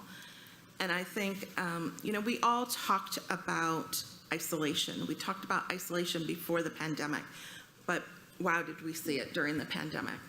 And I think that one of the challenges is really reaching out into the community, and I mean deeply into the community, so that we are fulfilling and doing wellness checks almost on some of our elderly patrons or our patrons that, or community users even, they don't have to be patrons, but people that need and may show that they need more interaction with people. I think that libraries across the country, and Ann Arbor is ripe for it, will be hiring more and more social workers. And we'll be looking at how our staffs, how our libraries are staffed so that we are adequately staffed to serve the public. And, maybe we don't need an extra circulation person, and instead we need that person in outreach, and we need to get people who are out in the community who are serving the 300 Afghan refugees that are coming to the area, or are, meeting the literacy needs and literacy in reading and finance and computer skills, everything, meeting them in information, meeting those needs on a different level. So, and I think Ann Arbor is not isolated from that. It's going to have to really look and see, how do we get the people back in our branches? How do we get people feeling very comfortable? And yes, programming will bring people in, but what else do we need to look at? How else do we need to be serving people? And I really think it's connection, it's providing community space, it's connecting on a really different human level. One of the things that I shared, and I think this is very important for libraries, is connecting with people with cognitive issues, specifically Alzheimer's. It's Alzheimer's, 1 in 4 people are going to be affected by it, or are affected by it. And having these tables that I talked about in my presentation, that is from a Dutch company, but they have their projectors, they're not tables, they're projectors that project onto a regular table that have interactive scenes on them where people with cognitive issues or dementia can interact, and the studies are showing that just that interaction is helping with their apathy, helping with their feeling of, sadness, with their anger issues, and with their isolation.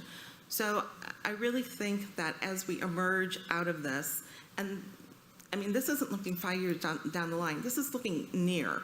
We're going to be really working with people and making sure that they feel that they belong here, making sure that we are providing what they need just in their day-to-day lives. And maybe it's, having more nimble vans to go out into the community, and that we're in their neighborhoods, that we're delivering library materials to them. Kind of like a Meals on Wheels type thing. All right, any follow-up?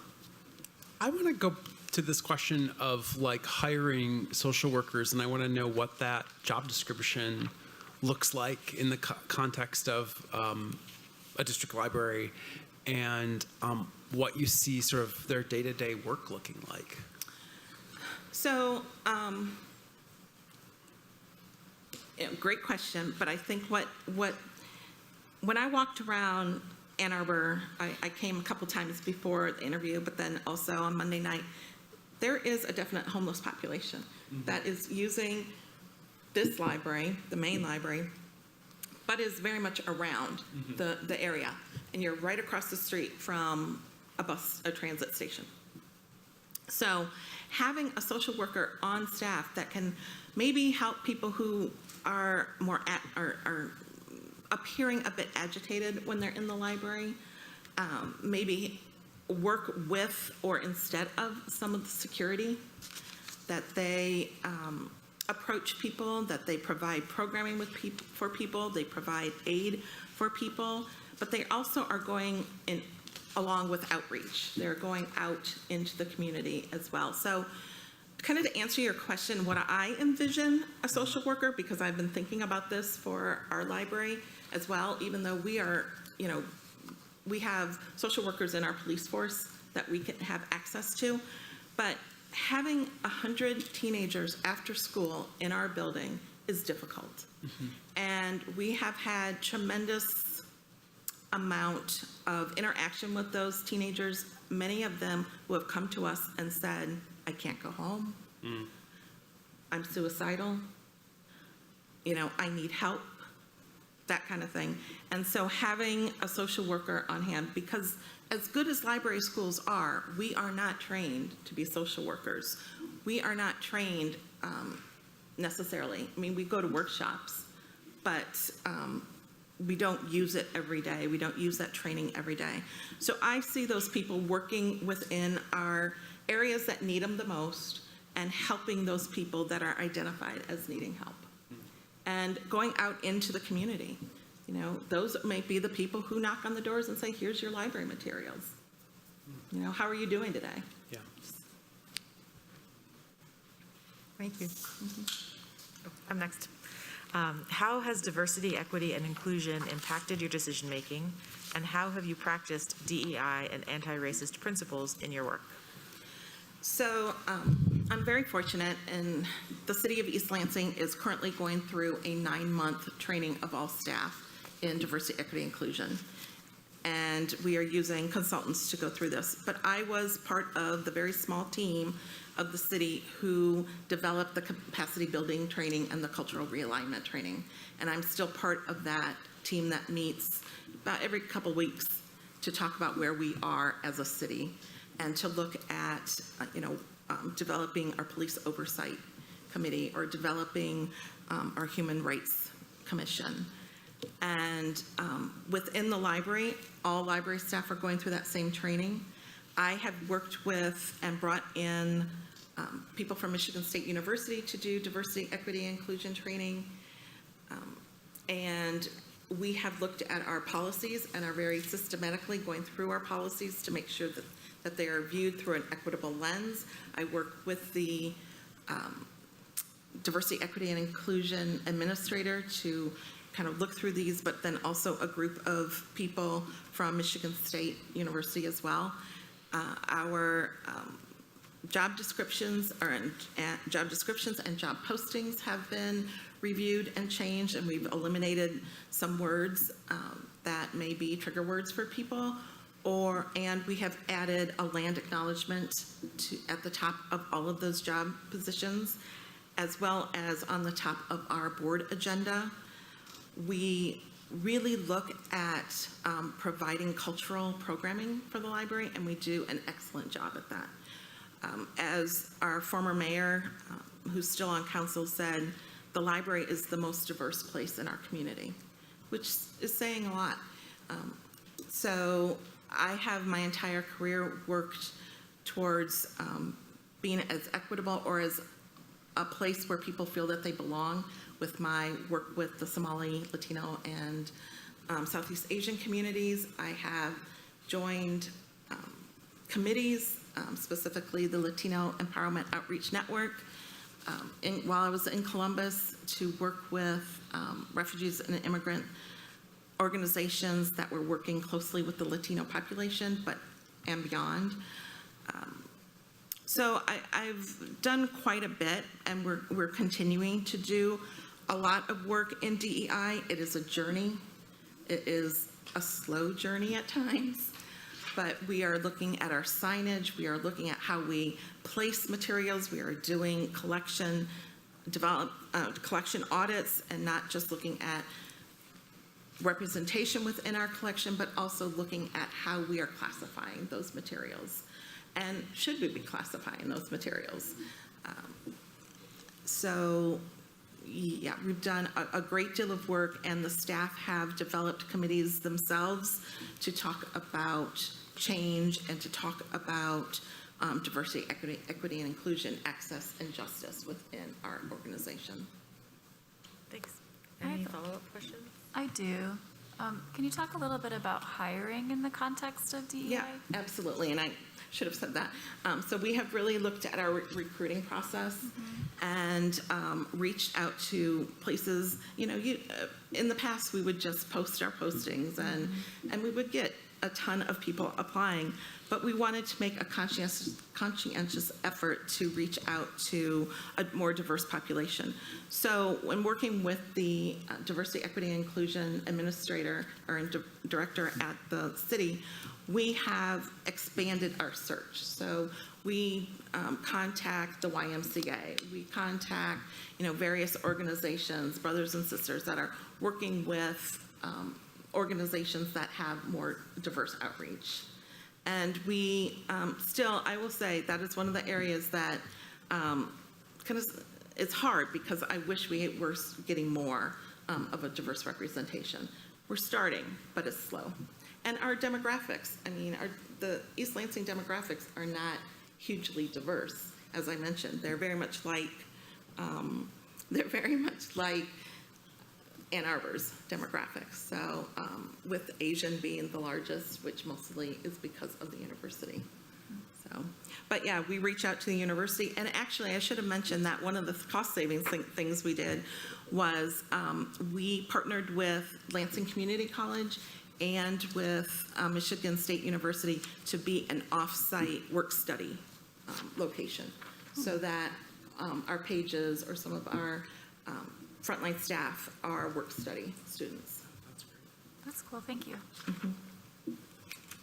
Okay. I'm up. Describe for us a time in your career when you changed a long-held professional belief or assumption and the circumstances that led to the change. There's been any long-held. Okay, let me think about this.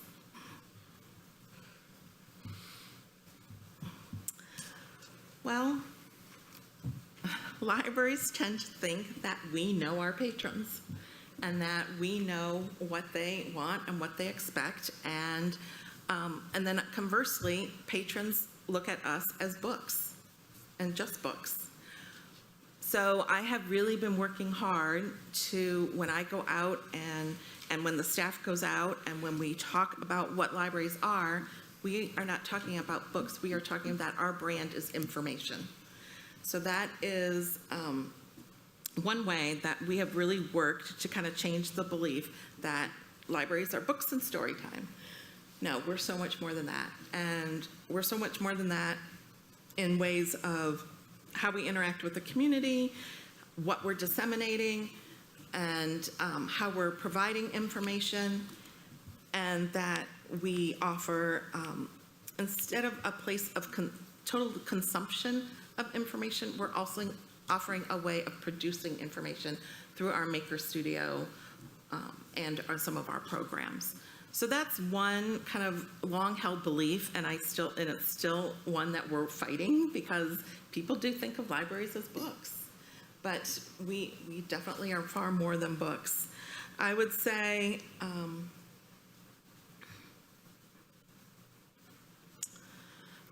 the fact, I will tell you, when I came to the East Lansing Public Library, one of the issues with the city, they had cut all of their funding for after-school programming, and they had an after-school program at the community center, which is kind of corner across the street from us, and there was really no place for teens to go or children to go after school. And it was kind of put on the shoulders of the library to provide this space, because we are literally next to the high school and up the block from the middle school and an elementary school. And our regular patrons thought libraries are quiet places. Libraries are not for socialization. Libraries are, you come in, you read the newspaper, you get your items, and then you leave. You don't have gaming for kids. You don't have, after-school programming for kids. And it was a hard lesson. It was a very hard lesson. People would say to me, why are you doing this? Why are you changing our library for these school of choice kids? Which was a veiled, racist comment, actually. And because many of the kids that would come in after school are not necessarily kids from our area. And many of them are. I mean, I don't ask what zip code they're from, but that belief that the library was to be a quiet place and everybody in the library was to be quiet was held strong and was held for a long time. And I would say, if the pandemic did anything, it kind of erased people's memories of what the library was like after school. So it was kind of a fortunate thing, but it took a long time. And I still get letters from people that are really angry that we have so many kids after school and they're having a good time. And but that's a long-held belief that libraries are quiet and that we need to tell people to be quiet. And so that's another struggle, but we're there. I mean, I think we're there. People are more accepting, and many of these retired people have figured out they don't have to come to the library at 2:30 in the afternoon. They can come at a different time. So it's working well for everyone. And so, one of the things this question is getting at is how you've changed one of your own beliefs. And did you have to do any shifting in those situations for yourself of like what your conception of what was supposed to happen for a library and like what was happening in the library? Can you talk a little bit more about that? Sure. So, and yes, I did have to shift. I had to shift thinking about the library as a true gathering place. And that shift came probably later in the 90s and 2000s. That wasn't necessarily the case always. And I had to shift that, okay, it's very acceptable to have, people at the library all over the place, people praying in the library or doing whatever they needed to do, and that we had to be accepting of that. And that not everybody used the library in the way that I, as a librarian, wanted them to use it. So, but changing the thinking that, okay, it's okay for staff to play video games with kids after school, our teen librarians. That was hard. That's hard to think that we're paying people to, play video games, or we're paying people to do crafts, that we're paying people to interact with people differently. But that's what people needed, and that change came, and my attitude changed with that as I saw how happy people were and that people were returning for that, and that young people in an age group where library usage usually drops off was remaining strong. So, thank you for that. Any follow-up questions? What processes have you used to evaluate the effectiveness of programs and services provided by your library? What stays and what goes in order to accomplish the library's mission? So we're really kind of going through that right now. We're always looking at how to tweak, how to better our programming. Are we being effective in our programming? But tools that we have used are surveys. We do end user surveys. And we do, surveys of people who are attending story time or attending different programs. When we partner with the university, there's always a survey at the end of that program. But so a lot of surveys, a lot of talking to people, a lot of talking to community people about the effectiveness of what we're doing. We have used consultants to go out and look at our market penetration to see if there's areas or places or things that we can be doing that would be more effective. So we kind of do a lot of word of mouth, a lot of talking with people, a lot of working with consultants, a lot of working with university students who are working in an area where they want to do surveys, where they want to get feedback. Right now, we're looking at, okay, do we keep a hybrid of virtual and in-person programming? Our virtual programming started out strong and then just kind of fizzled. And I'm quite sure it's because people were tired of being on a screen all day. So we're looking at, as we bring programming back in person, do we do the programming the way we always did it? And do we need to do as many story times as we've done if people aren't quite back into the library yet? We had a very robust knitting group, and I mean, they loved it and they came, and they kept coming because up until Monday we required masks, and this group of people wanted masks. Well, here's the thinking: does a staff member need to lead that group? Does a staff member need to lead book discussions, or can they be community-led? And those are the kinds of things that we're looking at for effectiveness. Is 3 people coming to a program effective use of taxpayer money and of staff time? And that's what we really have to figure out. Or are those people going out into the community and telling everybody how wonderful the library is and we need to support it? So it's a real balance, but we are definitely always tweaking, always looking, always trying to figure out if we're doing what we need to do for the community, and listening to the community, turning outward to the community, having community conversations with groups of stakeholders, with patrons. One of the things that has been great about being a municipal library and about being very in touch with our city council is that the past 2 mayors have used what we call our cyber cafe as a place where they do their monthly coffee with the mayor. And it's great to see people line up to wait and talk to gather around to talk to the mayor. And I listen to what those people are saying and to what their issues are with the city. And trust me, there are many.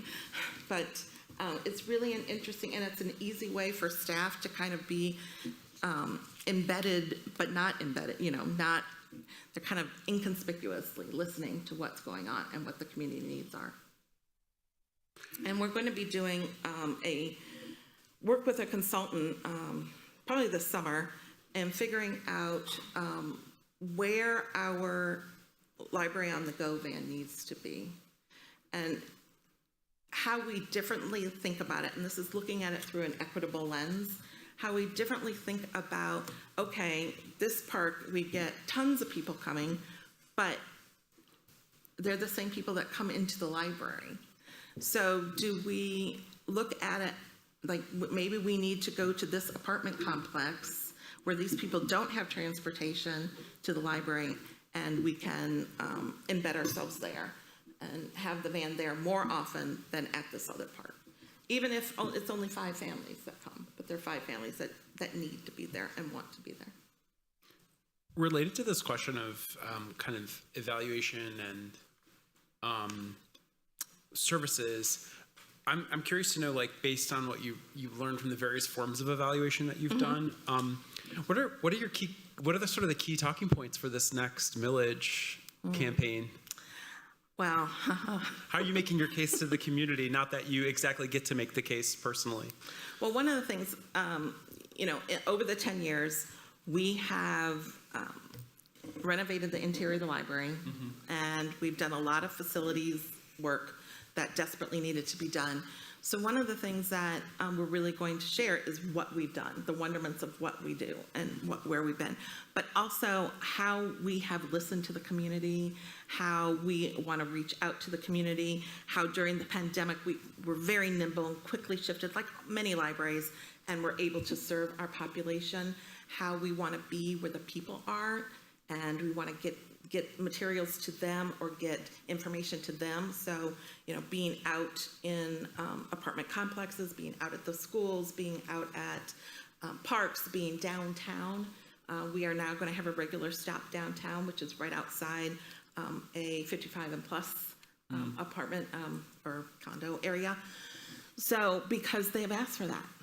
And we are going to listen. And again, it's turning out and listening to the community and hearing what they want, hearing what they say. And it's hard because, as in many places, when you talk to people about the library or you mention the library, we love the library. Yeah. Well, what does that mean? You know, what does that mean to you? What does that mean to your neighbor? What does that mean to the community? And again,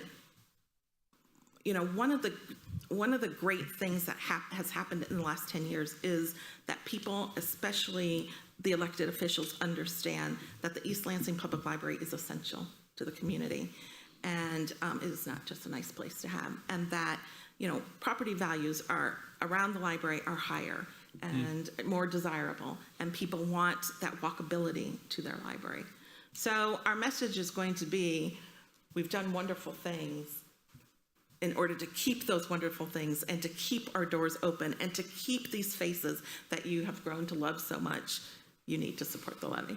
Reinvest. Yes, exactly. And it's the hard thing is that we're just going to go for a renewal, because trying to explain a whole new levy because of Headley is just a bit too daunting for people right now, especially coming out of what we're coming out of, and probably entering into a recession. Yeah. So. Other follow-ups? Next question is, a little bit more of a personal one. What person taught you a valuable lesson about life, and how has it become a guiding principle? That's a really good question. Many people have taught me lessons about life.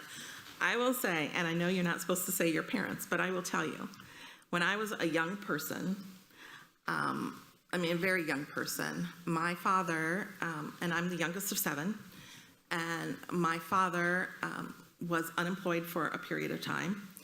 And I didn't know this, until much, much later in life. But he said to me, he tried to establish that you don't judge people, never look at people just for face value. But then later on, as I was entering my professional career, and I was assistant manager at branches that needed a lot of work, or physically they were in bad shape, or in areas that people needed a lot of help. And he said to me, value your custodians and maintenance staff to the utmost, because they are the ones that are keeping your doors open and are running your libraries. And I have always kept that true to my heart. I can't tell you how invaluable maintenance people are to our libraries and to our buildings and to our facilities. And that was a life lesson. I'm like, oh yeah, whatever, Dad. You don't see them around as much. They're not the front of, our business, but oh boy, they sure are the front of our business. Yeah. And I will tell you, when I came here on Monday night, Ken from maintenance greeted me at the door, and he said, do you want me to take you up? And I'm like, sure. We had the most delightful conversation on the elevator riding up. And he said, I work in maintenance. And he said, we run the place. And I'm like, you're right, you absolutely run the place. So that was a life lesson that actually served me very, very well, especially in East Lansing, because the city of East Lansing has one full-time facility person for the entire city. Now, that doesn't mean they don't have a Department of Public Works, that they rely on other things, but the actual person that comes in and fixes things is one person. Yeah. So yes, treat them well. Important life lesson. It is. We would not have this amazing facility that Exactly. we're sitting in right now. Exactly. Without our facilities folks. Other follow-ups to that? Dharma? All right. What have we not asked you that you wish to share with us? Well, let me look. I put a whole list of things I wanted to make sure that I did share with you. One thing that may have come up when you're talking to people, to my references and stuff, is that the East Lansing Public Library unionized during the pandemic, during COVID, in the heart of it. And it was the first time I have worked with a contract or done a contract. Columbus was not unionized. Actually, Worthington just unionized. So, I mean, it's kind of a wave. But notoriously, Ohio libraries were not union libraries. So, working through that process all via Zoom was very challenging. And it was so hard because nobody was necessarily even in the building, so we couldn't even have these face-to-face conversations. And it took an enormous amount of time. It took over a year to finish that contract because of people weren't working, or they were working from home, or many different things. I'm happy to say we have a very solid contract, and the union stewards and the assistant director and myself are meeting on a monthly basis to talk about and to keep lines of communication open, which is so, so important. I will tell you, I love building projects. I love the challenge. I have faced, lakes of urine underneath buildings that just happen, and, what you have to do and where you have to find $200,000 quickly. But those are all challenges that make what we do and where we, and our buildings that are so special to everyone, that much better. So I will assure you, we're sitting on those very lakes in this building right now, and it became a little bit of a routine in older days of this meeting to see how many times we could mention the sewage crocs, Yeah. which we haven't had a big problem with in the last 2 years because there hasn't been anybody in the building, but those problems are coming back. Oh, sure, they sure are. So we know what you're talking about. Oh, yeah. I mean, I used to walk into the women's restroom and say, why does it smell like a clean dairy barn in here? Oh, God. Yeah. Guess what? Library facilities.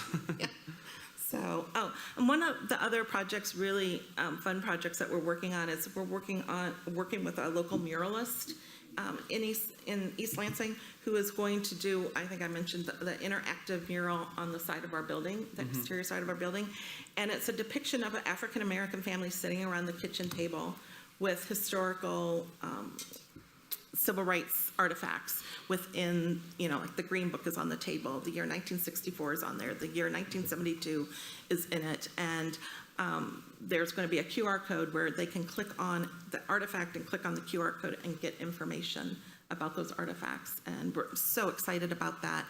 And that's also going to dovetail into the second half of our site work that we're having done this spring and summer, and we're going to create an interactive sensory children's garden in the front of the library. So, wow. Yeah, yeah. And that's all through donated money. And that's another thing I guess I should mention is that although they said the budget was really good, I came to East Lansing, coming from Worthington Libraries and Ohio Library, no library was going to compare because they have a very healthy budget, but there was zero fund balance. And so many of those building issues and building things that needed to be done were pushed back for years and decades because there was no fund balance to do it. And the city didn't have the money to do it because at that time, they would have been the city's coffers. So in probably about 6-7 years, I was able to amass over $2 million, and now we're close to probably $2.8 million in a fund balance. Wow. Just by savings, just by looking at doing business differently, and that is how we're able to fix the lakes of urine and fix we also found out that the limestone around the building is cracked and water's seeping in, and I don't just mean a little bit of water, I mean like 3/4 through rooms of the library we're having, and we didn't realize it until we were closed. That's when we really saw it. And so all the windows around the building have to be replaced, and the limestone is going to have to be shored up. But fortunately, because of the relationship with the community and with the city, we're going to be able to get some city ARPA money to do that.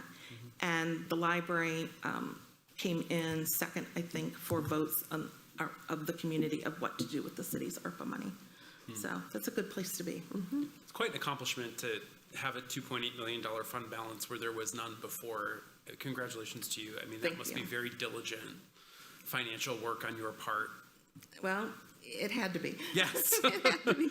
Yes. It's a And it's not necessity. just my part. I mean, it's the part of the entire staff. Of course. That we all worked together, and they all got it. So thank you.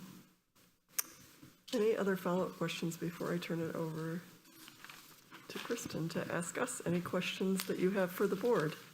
I do have some, but I know we are super short on time, so I want to be very conscientious of that. I guess my biggest question is, what are you looking for in your next director? I know that's a very stereotypical question, but truly, it's what would you like to see? And Josie was a legend, and whomever comes in here won't be a Josie. They'll be them, and they have the right to be them. That's right. So, but that's not a bad thing. But what would you like to see in your next director? Yeah, go for it, Anna. Well, one of the things that I think is wonderful about being part of this board is that we have really good, there's good education from, Josie was great at helping us understand because we're a volunteer board, and we all are also all working professionals, and a lot of us have young children, and so one of the things I know I'm looking for from a director is guidance, that it goes both ways, right? Obviously we're helping to guide you, but that you're giving us enough information and context for us to be able to make good decisions.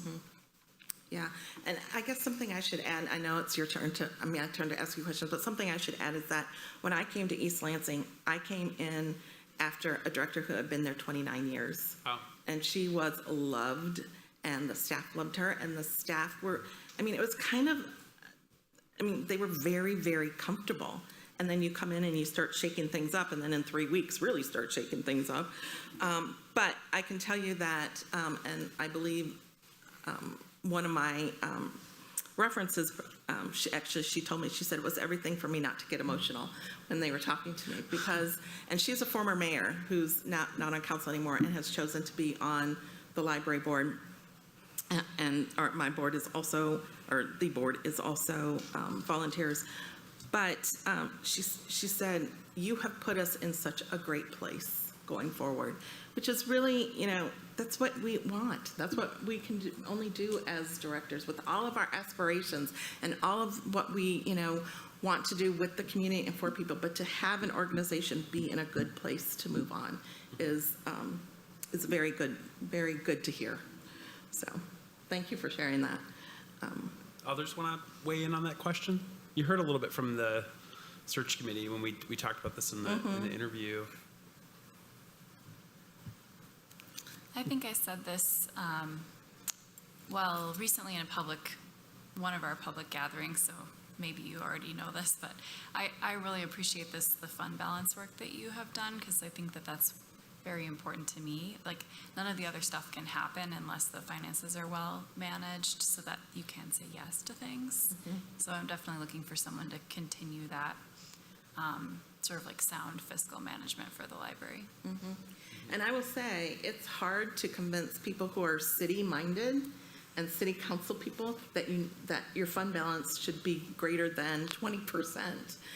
Because they feel that you should spend out your fund balance before you go for your levy or before you do all this. And I'm like, well, I came from a philosophy at Worthington Libraries that you had 2 years operating as fund balance. So we're not there yet, but we're close. But yeah. Yeah, it's a good thing to point out, and it's something that we've talked about too in the relationship to. We have a very healthy fund balance, which we've just spent down recently in order to purchase warehouse facility, which is another site for us to be able to move operations. And but yes, it's a really privileged position to be in. One thing I want to add is that we're very keen on preserving the team ethos here and the innovation ethos. It's very important to the success of the library. It's what we sometimes call like the special sauce or the special recipe. There's a very collaborative, culture here that is in lots of ways, I think, flatter than people expect. It's like ideas are coming from lots of places. People have, people are bringing projects to the table. They're being nurtured in lots of different corners of the institution. And so I think like a director comes and is able to balance, I think, a sense of vision and kind of expansion or evolution alongside, really maintaining a positive, collaborative culture. Absolutely, yeah. That's the beauty of libraries. Yeah. We collaborate, and many times we're innovative because we have to be, because funding is suddenly not there, or because people are burning books. We have got to be innovative, we've got to be collaborative, and we have got to be together. Yes. And working together with it, absolutely. I have a series of questions, but I know you're in a time crunch. I think we can take one more. Okay. So this one, you have an internal candidate, a very strong internal candidate, but do you have a plan in place, or are you thinking of a plan should he not be the chosen person for the job? And by plan, what do you mean exactly? So, have you thought about how it will affect him and how it will affect the team going forward? Have you made plans if he chooses to leave or to look elsewhere? How do you plan to bring a person in to work with that person seamlessly, in step and easily? And yeah, it's a good question. It's certainly on our minds, because we're hoping to finish the process, today, this week. And the executive committee has had some conversations about that. I think it's been important for us to kind of go into this whole process with just a completely open mind that anything can happen. So I don't think we don't have a predetermined outcome. This is a very authentic process in the sense of like, we're not sure until we finish today what that outcome will be. But I do think that, we recognize that internal candidate is a very strong member of the team. And I think that, our desire to retain and cultivate those team members is really strong. But ultimately, it's all about mix and onboarding and understanding like how people are working together, and also that people have their own volition. And when new leadership comes, as we know, people move on and out to other opportunities if that's the right thing for them to do. So I suspect that some combination of all of that will happen. I mean, leadership changes are good to a degree because they do allow for a chance for this movement to happen in a way that just sort of directs us into the next phase. Right. Yeah. So I don't have a clear answer for you. That's a great answer. That's the best I can do. It's in your heads and your thinking, and that it's important that staff understand the reasons behind, or the why behind the reason for the choice, and that everyone feels that they play. Absolutely, and whoever we choose for this position will have our support in onboarding and being successful. Yeah, I have no doubt. Absolutely. Thank you. Thank you all. Kristen, thank you. What a delight to talk to you again. Thank you. Thanks so much. Sure. And thank you for our terrible time management. More building issues. Yeah. Talk for days. It's actually really fun to be able to mention the sewage crocs again, which we. So we're going to take a very, very quick 5, and then we're right back in it again. And hooray! Thanks a lot. Thank you.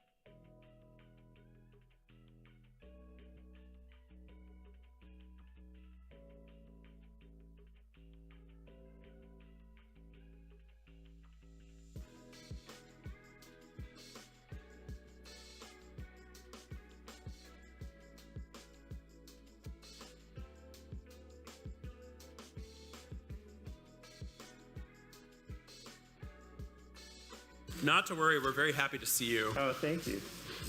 And thank you for letting us be such poor managers of time today. We appreciate your flexibility. Oh, you're welcome. You're welcome. Hopefully we haven't interrupted your flow. No, I do have a mad dash out at 4 o'clock. We understand that. We can do that. Yep. We're gonna work to keep it to an hour with Sure. you, but of course, not in any kind of rushing way, because we're sure. looking forward to talking to you. Why don't you reintroduce yourself to us, and then we're gonna go around the room and introduce ourselves. Okay. Would you like me to start with my bio that I shared on the other night? Yeah, sure. Okay. Well, my name's Scott Dimstra. I'm currently the executive director of the Capital Area District Libraries. We serve Ingham County except for the city of East Lansing. So you met my neighbor, Kristen.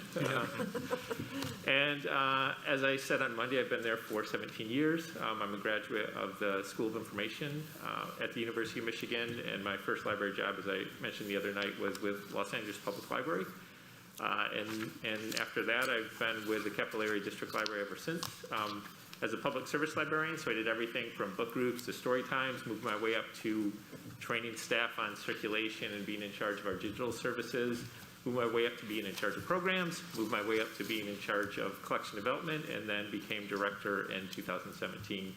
And again, it was a position that I never imagined that I would be in, but it's one that I've actually grown to like, and I feel that I've done it in a very good way. Thank you. Yep. I'm Jim Leha, president of the Board of Trustees of AADL. I've been on the board going on 8 years now in my second term. I'm up for re-election in November.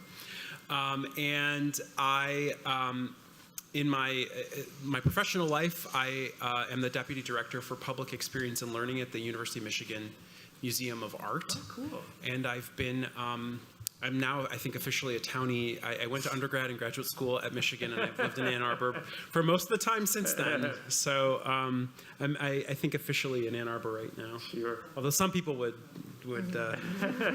still debate me on that. Dharma? Great. I'm Dharma Ackman. I'm vice president of the board.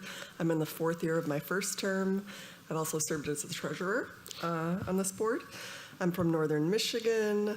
I actually did my undergrad at Michigan State, spent quite a lot of time in East Lansing and Lansing, and perhaps recklessly, I'll say go green. I got my MSI and PhD from the School of Information, like you went to, and now work as a research scientist and director of project management and user support at ICPSR, which is part of U of M. It's a big social science data archive. So. Sure. I'm Scott Trudeau. I am in the second year of my first term on the board. I'm the treasurer. I grew up in Michigan, graduated from the University of Michigan, worked in software and tech my whole career after college in nonprofits and government and startups. I lived in New York City for 10 years and moved back to Ann Arbor a few years ago. I'm also a former city planning commissioner and transportation commissioner. Nice to meet you. I'm Corrine, current secretary of the board, former vice chair. I'm at the end of my first term. This is my last term on the board. I'm a social justice attorney, a double Wolverine. I attended U of M for undergrad and law school. I'm currently a judicial attorney at the Circuit Court downtown. Before that, I was at the Department of Civil Rights. Before that, Legal Services of South Central Michigan. I feel like I have to come up with something new every time I introduce myself. Last time I talked about how I worked at my first library freshman year of high school, Detroit, the Detroit Public Library. Then I went on to work at the Ugly here and the Grad Library, then eventually the Law Library. But I got my first start really at libraries in middle school when I was kicked out of 4 of my 6 classes. So they sent me to the library, and that is where I stayed for the entire year. All right. Hi, I'm Molly Kleinman. I'm also in my second year of my first term on the board, and I'm on the finance committee.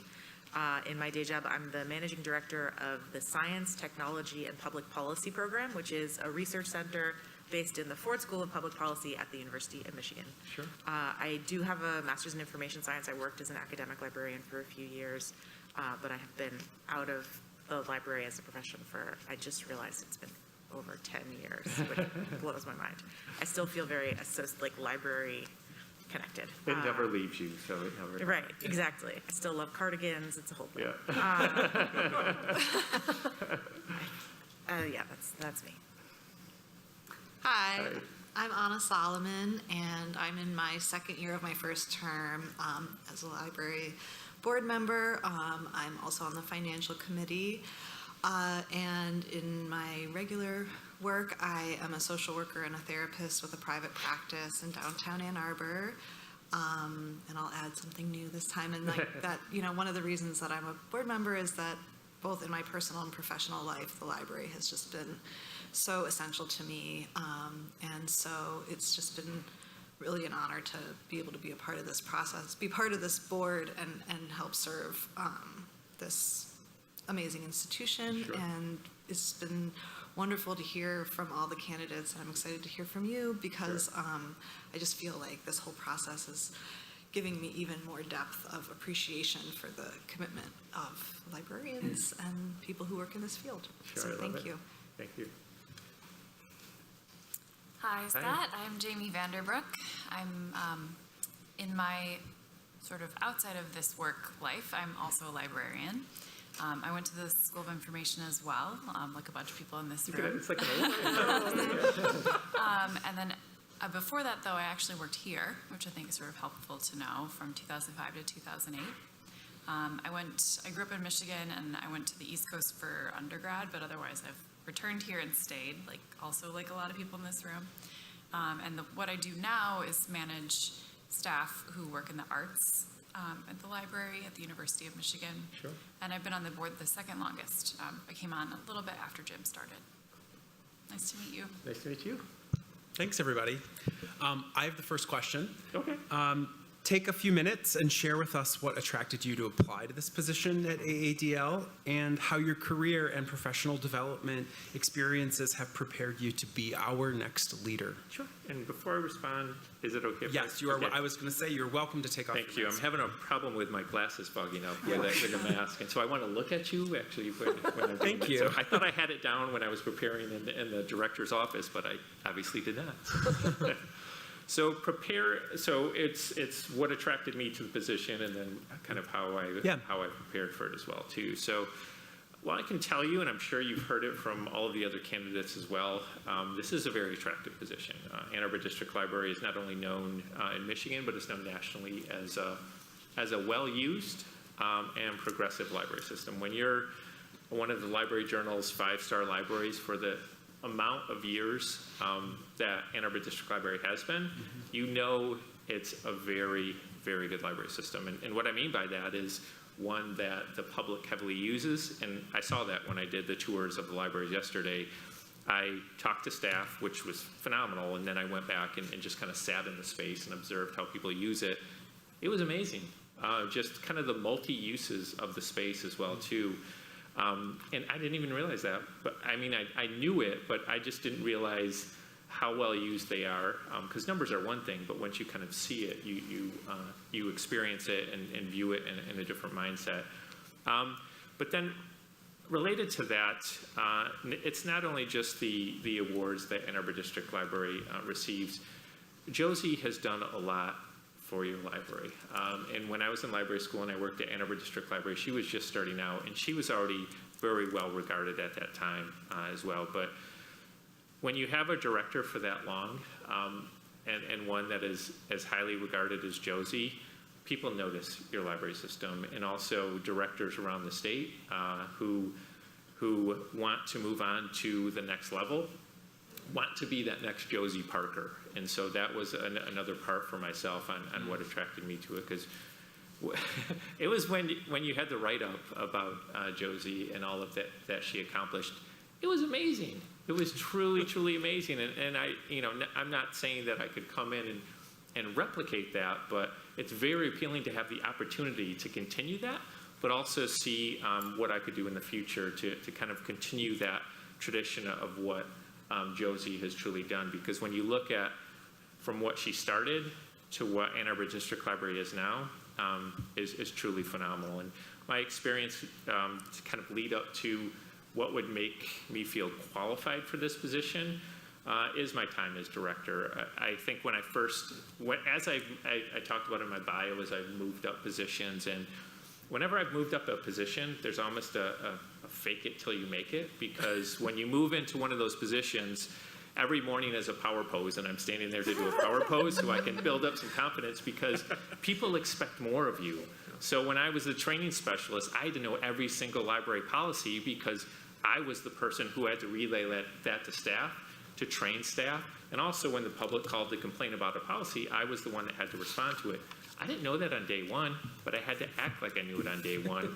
And so that's what I mean by fake it till you make it. And then as the time goes on, you feel much more comfortable. If this was my first year as director, I probably would not have applied for this position, because I don't think I could have faked it till I make it for this position. But entering my 6th year as director of Capital Area District Library, I do feel comfortable in it. And so there are a number of initiatives that we have done, and some of the things that I had to do in my current position that have made me feel more comfortable with it. We've done, while I've been director, we've done 3 to 4 library renovations. As part of those, I was on the fundraising side of that. So for one of our current renovations at our Mason Library, I've fundraised, and what I mean by that is I've applied for impact grants through the Capital Region Community Foundation and through the DART Foundation, and it's just under $200,000 for that project. And that was just 2 grants and just starting out. So we've done about 3 to 4 of those, and I've always been on the fundraising side, but also on the planning side for those renovations as well, too. I've been on the negotiating team for the administration for our union. As director, I'm no longer on that, but I work with the administration side for our union negotiations. I'm in charge of the day-to-day management of the library. I'm in charge of the finance and the budget for the library. We're actually just in the process of hiring a finance director for our library. Our long-term finance director is retiring after 20 years. I'm sure it's stressful to hire a new director. It's very stressful to hire a finance director, and especially one that taking over for someone that's been there for 20 years. But that's been an educational experience for me. So I've dealt with contracted finance services like what you use, but I've also now in the process of dealing with actually hiring a finance director as well, too.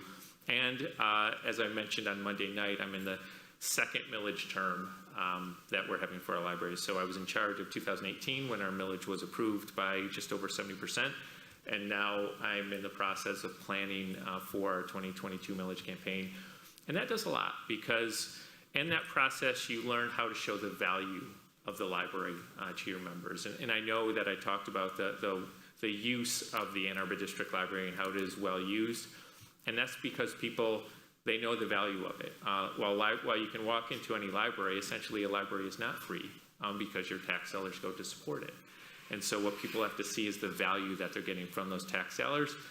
So I'm aware on the other side of planning on how to sell those millages to library, to the taxpayers, but also to promote the library and to know how libraries are funded and explain it to the public so they understand it as well. Terrific. Follow-ups? My turn? Okay. Yeah. Jeez, it's not a smart idea to work with these things. Can you please give an example of a time when you have challenged the status quo in your professional life? Why and how did you do it, and what were the results? Sure. So this relates to our current library system. And one of the status quos of our current library system, similar to you being a multi-branch system, was when staff were hired, they were assigned to a specific library. So we have 13 locations. When I started out, I worked at what's our Hazlitt branch. And so when I was hired, I was assigned to the Hazlitt branch. We have about 230 employees. And so in looking at that, in the years that I've been director, one of the goals of myself and our human resources director was to better utilize staff and have them move around.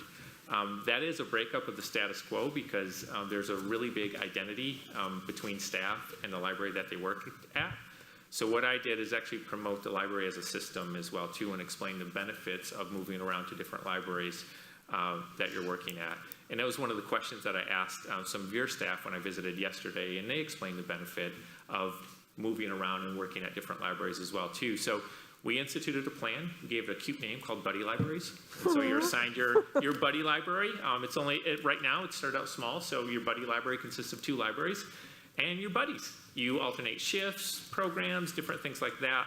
And because I didn't want to belittle it by giving it that kind of cute name, but it actually helped sell it, and then people truly understand what the mission was to do that. And we've actually had really positive feedback, and it was essential for us, especially during COVID-19, because if we didn't have that, you could have a whole branch that was essentially knocked out, especially for some of our small rural branches where you have at max 5 employees. And so if 3 of them are either quarantining due to close contact or they have COVID, we couldn't keep that branch open. But with buddy libraries, we could move staff over there and that branch stayed open. So that was the one that, it was a disruption of status quo, but our staff are starting to see the benefit of it as well. Okay, great. I do have actually a follow-up question. And it's a question that I've been wanting to ask since I can't remember which time that we talked to you, but it came up. It feels like an eternity. Yes, that you have 19 direct reports. Yeah, I knew that one was going to come. And my understanding is that you inherited that. I did inherit it, So that's why I'm slipping it into the status quo question. But yeah. I just want to know why. I can tell you Yeah. it's difficult, and I knew it was going to come up because I watched the meeting where we were anonymous, but you announced the people that you were going to interview, and I know Jim mentioned it during that, and I'm like, oh, I've never had but I did inherit it. So we used to have an assistant director, and the previous director before me became director, and she was assistant director. She did not replace her assistant director position. What that assistant director position did is it supervised the 13 head librarians at our 13 branches. And so essentially she took those direct reports with her and then also supervised our management team as well too, which is our IT department, collections department, finance, marketing, and public service and human resources. And so that's where those 19 individuals came in. And so she was director for about 5 years, and then she retired, and then I became director after her. So I inherited that, and I can tell you it has been difficult, and my board will tell you. Actually, I have my review with our board tonight, and I share that with them when I myself. Yes, it's a really long day for me. Who scheduled this thing? Every year I have a self-evaluation for them, and that's the thing that I truly do want to change. But when you get rid of a management position at that high of pay, it was the second highest pay, scale-wise, that assistant director was in our system. So as soon as you get rid of it, it's really hard to bring that back. And that's something that I've been working on, but it takes retirement. It takes moving positions around, and so I've been on the back end trying to do it, and in the meantime managing with it. And so what I do is I still have very open communication with my staff. I make sure that I meet with my direct reports. I can tell you Decembers are insane for me because I have, for any of our management group, it's merit pay, and then for our head librarians, they get a guaranteed increase and then a merit bonus on top of that. So when merit is involved, I know I have to give it my all for their evaluation. So in December, I do 19 evaluations, but ones that I feel that I have to have the time and the effort into that because it's their job, it's their livelihood, and merit is based on that. And December is a really tough month for me. So it's not easy, and it's something that if I was in charge back then, I would not have done, and it's a long process to change it. It's just I need to find some way to be able to afford an assistant director and get someone in that position who is able to especially take over those direct reports of the head librarians, because it's a crucial role and one that I don't want to just say, well, let's just kind of farm this out to someone because they play such an important role in our organization. I had 19 direct reports once, and I don't think I've ever met anyone else that did. So I know what it was. We're a small group. When I wasn't directing a whole library. So. I can tell you, it's difficult, and especially difficult when I try to have meetings with them and I try to have that open communication with them. Having something like Teams where it can be very instantaneous and you can have a quick virtual meeting. Helps a lot, because early on I was going out to those libraries and meeting with them, and I can tell you time-wise it was almost impossible. Yeah. But I've hired a lot of new head librarians as well too, and I feel for them they need my focus because they're newer into that role. And then for our management group, I've hired an operations director, and so I obviously dedicated time to that. And then with our finance director coming on board, I think the one thing that has helped me is our management group has been there for a long time. That is essential. Yeah. And so any management group from Capillary District Library, if you're watching this interview, I thank you. So you've really helped me. Thank you. I guess if there are any other follow-up questions. Okay, next one's for me. Please share an example of an operational change you made that resulted in financial savings for your library. Okay. One of the things that I did, it wasn't in my time as director, it was in my time as collection development director. So I was in charge of our selection group. So we had, at that time, 2 selectors, and then we moved it up to 3 selectors. And then our technical services department. So we were in charge of materials and ordering and getting the materials out to our libraries. And when I was in that role, we did not have centralized selection. So our selectors would order some materials, and then our head librarians at those 13 libraries would order some materials as well too. What myself and the selectors were finding is it wasn't being done on the level that we would like it to be done. And what I mean by that is not all the money was being spent, or it was being overspent in certain areas, and it wasn't truly fitting into collection-wise what we see on the macro level. So what was happening is the selectors would purchase on a macro system-wide level, and the branches would select on a very focused level as well too. So what I did from that is move to centralized selection. And so what that was is it took the selecting ability away from the head librarians and moved it to our selection staff, and then had the ability for the head librarians, because you can imagine they were doing this for a number of years. Why are you taking this away from them? Explain the benefit of it, but then also give them other lists that they could order from, like replacement lists and other lists that we call them gap lists. So if they feel that there's a gap in their collection, it did save us money as far as our material budget being spent more efficiently, and actually circulation increased as well too. So this was something that we could look at the data, because we made the change in 2014, and you could see a bump in circulation from 2014.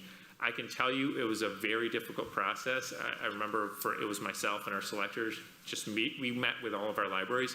There were tears shed, because it was very difficult at the beginning, but now we couldn't imagine it any other way. And I think our head librarians would hopefully they would say the same, because you see the benefit. The overall benefit is to the public. They want to check out materials, and they want to check out materials that they're interested in, and we were able to do that with our materials budget. And this was a time when we were slowly coming out of the financial crisis, so we had to be much more efficient with our collection development budget. When you lead a transition like that, it's sort of an exercise in change leadership or change management. What for you are kind of like the key strategies, philosophies practices that you pursue to bring people along with you? Sure. I think number one, communication is key, and I know that seems like such an obvious thing, but it truly is. Communication, why you're doing it, and having communication throughout the entire process. And so, like the example that I gave, we started meetings a year before we actually started the change. And so it wasn't like, oh, by the way, next month you're not going to be ordering your materials anymore. It was starting in 2014. This is how we're going to do it. 2013, let's spend the year up to it, answering your questions, hopefully addressing your concerns, so that we can move towards this new model. And so communication, having meetings, giving updates, but also being able to have the confidence that it's going to work as well too. I think that's one of the things that I heard back from some staff is it's not going to work. You don't know our expert level at the branch level, and it is going to fail. I think what you need to do is, in that role, you have to be confident yourself as well. You don't just brush those comments aside, but you have to have a confident approach to it, so that they know why you're doing it, but also it raises their confidence in it as well too, that he's done the research, that he knows that this process, if it doesn't work, that was one of the questions I got, if it doesn't work, what are we going to do? So what will be the next step? So again, having a plan if worst case scenario happens as well. Any other follow-ups? All right. It has been said that a challenge is an opportunity that we did not ask for. Based on what you know today, what are the biggest challenges facing AADL, and what opportunities do you see that may not have been previously explored? Sure. I think one of the biggest challenges in not looking at your statistics, I'm going off of the challenges that I think all public libraries are going through right now after the pandemic, is that kind of re-engagement with the public. Visiting your branches, it seems like people are very safe coming back into your libraries. When I went yesterday, they were very, very busy, but not everyone is making it back. And so how to either cater services to those individuals who still don't feel comfortable coming to your library, developing new services if they never feel comfortable coming back, or addressing any safety concerns that they have once they come back into the library. So I think re-engagement in library services is not only for Ann Arbor District Library, but just for libraries in general, is going to be truly key.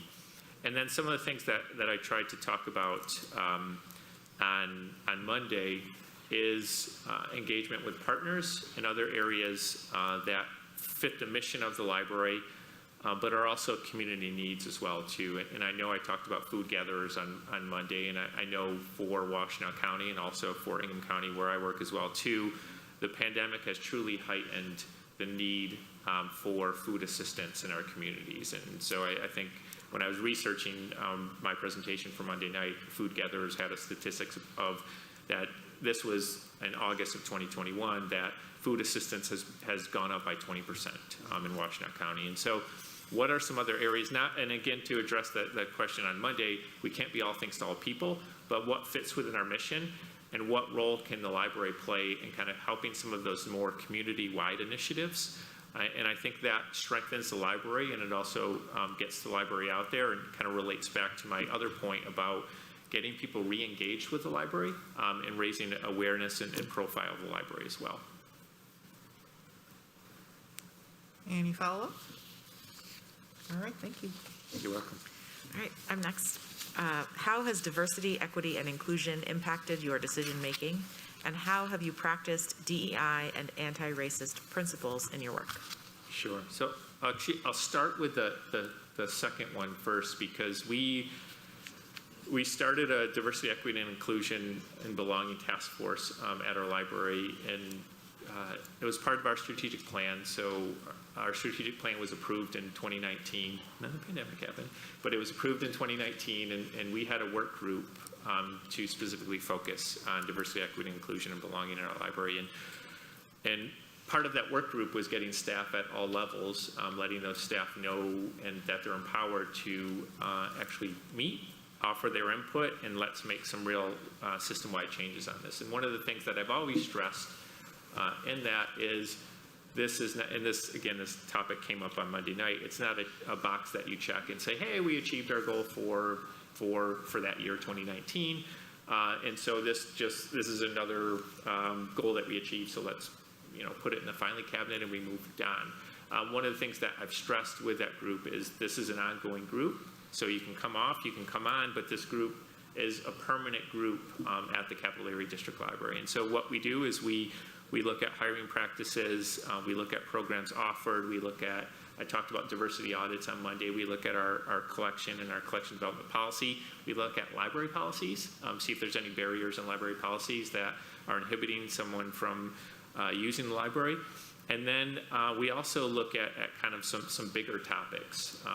Some of those topics are raising awareness of staff as far as, say, if we have a diversity audit and we bring diverse materials into our collection, you need to know about those diverse materials and also use them in your day-to-day work, like book lists, story times, book groups, things like that. We also have a focus in there on a topic that I talked about on Monday for library services for those with dyslexia. So making sure our libraries are accessible for all members of our community. We also have a part of that work group that focuses on kind of the back-end work of our organization. So it's not just on the public service side, it's on us as a customer and client for businesses in our community, and that's where I talked a little bit about it on Monday. That's where we have a diverse supplier focus on that as well, too. So that work group has allowed us to realize that this is an ongoing process, and how that has affected me is I need to be up to date on that. So whether it's training, whether it's workshops, and I know that all of you have gone through training as a board, and I've gone through training as a director, but it's not gone through training and you're, say, certified and that's it. It's an ongoing process. And so one of the things that that I've done is taken part. I'm very active in the Michigan Library Association, and they have a phenomenal training session for directors called Think Space. And so diversity, equity, inclusion, and belonging is the sole focus of this Think Space work group. And one of we had a meeting in December, and I have to tell you, it was truly, truly moving.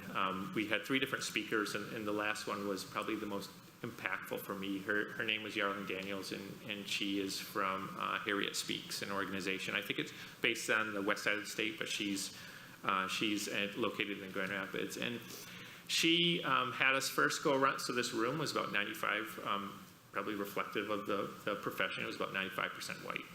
And so she said, as a group, go around and talk about what was the first time that you thought about race or encountered any topics that made you uncomfortable about race, either when you were a library user or when you worked at a library. And we can tell you that for the group of library directors, it was usually high school, and it wasn't even a direct occurrence. It was, say it happened to a friend or something that you tried to check out, and someone said maybe you shouldn't check that out because it was a diverse topic. And so then after that, she shared 4 stories about what the history of public libraries and the history of public libraries denying library access to Black Americans. And so she said, as a group, look at this practice, and when go back to your library and you think about anti-racism in your library, don't forget about the history of libraries as well, too, and the history that libraries portrayed in denying access of library services to Black Americans as well, too. So that alone showed me that this is an ongoing process, and one that all of us as directors need more training on that. And I'm so thankful for the Michigan Library Association for bringing library directors together to have that training. And we have another one in May. And so they also realize as an organization that they need to keep training library directors as well, too. So continued training is one, back to the first part of your question, one that is key for me. Thanks. Follow-up questions? All right. Describe for us a time in your career that when you changed a long-held professional belief or assumption and the circumstances that led to that change. Shoot, I already used that one with this question. It's okay, you can return to it. No, I have plenty. So one of the things that we, and it's not new to the library profession, but last year, based on the discussions that we had with our diversity, equity, and inclusion work group, is we looked at the fairness of fines and the fairness of some of our library policies that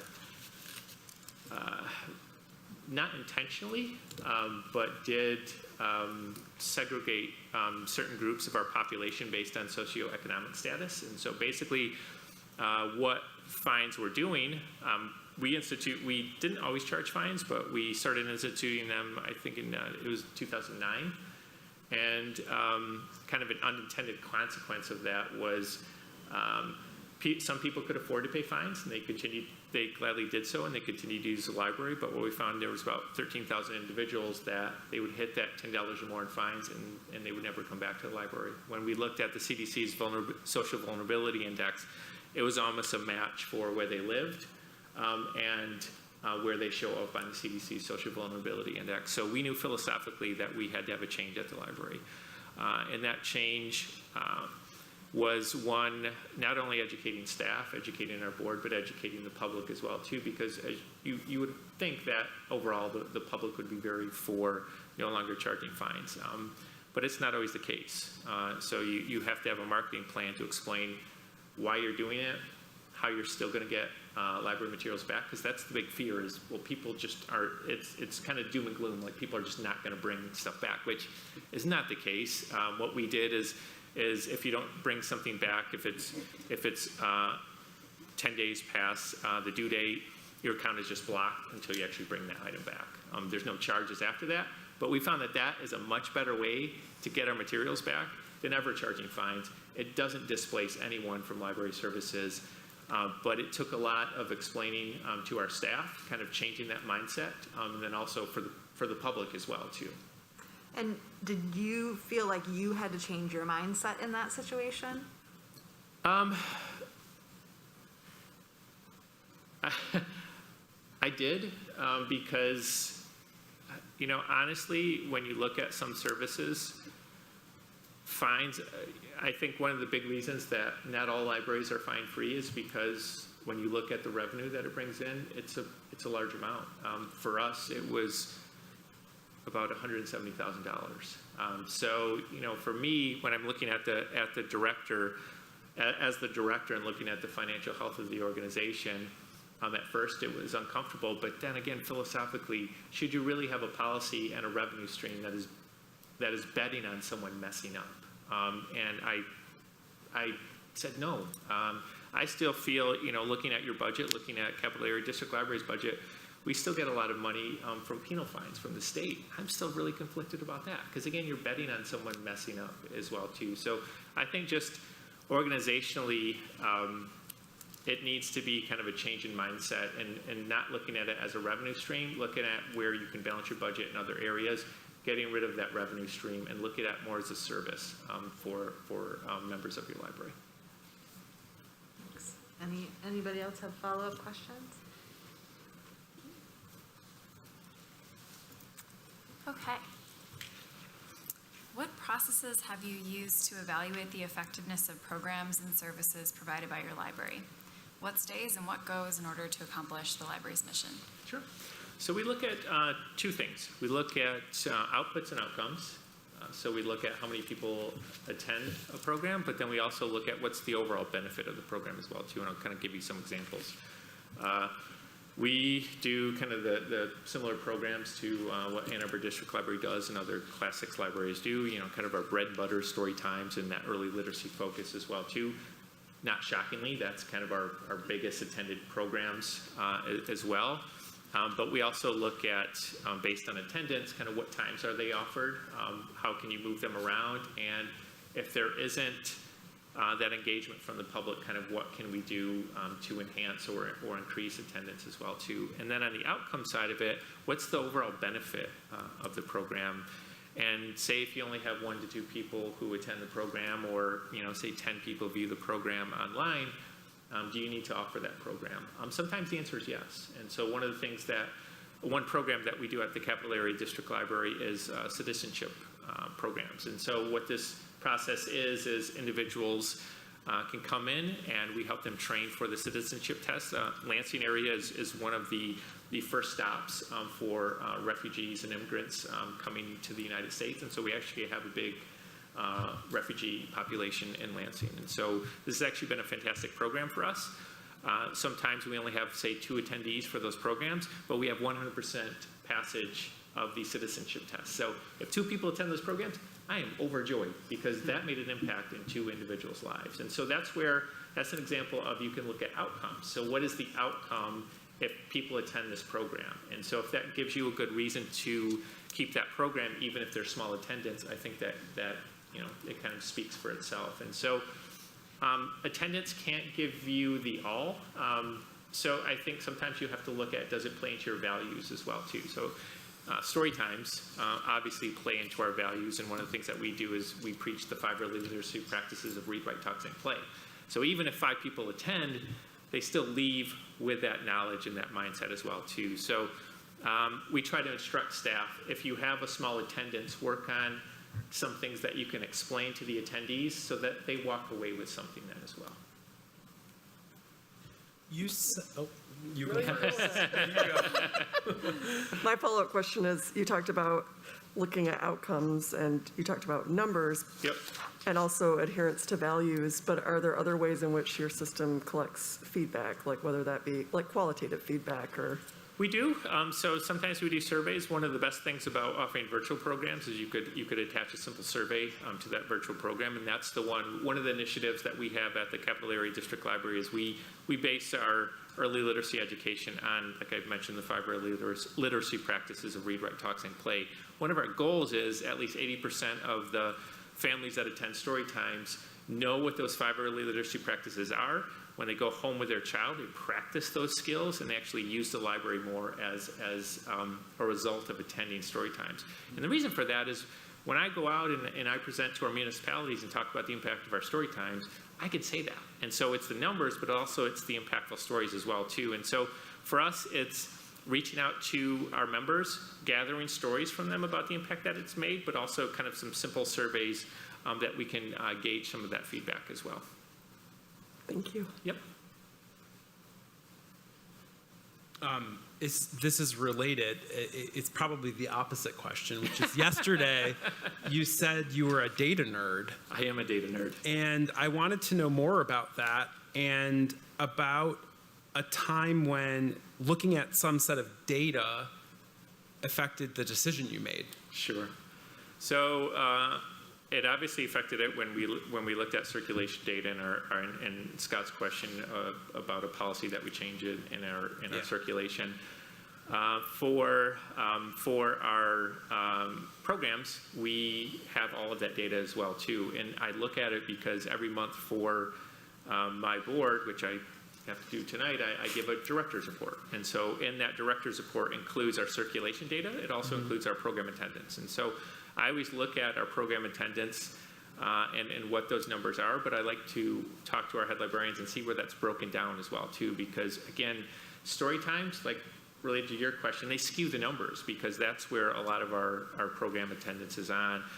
And so if the numbers are low for a program, we usually talk to staff and see, is there a reason for that? Is there, similar to your question, is there an outcome that we're missing for that? And is there a benefit for us to keep this program? Otherwise, there's always a cost to it. So there's a cost to market a program, there's a cost to staff time. And if there isn't a large attendance, you have to realize that even though you're using staff time and you're not charging an outside speaker, there's still a cost because that's the staff time cost. And also on the other side, even if you're using social media platforms or print, there's a cost to market that program as well.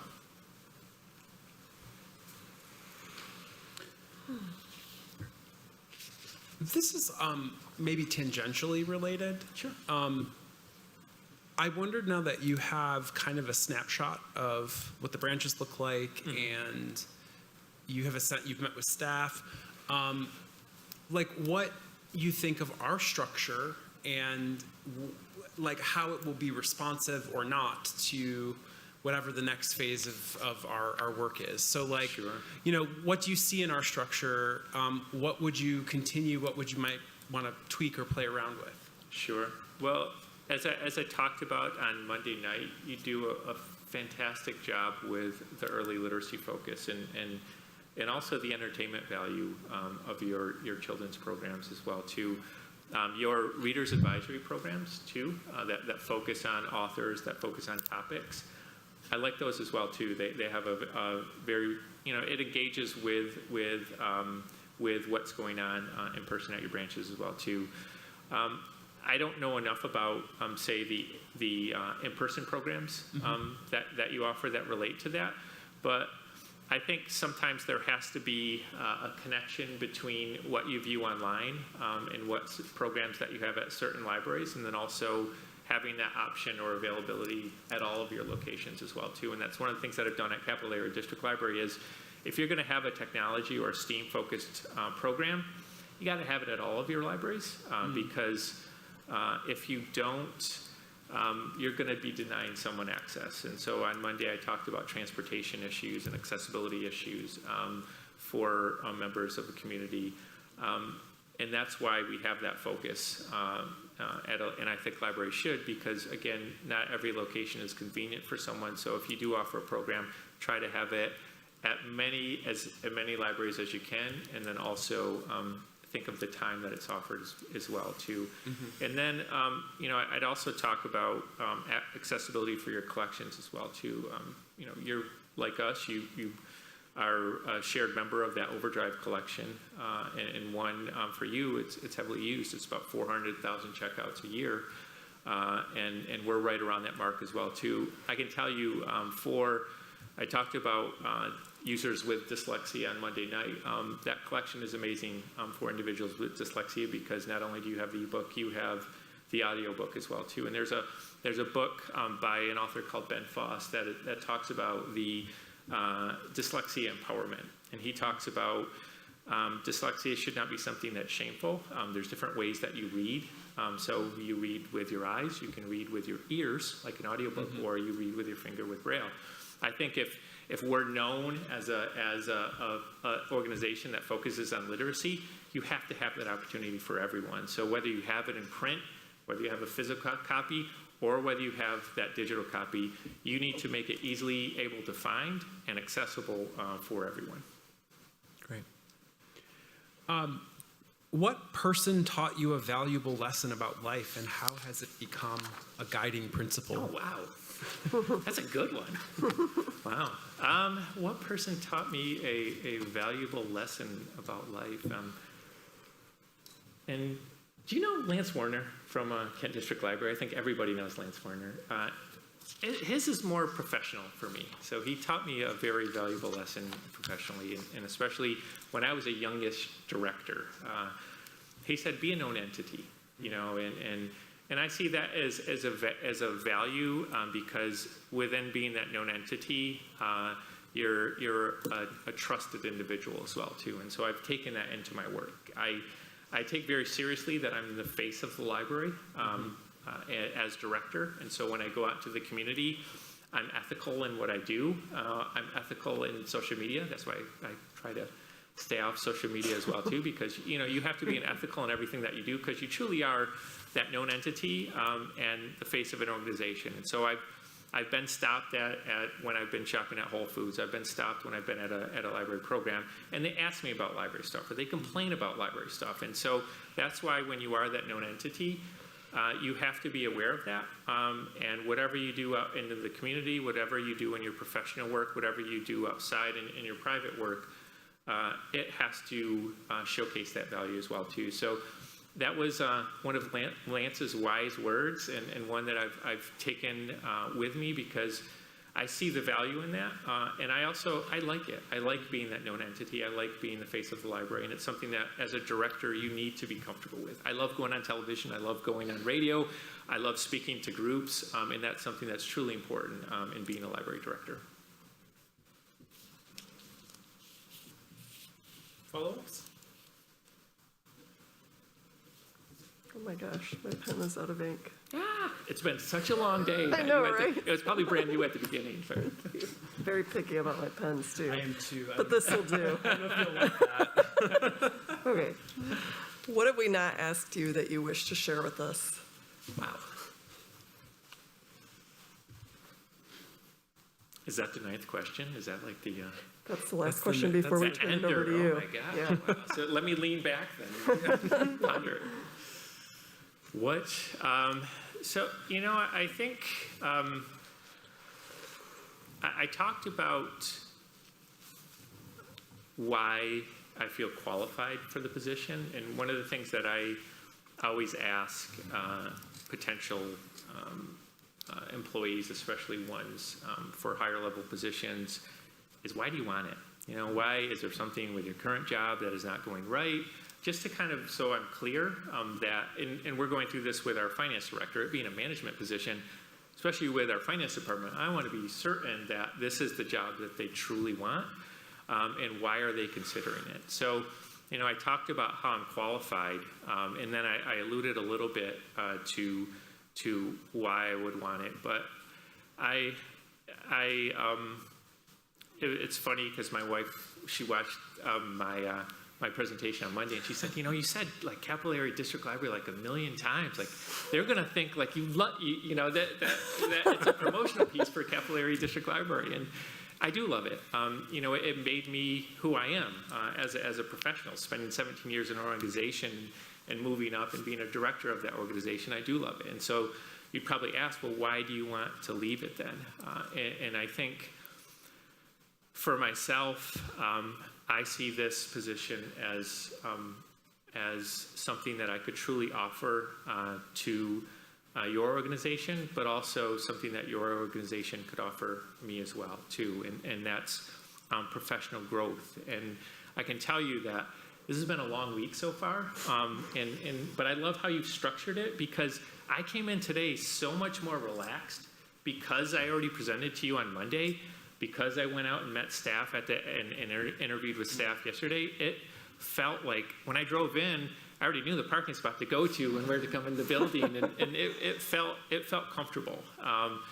And so back to my original point, it's a position because I think I can help you, and I think you can help me grow as a professional as well too. And one of the things that I look at when looking at other positions is the relationship to the board. And I know I talked about that on Monday, but it's something very important for directors, and it should be something very important for directors, that you should look at what's the relationship with the board now between the board members, but also between the director. And I can tell you that I looked at your other annual reviews of Josie, and it's amazing. Directors, being a director is, I can tell you, I've done so many jobs at libraries. This is the most difficult job. It's one that can be very lonely at times, because you are that sole person sometimes. And so the voice that you rely on is your management group, but also your board members as well too. So for me, I feel working with you that I could grow as a professional, not only by learning the community, but with a library system that has a larger budget, that has larger circulation, and has a larger reach and engagement with the community as well too. And I think I can help you by the focus that I have. And I know we had a little bit of laugh when I brought it in my initial interview, but I know it was a very serious question about me, and I was the comfort candidate, and it came up in my first talk with Karen, and then it came up when I talked with the executive committee as well too. But I want you to know that I like to be very uncomfortable in my approach to library services, and I truly mean it by looking at the community members that currently use your library, and it's easy for them to use, it's comfortable for them to use. What about those members of the community that it isn't so comfortable for them to use? It's something that I've focused on at the Capital Area District Library, and I feel that I could bring that same approach to the Ann Arbor District Library as well too. So I know that was a very long explanation to it, but I feel that, as I would want to know, why do you truly want the position? Yeah, no, that's helpful. Thank you. Yep. Any additional questions before we turn it over to Scott? That really stuck with me since your first interview, which was we're good at, as libraries, we're good at providing services for people for whom the library is convenient. Yep. And I found that in your presentation last night, just your sense of the value around sort of relational work, and that comes out very clearly. But then I also wondered a little bit more about how you think of that relational work alongside kind of the technology space, and we are so out there in terms of our kind of online outreach and the tech we're developing and all of this stuff. And I wonder how you think of those things meshing. They can definitely mesh, and that was, I heard loud and clear from talking to your staff that they want someone who is going to continue that innovation, continue that flexibility as far as following interests and being innovative. And I understand that, because that was one thing that in the current library system that I work at, that I I loved as well too, because that was one thing that allowed me to grow as a professional, because you could follow your interest and you could see what works, what doesn't work, and you could have successes with that as well too. I think it can work because when you have that innovation side and you also work with the underserved side, if you can bring that innovation side to the underserved, that is amazing. And I can give you an example of that. So I talked about the Student Success Initiative that I started in Ingham County, and that's the one thing that when I look at professional achievements, one that I'm so proud of. But it's one thing, just when we talked about diversity, equity, inclusion, it's something that doesn't end. It's not like, okay, the kids have library cards, all right, let's go back to the library. We want them to use it, and we want them to use it for academic success. But we also talk to the students and say, what else do you need? Is it technology? Is it training? Is it STEAM-focused programs?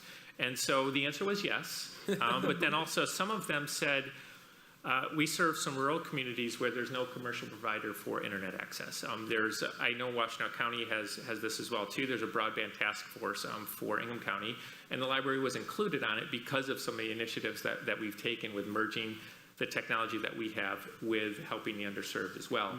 But one thing that came out of this is they needed internet access, not internet access at the library, not internet access in the schools. They needed internet access at home. So we said, okay, we have hotspots. We'll have hotspots that can only be checked out by students in the Student Success Program. So what we found was, especially one particular rural library, was they weren't returning them. So rather than getting mad, talking about the policies and kind of disrupting it, rather than getting mad and say, well, we're going to turn that off and you better return it because we have 100 people waiting in the whole queue for that. I said, what can we do to help these individuals? And so I do what I always do when I have something like that. I applied for a grant. And we applied for a grant, we received it, and we purchased extended loan hotspots that could only be checked out by students in the most need. And then our first step was, well, how do we find these students? The school knows. And so we worked with the school, they identified the students, and I don't want to tear up and being the last interview, and you've had a long day, but one of the things that we did, and we talked about surveys. We did a survey for, man, I am going to tear up. We did a survey for, hopefully no one's watching anymore, they dropped off, but we did a survey, and there's one family in particular, it was truly, truly impactful. Yeah. It's been a long day.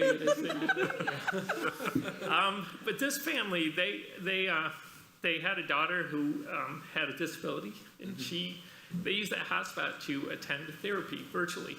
They could not attend that therapy virtually without our help.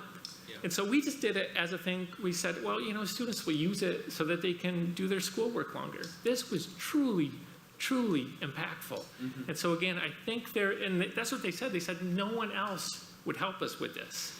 And so there is a way that you can take technology, you can take innovation, and you can merge it with those groups that are in most need as well. I think once I had this, I stopped the tears as well too. But yeah, that's one of the things that you learn from. Yeah. But that's one of the things you learn from me is I tear up really easily. So oh my God, I love it.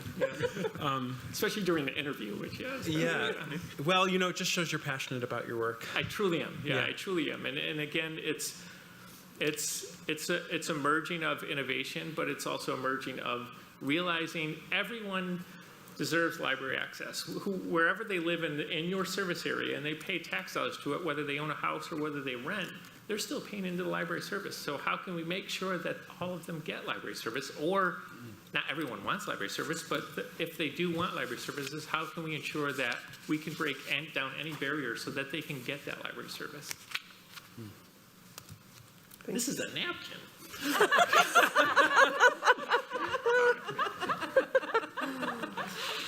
All right, so what are your questions for us? I think you alluded to them a little bit, and I'm sure every candidate has asked this one, but what do you want from a director? What kind of are maybe the two top qualities that you want to see in a director? I'll go first this time, I suppose. I think I said this in our public meeting, but and it's something that you alluded to in your conversations with staff, so that's always good to know that we're feeling the same thing. Yeah. Is someone that's going to continue this culture of innovation, I think it served us really, the most striking example of how well it served us was during the crisis of the pandemic starting, and how quickly the staff were able to pivot and offer real value. The Bummer Game comes to mind. We couldn't do the summer game. They created something new called the Bummer Game, but all the video content, I'm just so impressed, and I would hate to lose that ever, because I think it serves our community so well. Sure, and that was as the library system as well too, when we were all home during Stay Home, Stay Safe. That was the only way that we engaged, was our virtual programs and our digital collection, and our public let us know that as well. Yeah. People have other things to add? I mean, I'll say what I said the last time this question was that, we're a volunteer board, and I'm a social worker, so I have a learning curve in, understanding the library, and so, of course, we want to be giving you, our opinions about things, but also wanting a director who's going to help guide us in making good decisions. Sure. I like that. And I think that's one of the most important jobs of a director, and one that I had to learn. So, the first year it was definitely a learning curve, because the board was, I've served on boards, but that was my first time directly reporting to a board and knowing the communication that was needed, but also the engagement that was needed as well too. So I have that now. 6 years in, I feel much more comfortable, but I can tell you it does take a learning curve for that as well too. But again, as I said, you seem like a fantastic board, and one that works really well together. Supports the director, but also supports the organization, and you can see the organization supports you as well too. The team ethos is very important here. I see it, I see it. And I'm sure, in your meetings, you discovered that innovation comes from all corners. Correct. And there isn't I don't work here, but I get the sense that it's not a very hierarchical place. Correct. Ultimately. And I think there's a lot of value in that. It connects very closely innovation. Sure. And I'd also say, it's the things you expect, like we're in really good financial shape. We'd like it to stay that way. Yeah. And we also are sitting in a real question mark right now in this building. Well, your branches are beautiful. Yeah. They are beautiful, and under Josie's leadership with the amazing staff here, we've done all this work on the branches to really shore them up, and we also continue to work on this building, though for all of us it is a question mark about what we need in a downtown location and how to get there. Correct. And again, I don't have access to all your statistics, but we're kind of going through this right now. We have kind of the traditional library model was a large main library, and you had these satellite branch libraries, which were essentially community libraries, and that's really shifted. And the use is a lot in those community libraries, and so kind of what is the role of that main library as well too. We're going through that same discussion at the Capital Area District Library as well too. So I think I could, if I was chosen as director, I think I could help with that conversation, but also help on the fundraising side and the idea side of kind of what to use the space as well too. Mm-hmm. You have another question for us? I think we have time for one more. Okay. You talked about, wait, who was the board member who came up with the present 2027? I think that's Molly. That was very good, very hard, but very good. And so I will put it back on you. What if, say it is the year 2027 and the director was reporting on the library, what would you like to see? And what? I nominate Molly to go first. I can tell you, as an outsider, I was like, oh my gosh. Yeah. I was kidding. I think there are some clear things. I think there's so much that we've learned over the last 2 years in crisis mode that I would love to see sort of operationalized, like where there were things that we've found, like the shelf service is a great example where we're keeping that because it turned out to be so popular. But I think a sort of larger, like a real deep dive into what we've learned from the last 2 years and how we can, because some of the adjustments I think are going to be permanent, the things that you and the other candidates have talked about in terms of re-engagement and new ways of engaging with the public. So that's definitely one thing. I'm not going to give a full vision. I would love to just see in a report in did we say 2027? Was that what it was? Okay. Yeah. What year is it again? That we engaged with a new community that we had not been able to engage with before, or communities. Yep. You hit on some things that I hope to see in 2027. I really appreciated your notion of community partnerships that are sort of like collective impact partnerships that are about like a problem out there that we can kind of collaborate on solving together. I also feel like there is more room for us to lead in the DEI space on a lot of different fronts, and I wonder what it would be like for us really to become even more of a resource to the community in that way. So like kind of a facilitator? Or? Maybe, yeah. I mean, I considered that before. I also would just like to see a big picture of like a big scissors cutting a ribbon out on the street on a building that does everything we want it to do. Yeah. That may be a fantasy, but at least you know where I stand. Yeah, exactly. You'll get there. Yeah, I hope so.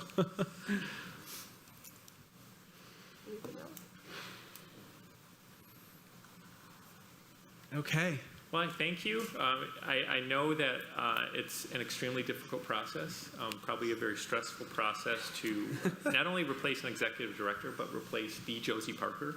When you mention the name Josie, people know that. Josie is sure. Josie is there's like 4 of them now. Josie is it's very difficult to replace a director, but also very difficult to replace a long-term director, but very, very difficult to replace a long-term director that made the impact that Josie had made as well too. So I know it's stressful, but I feel that myself included, you had a very good candidate pool, and you had a very good process. You had a very good help along the way as well too. So I know it's stressful, but I know that you'll come out on the end. No matter who you choose, you'll be in a very good place, because as I met with your staff yesterday, you can feel it when you walk in. They were engaged and they were happy. They told me where to work when the snow is falling, to come out and work at the Travers Wood branch because it's simply beautiful. And the branch is lovely. I mean, it's amazing. But they were truly engaged and friendly, and so have all of you as well too. So I just want to thank you, because in this entire process, I feel that I had an outsider perspective of the Ann Arbor District Library, and now I feel that I have a somewhat insider perspective of it as well too. And I've been very, very impressed. And these 3 days, it felt very comfortable coming in here and engaging with all of you. And so I just wanted to end by thanking you for all of that. Well, thank you, Scott, and thanks for your time today and this week. It's been really a pleasure talking with you and learning more about what you do. Good luck tonight. Thank you. In your board meeting and performance evaluation. Cheers of joy. How many boards can you stand in front of in one day? Exactly, yeah. Is really the question. But thanks so much. You're welcome. And we will be in touch soon. Sure. Thank you. Thank you so much. Thank you. Thank you. Nice to meet you. All right. 10-minute break? Okay.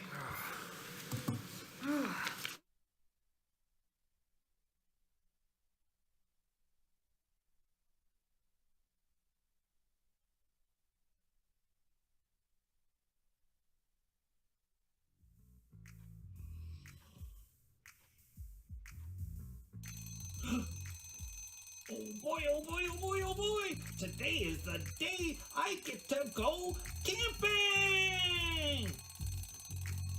Gotta get Toby. Toby? No. Toby? No. Toby? Ah, there you are. Oh, hey Otto, you ready to go? I certainly am, Toby. Do you have everything packed? I have everything except your to-go bag. Do you have that? Yep, I put it by the front door. I've got my clothes and my fishing pole and my hat.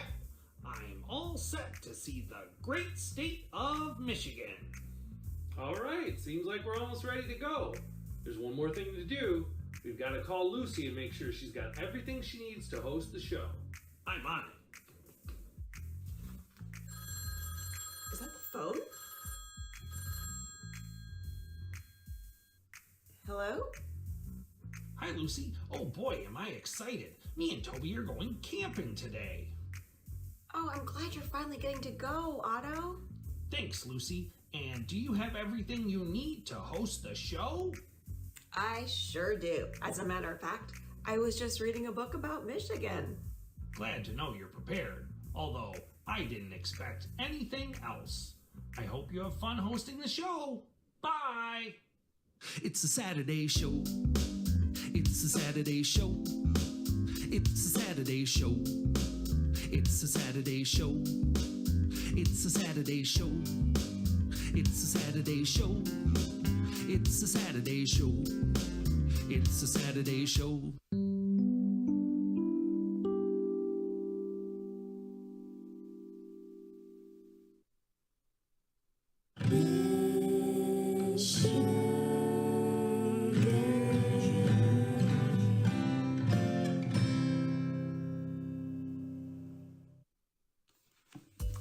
Good morning, everyone, and welcome to the Saturday Show.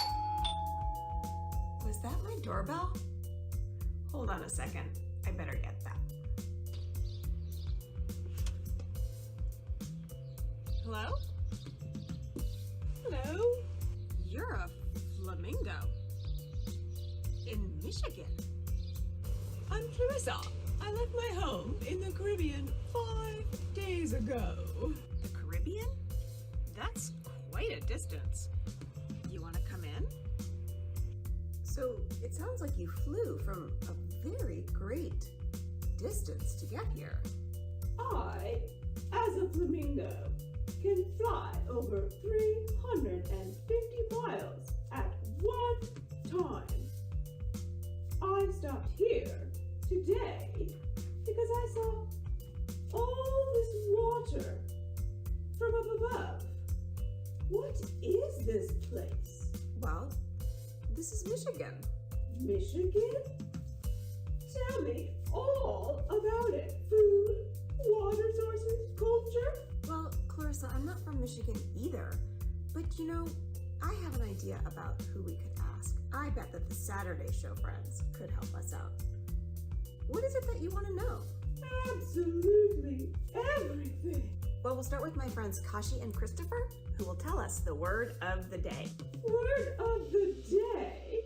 How quaint. Marco! Polo. Marco! Polo.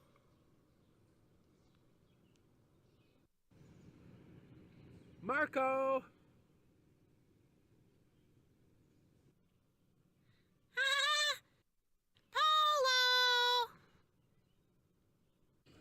Hey, Kashi, there you are. Oh, hi, you found me.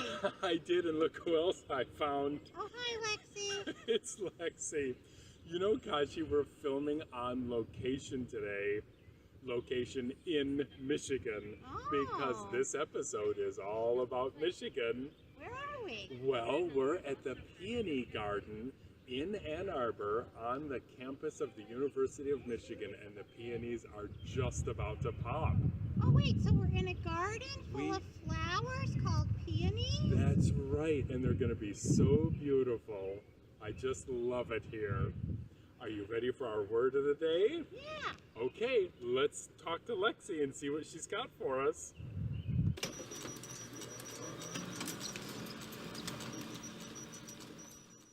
Well, let's see what it says. Can you read this, Kashi? It says pawpaw. That's right, it does say pawpaw. What's a pawpaw? Well, a pawpaw is a delicious fruit. You have to wait until it gets a little bit soft. And it's also a city in Southwest Michigan. Oh. And are you ready for the summer game code? I am. Okay, here it is. It's 9 letters. Wow. And it means a piece of land that's surrounded on 3 sides by water. Oh. And Michigan is very famous for it. Oh, I For see. both of them. Okay. All right. Well, if you think you know the answer, you can go to play.aadl.org for... Bitcoin. That's right. Until next time, happy Michigan. Marco. Polo. So, Michigan is very large. Was there something specific that you wanted to learn about? Did you know that the beautiful color of my feathers comes in large part from what I eat? I am very curious to know what kind of foodstuffs are grown locally so that I may think about enhancing my brilliant plumage. Perhaps some rich-hued fruit?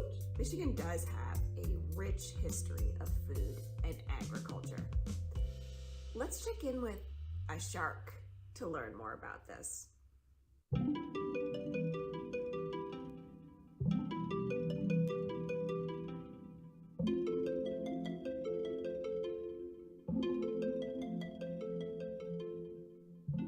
Hey, it's a shark, wandering around Michigan, trying to find some snacks for Clarissa. Let's take a look at the ground to see if there's any shrimp or fish to munch on.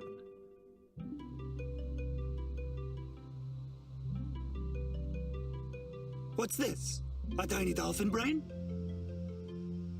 No, a shark. That's what humans call an apple. Thanks, Farmer Pete, whoever you are. And do humans often eat them? Well, sure. Have a bite.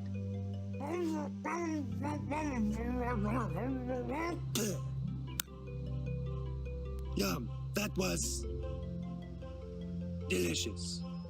And where does such a apple come from? Are there more? Why, sure there are, a shark. In this special part of West Michigan, we're surrounded by apple trees. They grow easily in this fertile area called the Fruit Ridge. Wow. So, are you telling me that the Fruit Ridge was formed millions of years ago when glaciers pushed the land into gentle rolling hills, leaving behind clay loam soils with superior moisture holding qualities, and because of its proximity to Lake Michigan, provides a unique climate that is ideal for growing fruit and vegetables? That's exactly what I'm telling you. What a fruity wonderland, Farmer Pete. Well, Clarissa, it's an all-you-can-eat apple buffet over here on West Michigan's Fruit Ridge. How wonderful! So many different types of apples to give a boost to my chromatic feathers. Is your curiosity being satisfied so far? Well, you've scratched the surface, but I'd like to know more. Do you like guessing games?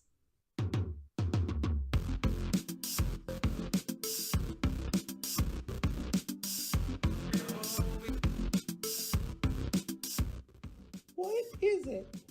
This delectable-looking dish is a favorite of many Michiganders. We start with a steamed hot dog bun and add a grilled hot dog, some Detroit-style chili. Remember, kids. Carry on and not have to order dinner. If we're lucky.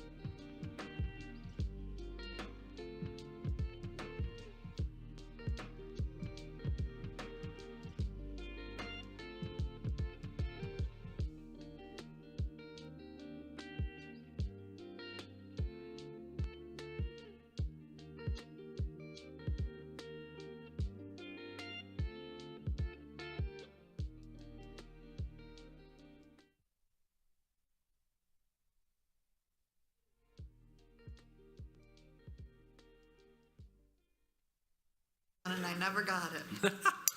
I got Right. one when I had my one in-person meeting. They gave like. I feel like I'm far enough away from all of you that I can. Yeah, that's fine. Well, thanks everyone. Wow, that was a incredible day. And darn it, it's not even over yet. It's not over yet. We have some discussing and decisions Yes. to make. So, now that everybody's back, what we want to do is before we start any kind of conversation, now that you've had a chance to see all 4 finalists yet again, we want you to pull out your Post-it notes. And what we would like for you to do is take a few minutes. And we don't want to rush you, but we also know like you want to start discussion. So just bear in mind, this is just a gut check, basically. So I want to remind you to put your name on it so we know whose is whose. And then I want you to rank the finalists in order of preference, just from your own perspective. And bear in mind, this is not any kind of a major decision. This is just a start conversation, just based on your own personal feelings at this time. Okay? 1 being most preferred, 4 being least preferred. Top of the list should have your number 1 candidate, basically, and then move your way down 2 through 4. And when you have that, and you want us to come take it, just wave your thing, and I will come get it. Thanks.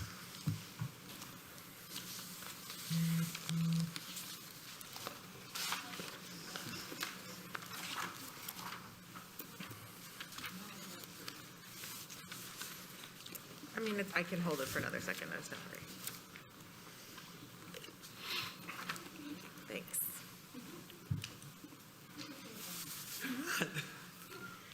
What? Sequestering?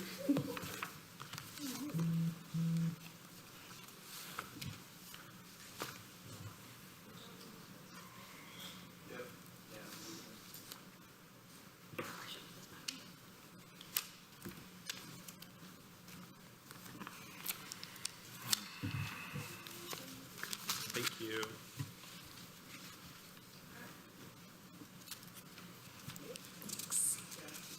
Oh, that was like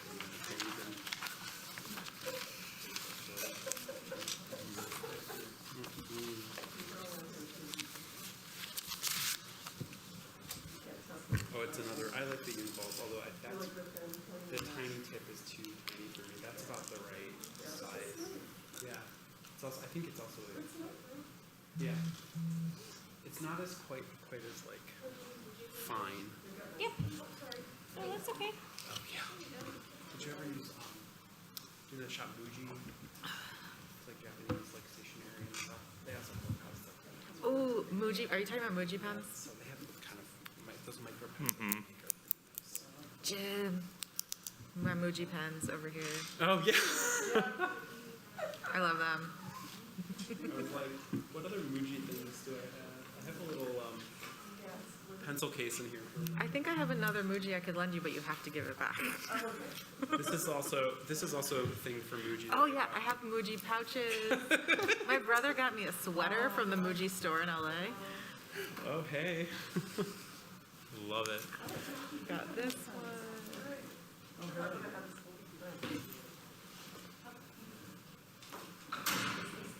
Oh yeah. You don't like the feel of it.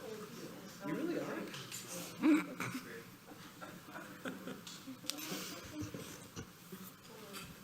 And it's the great tragedy of not having been to New York City in so long. My brother lived in LA and he was my source. Oh, he would just like send them to you. He would like, for Hanukkah, it was just like the Muji store and he would just Love like, it. yeah. Such good stuff.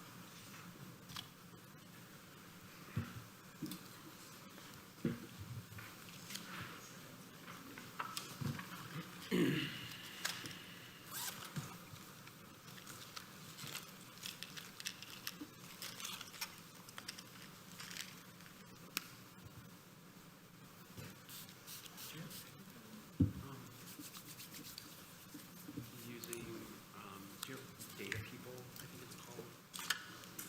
Like U of M got an account to data people, and it's like it's an AI that looks at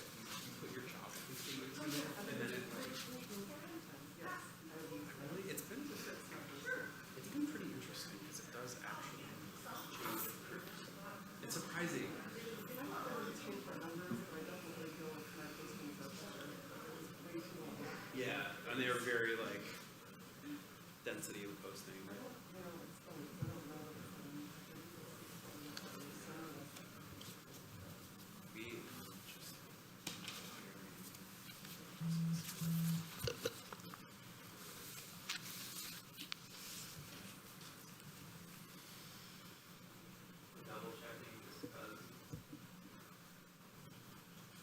Hey.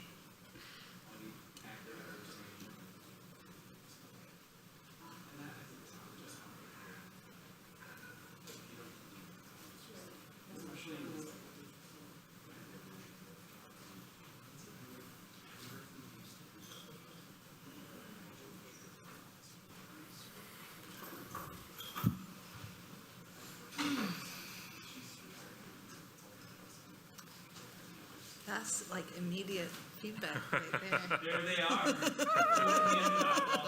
Oh my goodness. Well, it's like the definition Oh my of a gosh. guy, I guess. Finally. I already have one. I don't need, no, I'm good. I have my one. Yeah, thank you. Thank you. Yeah, I think I'm wearing mine today. John was like, wait. Yeah, I'm wearing my So shirt. good. It's the perfect cheese board, like when you have like just lunch with cheese. Yeah, it's a good size because it's Yeah. not. I have one that's like too skinny and I have one that's too big. and No, this it's, seems like I just bring it to the table and just like, it's my plate and I have cheese and crackers for lunch. I'm kind of hungry now. Sorry. We have a charcuterie dinner. So good. It was like one of my pandemic meals.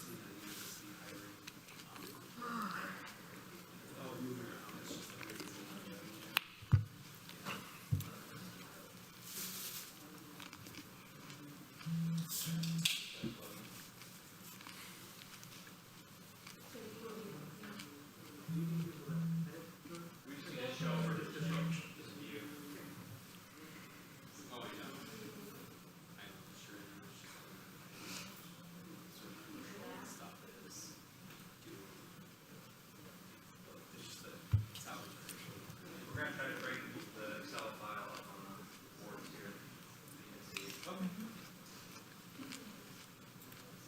I'm happy to say that you all seem to be fairly close on the same page. Phew. Okay, good. I was worried we'd be like starting from a farther part. From like a way off place. I don't know. I don't know why I'm being so pessimistic. Before are we on still now? Yeah. I mean, before we show these, I'd just like to say from my perspective, we had 4 very, very excellent candidates. And I was extremely impressed listening to all of them. I would just hate for that to get lost as the rankings get shown. That's a great point, Dharma. And actually, I would say the same. I felt like, you had the strongest pool of candidates we've seen in a long time, honestly, since the pandemic began, I would say, if not longer. And you had very talented people to choose from. I honestly thought it was a very tough decision throughout the process. But I felt like you were very consistently good at identifying strong talent. Yeah, I want to second that. I was really impressed with all 4 candidates. I mean, it was amazing.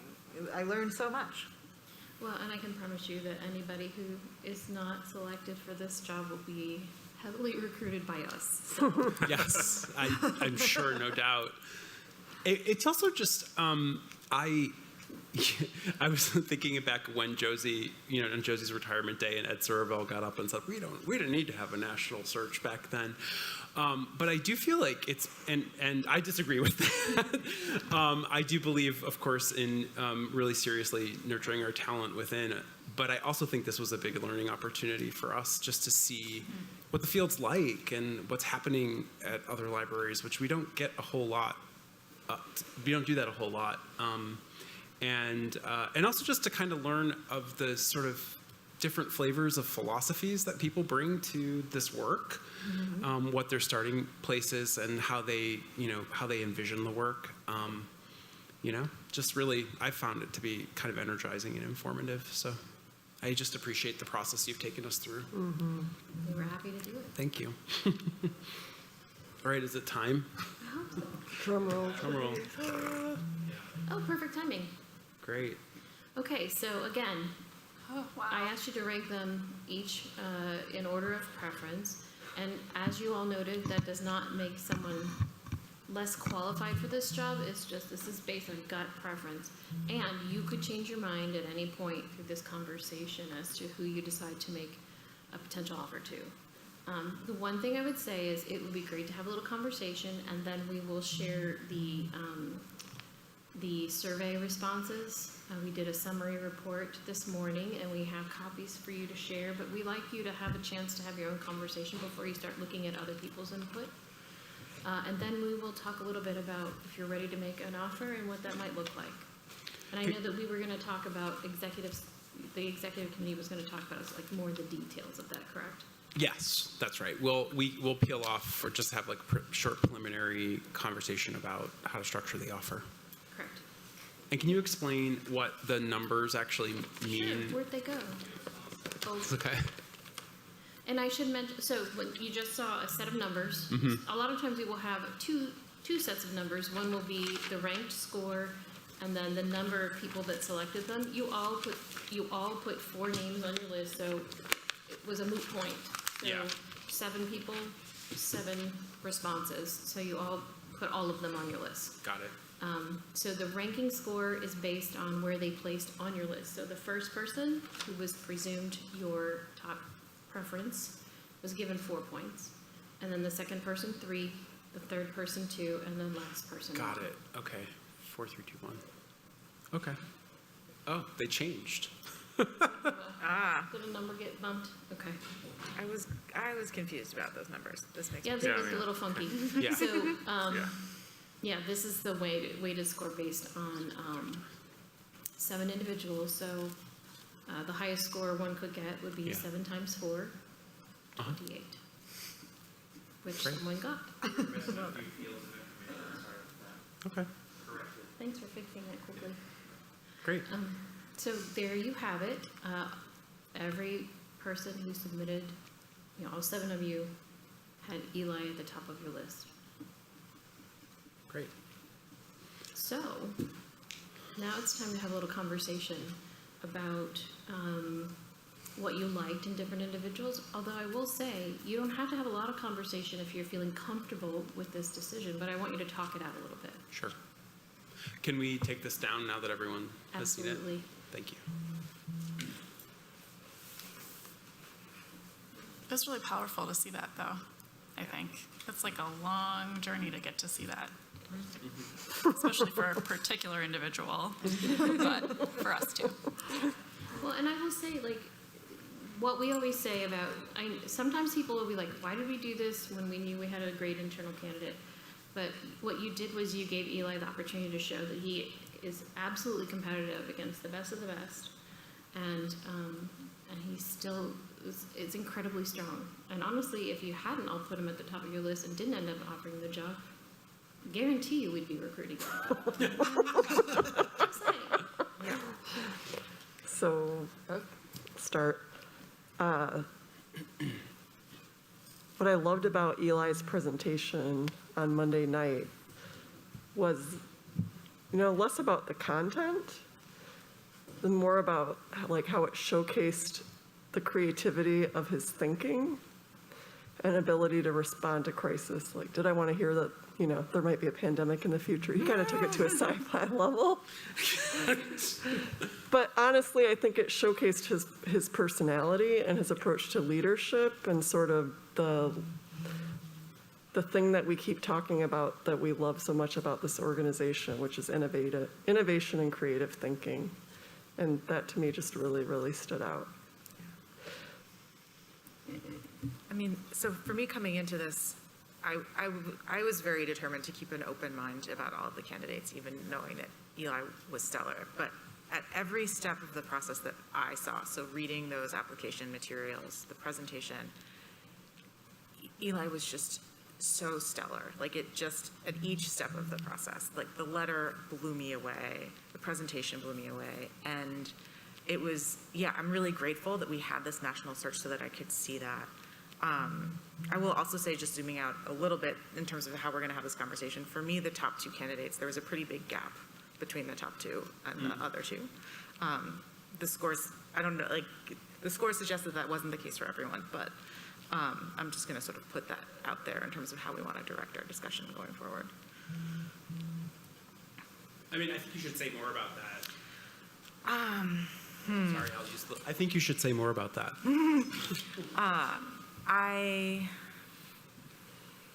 There was a confidence of vision in both Scott and Eli that I think is going to be really important in this role. They were different visions, but I think with both of them, I felt like I knew what the vision was pretty clearly. And again, like the various supporting materials, the presentations, and everything else, all reinforce that for me. Yeah.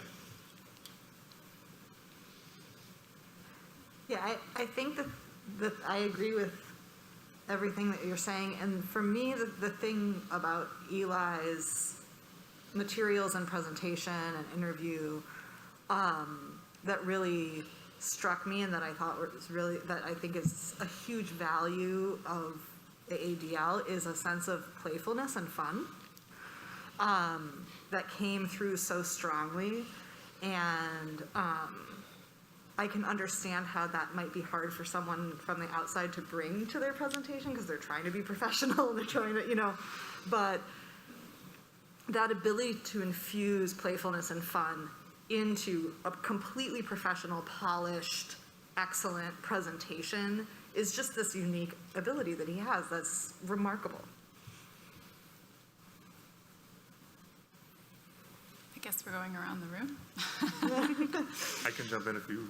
That'd be great, Scott. So I'll say I again agree kind of with the sentiments on the table. I think building on the one of the things I noticed with the presentation is the kind of innovation that Eli would describe in response to like what we're anticipating, this sci-fi future set of challenges might be, weren't technology for technology's sake. A lot of the innovative programming was very not technical, but it was addressing specifically the imagined scenario we found ourselves in. And I think that speaks to, despite the fact that he's known for his using technology creatively, that isn't necessarily, recognizing that isn't necessarily how we need to solve the problem with like the latest and greatest, where some of the other candidates felt like they were slipping in like buzzword tech just to say, make it seem like they were hip to the lingo a little bit, where I felt like Eli really grasped what that means in a fundamental way. Yeah, I really appreciated the sort of healthy skepticism. Yeah. Yeah. I will say to that end, I received some communication from someone I know who's a vendor, that's her profession, and I was reminded that there are a lot of vendors in this town because ProQuest and Ithaca are here. So they're literally our patrons, and I do think that that we should be mindful that that's the professional passion of a lot of people who live in this town, and so I guess vendors aren't necessarily evil entities for, I guess so I do think that we should probably acknowledge that as much as I do tend to hew towards this. I think the directional decisions about independence from a digital licensing standpoint have been super smart and have been the right ones for this institution. And the university has to make different decisions because it needs to have a completely different set of resources for its community. But that point is taken, and I want to acknowledge that I received that feedback and just kind of share it with you all. I think it's also worth bringing up, and this was before we did any interviews, and I'm probably going to mess up the details, but we got an email from the representatives of, I think, 2 of the unionized groups of staff here who strongly indicated that they would want Eli to have the position. And I guess I just want to put a pin in that because I think right now we have such a crisis of leadership in organizations because of the tumultuous time. I mean, people are generally not very happy with leadership in my experience. And so to have that is amazing and impressive. It's not something I see every day. Mm-hmm. Yeah, I hope it's okay for me to say this, but I had probably a dozen different community members that I know, like, contact me independently to be like, it's gonna be Eli, right? Like, it has to be Eli. Like, you can't let him go, you know? I mean, it was just like, I was like, I'm not talking to you about this, but he's a strong candidate, you know? But like that there's, I mean, every constituency that I've heard from, like, gave the feedback, you know, was giving us feedback that, like, they want him to be in this role. And I think that's really powerful. And I will say, I also agree that I felt Scott's vision, like, I felt Scott was, like, an incredibly strong candidate for this position. To use his language, the comfort choice, right? Like, he clearly would do an excellent job in this position. And if it wasn't for Eli's, you know, strength and history with the organization, I mean, I would have been so happy to have him fill that role. So just throw that out there. Yeah, he's a really clear, focused communicator. The styles are just, like, really different. You know, Scott's just having had the experience in the director role, I think, is just a big plus. I see in them, you know, two different sides of the sort of library coin, and I am really drawn to these ideas of solving for greater community good through collaboration. And I have often thought that it's a little bit of a deficit for us, in the sense that, like, we kind of push out and we don't sort of, like, sign on or invite in or join on. But I also don't think that isn't anything that can't be encouraged and developed and grown. And it is also, you know, it's really difficult to say that Eli isn't the top candidate when you look at the track record, just period. I thought his interview today was exceptional. He did a lot of things in the interview that I just think really showed me some different sides of him, actually, than I've seen in working very closely in board meetings. And that is exactly what he needed to do. And it was just, I saw some vulnerability, I saw some conversational stuff. I think this idea of unpacking how he thinks about the user community was really helpful to me to hear. And it also opens a door for all of us to have a kind of different conversation about what we might want to see the library do. I mean, I kind of listened, and I also would say to all of us that we should push him on the idea of, like, who are you after Josie? Because I think we do, like, we want things to, like, be great and then greater. And, like, I'm excited to see him figure that out and also be supported by us in doing that. And so I listened today a lot with the hat on of, like, what does it mean to onboard you? And also just, like, we can't fall into the sort of mind frame that he's, like, fully formed. This will be a totally new role. There will be unexpected responsibilities and experiences that he will have to learn his way through. And I think it's really exciting. And I also think then you know, that sort of idea of, like, who am I beyond my long partnership with Josie will become clearer. So I mean, I just thought it was a sensational interview. I also thought Scott's interview was pretty sensational too. If I could interview like that, I would just die. I mean, it would be, you know, I mean, it's just like the tone and the empathy and the passion about the job and just specific examples, and really, really clearly doing some really impactful work in his community. But for me, I just thought Eli was, you know, he stood out in the process in a way that I was really hoping he would. Yeah. Yeah. I had one more thing I wanted to add about Eli specifically, which was that I really appreciated, both in his presentation and in the interview today, the way that he was really operationalizing the diversity, equity, and inclusion values. Like he was verbing them in a variety of different ways. He was talking about how he's putting them into practice, like with very specific actions and decisions across a lot of different areas of the library. And that really stood out to me. That's how I someday hope to be able to do that in my own work.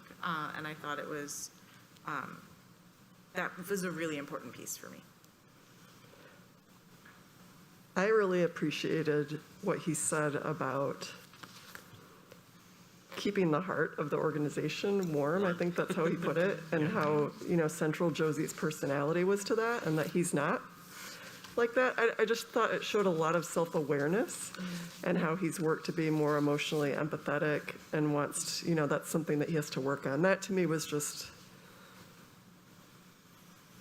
insightful, and like it just gives me confidence when someone's aware of themselves to that degree. And I'm not expecting him to be Josie, because he's allowed to be his own person. But I think, that warmth is also important.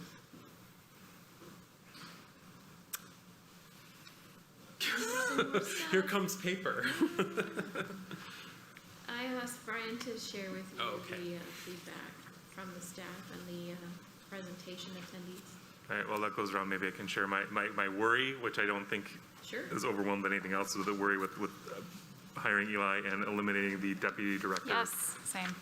position, especially after hearing Scott talk about the experience in the capital area and how eliminating that position kind of made his position that he inherited then that much more difficult, and it's been incredibly difficult to backfill the gap created by eliminating that position. Yeah.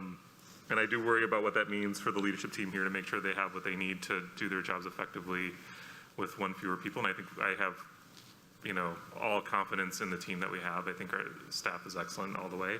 But that is like one worry I have. I don't think that's overwhelmed by, like, if we hired anybody else, the thought of losing Eli, I think, would be a big loss to the organization. So I don't think it's worth making the decision on that point. But that is the concern I have for us and for the organization going forward, is what does the new leadership look like, and will we have the capacity, and are we creating potential future strain that we might want to think about?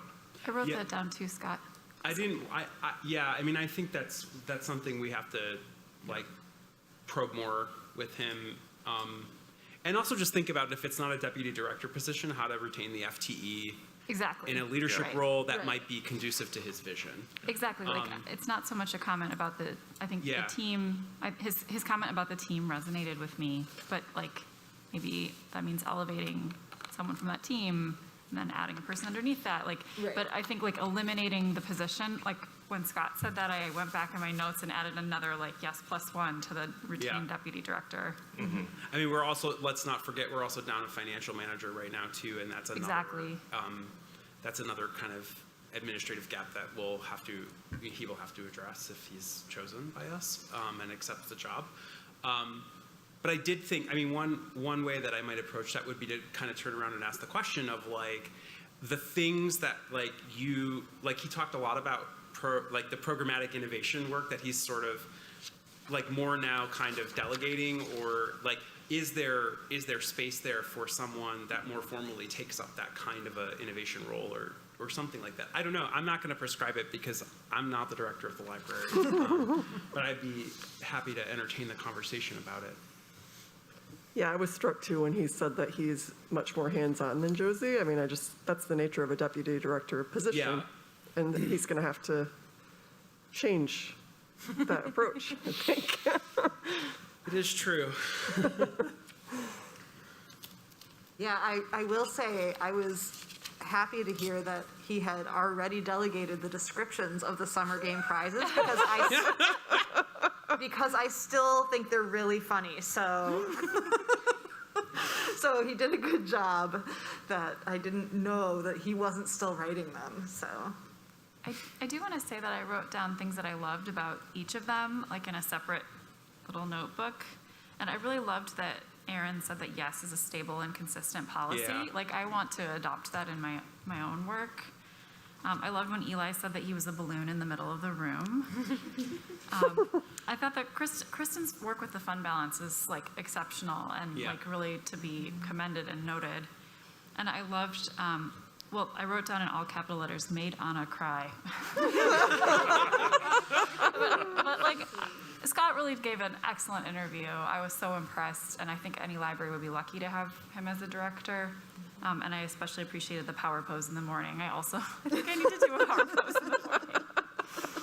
Yes, I'm in that club as well. I think that, they're just like, I also just stepped back and I thought, gosh, this is a really privileged system. And I don't ever want that to be like a blind spot for us, which is one of the things you get from an outsider coming in is that they're aware of how privileged we are here. And so I just want us to remember that, and also to not to, I don't want to have a blind spot for how functional, fiscally sound we are, and what that presents to us in terms of opportunity of innovation of all kinds, both in terms of our community relationships and our kind of technology interventions, content creation, et cetera. Does everyone understand this? Do you want to interpret it for us? I'm waiting for you guys to kind of just figure out a little. I'm also, Corrine, do you want to chime in any way? Yeah. I mean, honestly, I think Eli has put in a lot of work over the years. When I text the summer games, he's the one who responds. Yeah, it's even if he doesn't sign his name, I'm like, that is totally Eli, and it's too late on a Saturday. He's not just creative and innovative. He's trustworthy and accurate in his analysis of data. And I think that's really important for us. We can trust that things that are important to us, that have made this library what it is, it's something we love, and he's a huge part of that. And for me, that's pretty undeniable. How we structure it to make sure he has the right support. I think he's going to be open-minded.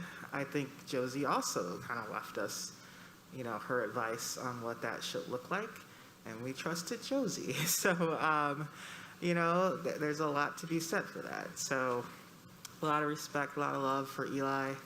Not surprised at the numbers. Thanks. Well, what this document is a summary of the responses from the feedback from anyone who participated in the presentations, which includes potentially people from YouTube, watching online, as well as staff. And we've broken the groups out into, you have the management and administration, although I think we have accidentally spelled administrator wrong, sorry to say. We were trying to do this fast. So we have the administrative group separated out, the leadership team basically, the staff that participated either in the, by viewing the presentations or participating yesterday in the interactions there. We also have others that attended from the presentation primarily in that third group that says Volunteer Friends and Foundation. And then on the back of the page, you have the total responses. Now what these numbers mean, we've asked anyone who completed the feedback form to rate people from a scale of 1 to 5, with 5 being the highest and 1 being the lowest. And then these numbers represent the overall response per group. And I want to just point out that the last category that says overall impression, that is rated, it is not a calculated score. So people chose those numbers, they didn't calculate from the other ones that they filled in. So what you can tell from this is we highlighted the person who had the highest score from each group in each category. So very consistently, Eli hit the top of the range with each group. I can only Yeah, there's only one area where 7 respondents that were volunteers, friends, and foundation hit on another candidate aside from Eli with a higher score. That's the only one in the entire chart. Yeah. So what I'm telling you, what we wanted you to get from this was whether you had the same basic perspectives as the other people who were able to participate in any aspect of this process, and it confirms that you're all on the same page.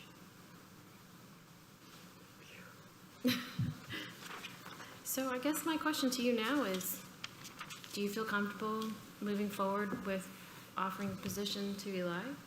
Would anyone not feel comfortable with that? Well, I'd like to make a motion that the board authorize the search committee to make an offer to Eli Nyberger to be our next director. Second. Yep, It's a a second. Yep. Great. Any other discussion?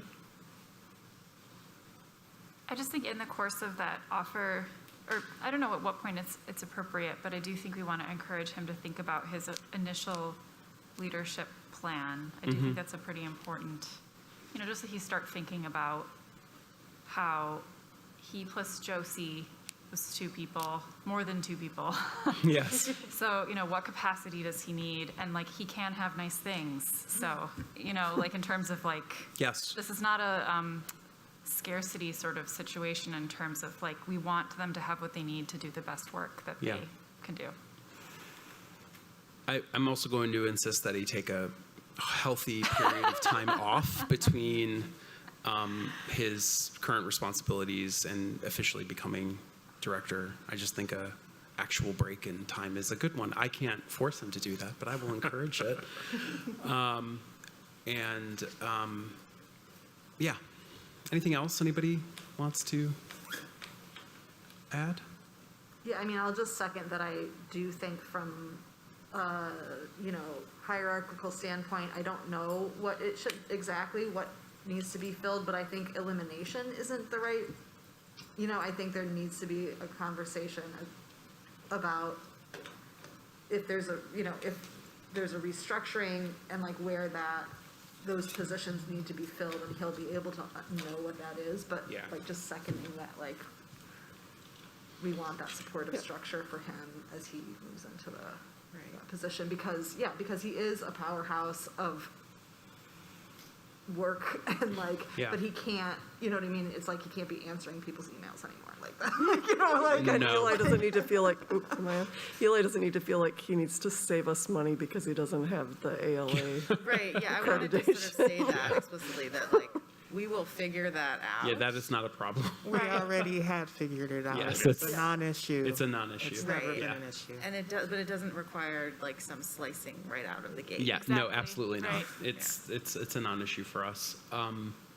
And I mean, to everyone's point, I think there's just a reflective and explicit sort of intentional set of onboarding and kind of starting out activities that can happen that will likely be done mostly by the executive committee, but we'll also be doing this as a group as well.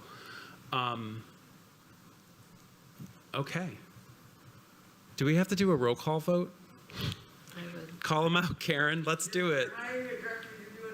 I would think so. Trustee Ekman. A very enthusiastic yes. Trustee Kleinman. Yes. Trustee Lehigh. Yes. Trustee Moore. 100% yes. Trustee Solomon. Yes. Trustee Trudeau. Yes. Trustee Vanderbrook. Yes.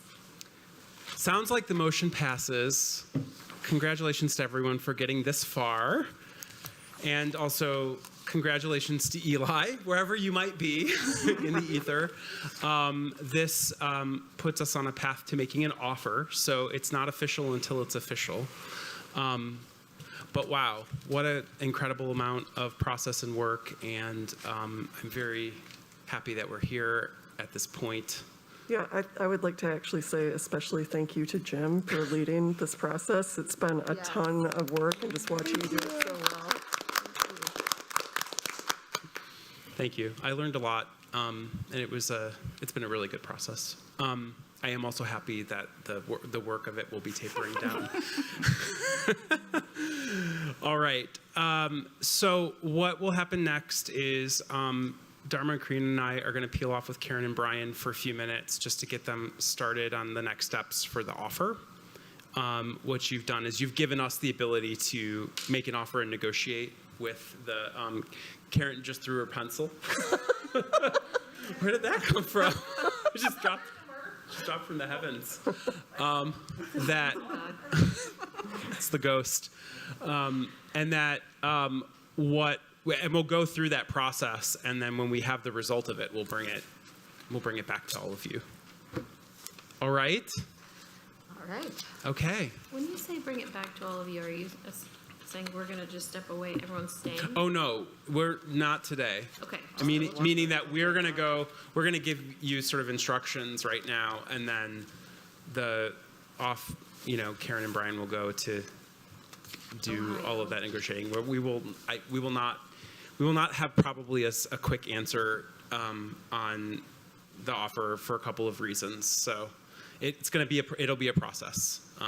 Well, we'll certainly share information with the committee that we've been working with over time, just to keep everybody in the loop. We will reach out to Eli today and just let him know. I mean, we're going to reach out to all 4 of them today to make sure everybody knows where they stand. Normally, I would have asked you if you had a second in mind, but I am pretty confident that you're going to be able to come to terms with Eli. That said, I maybe just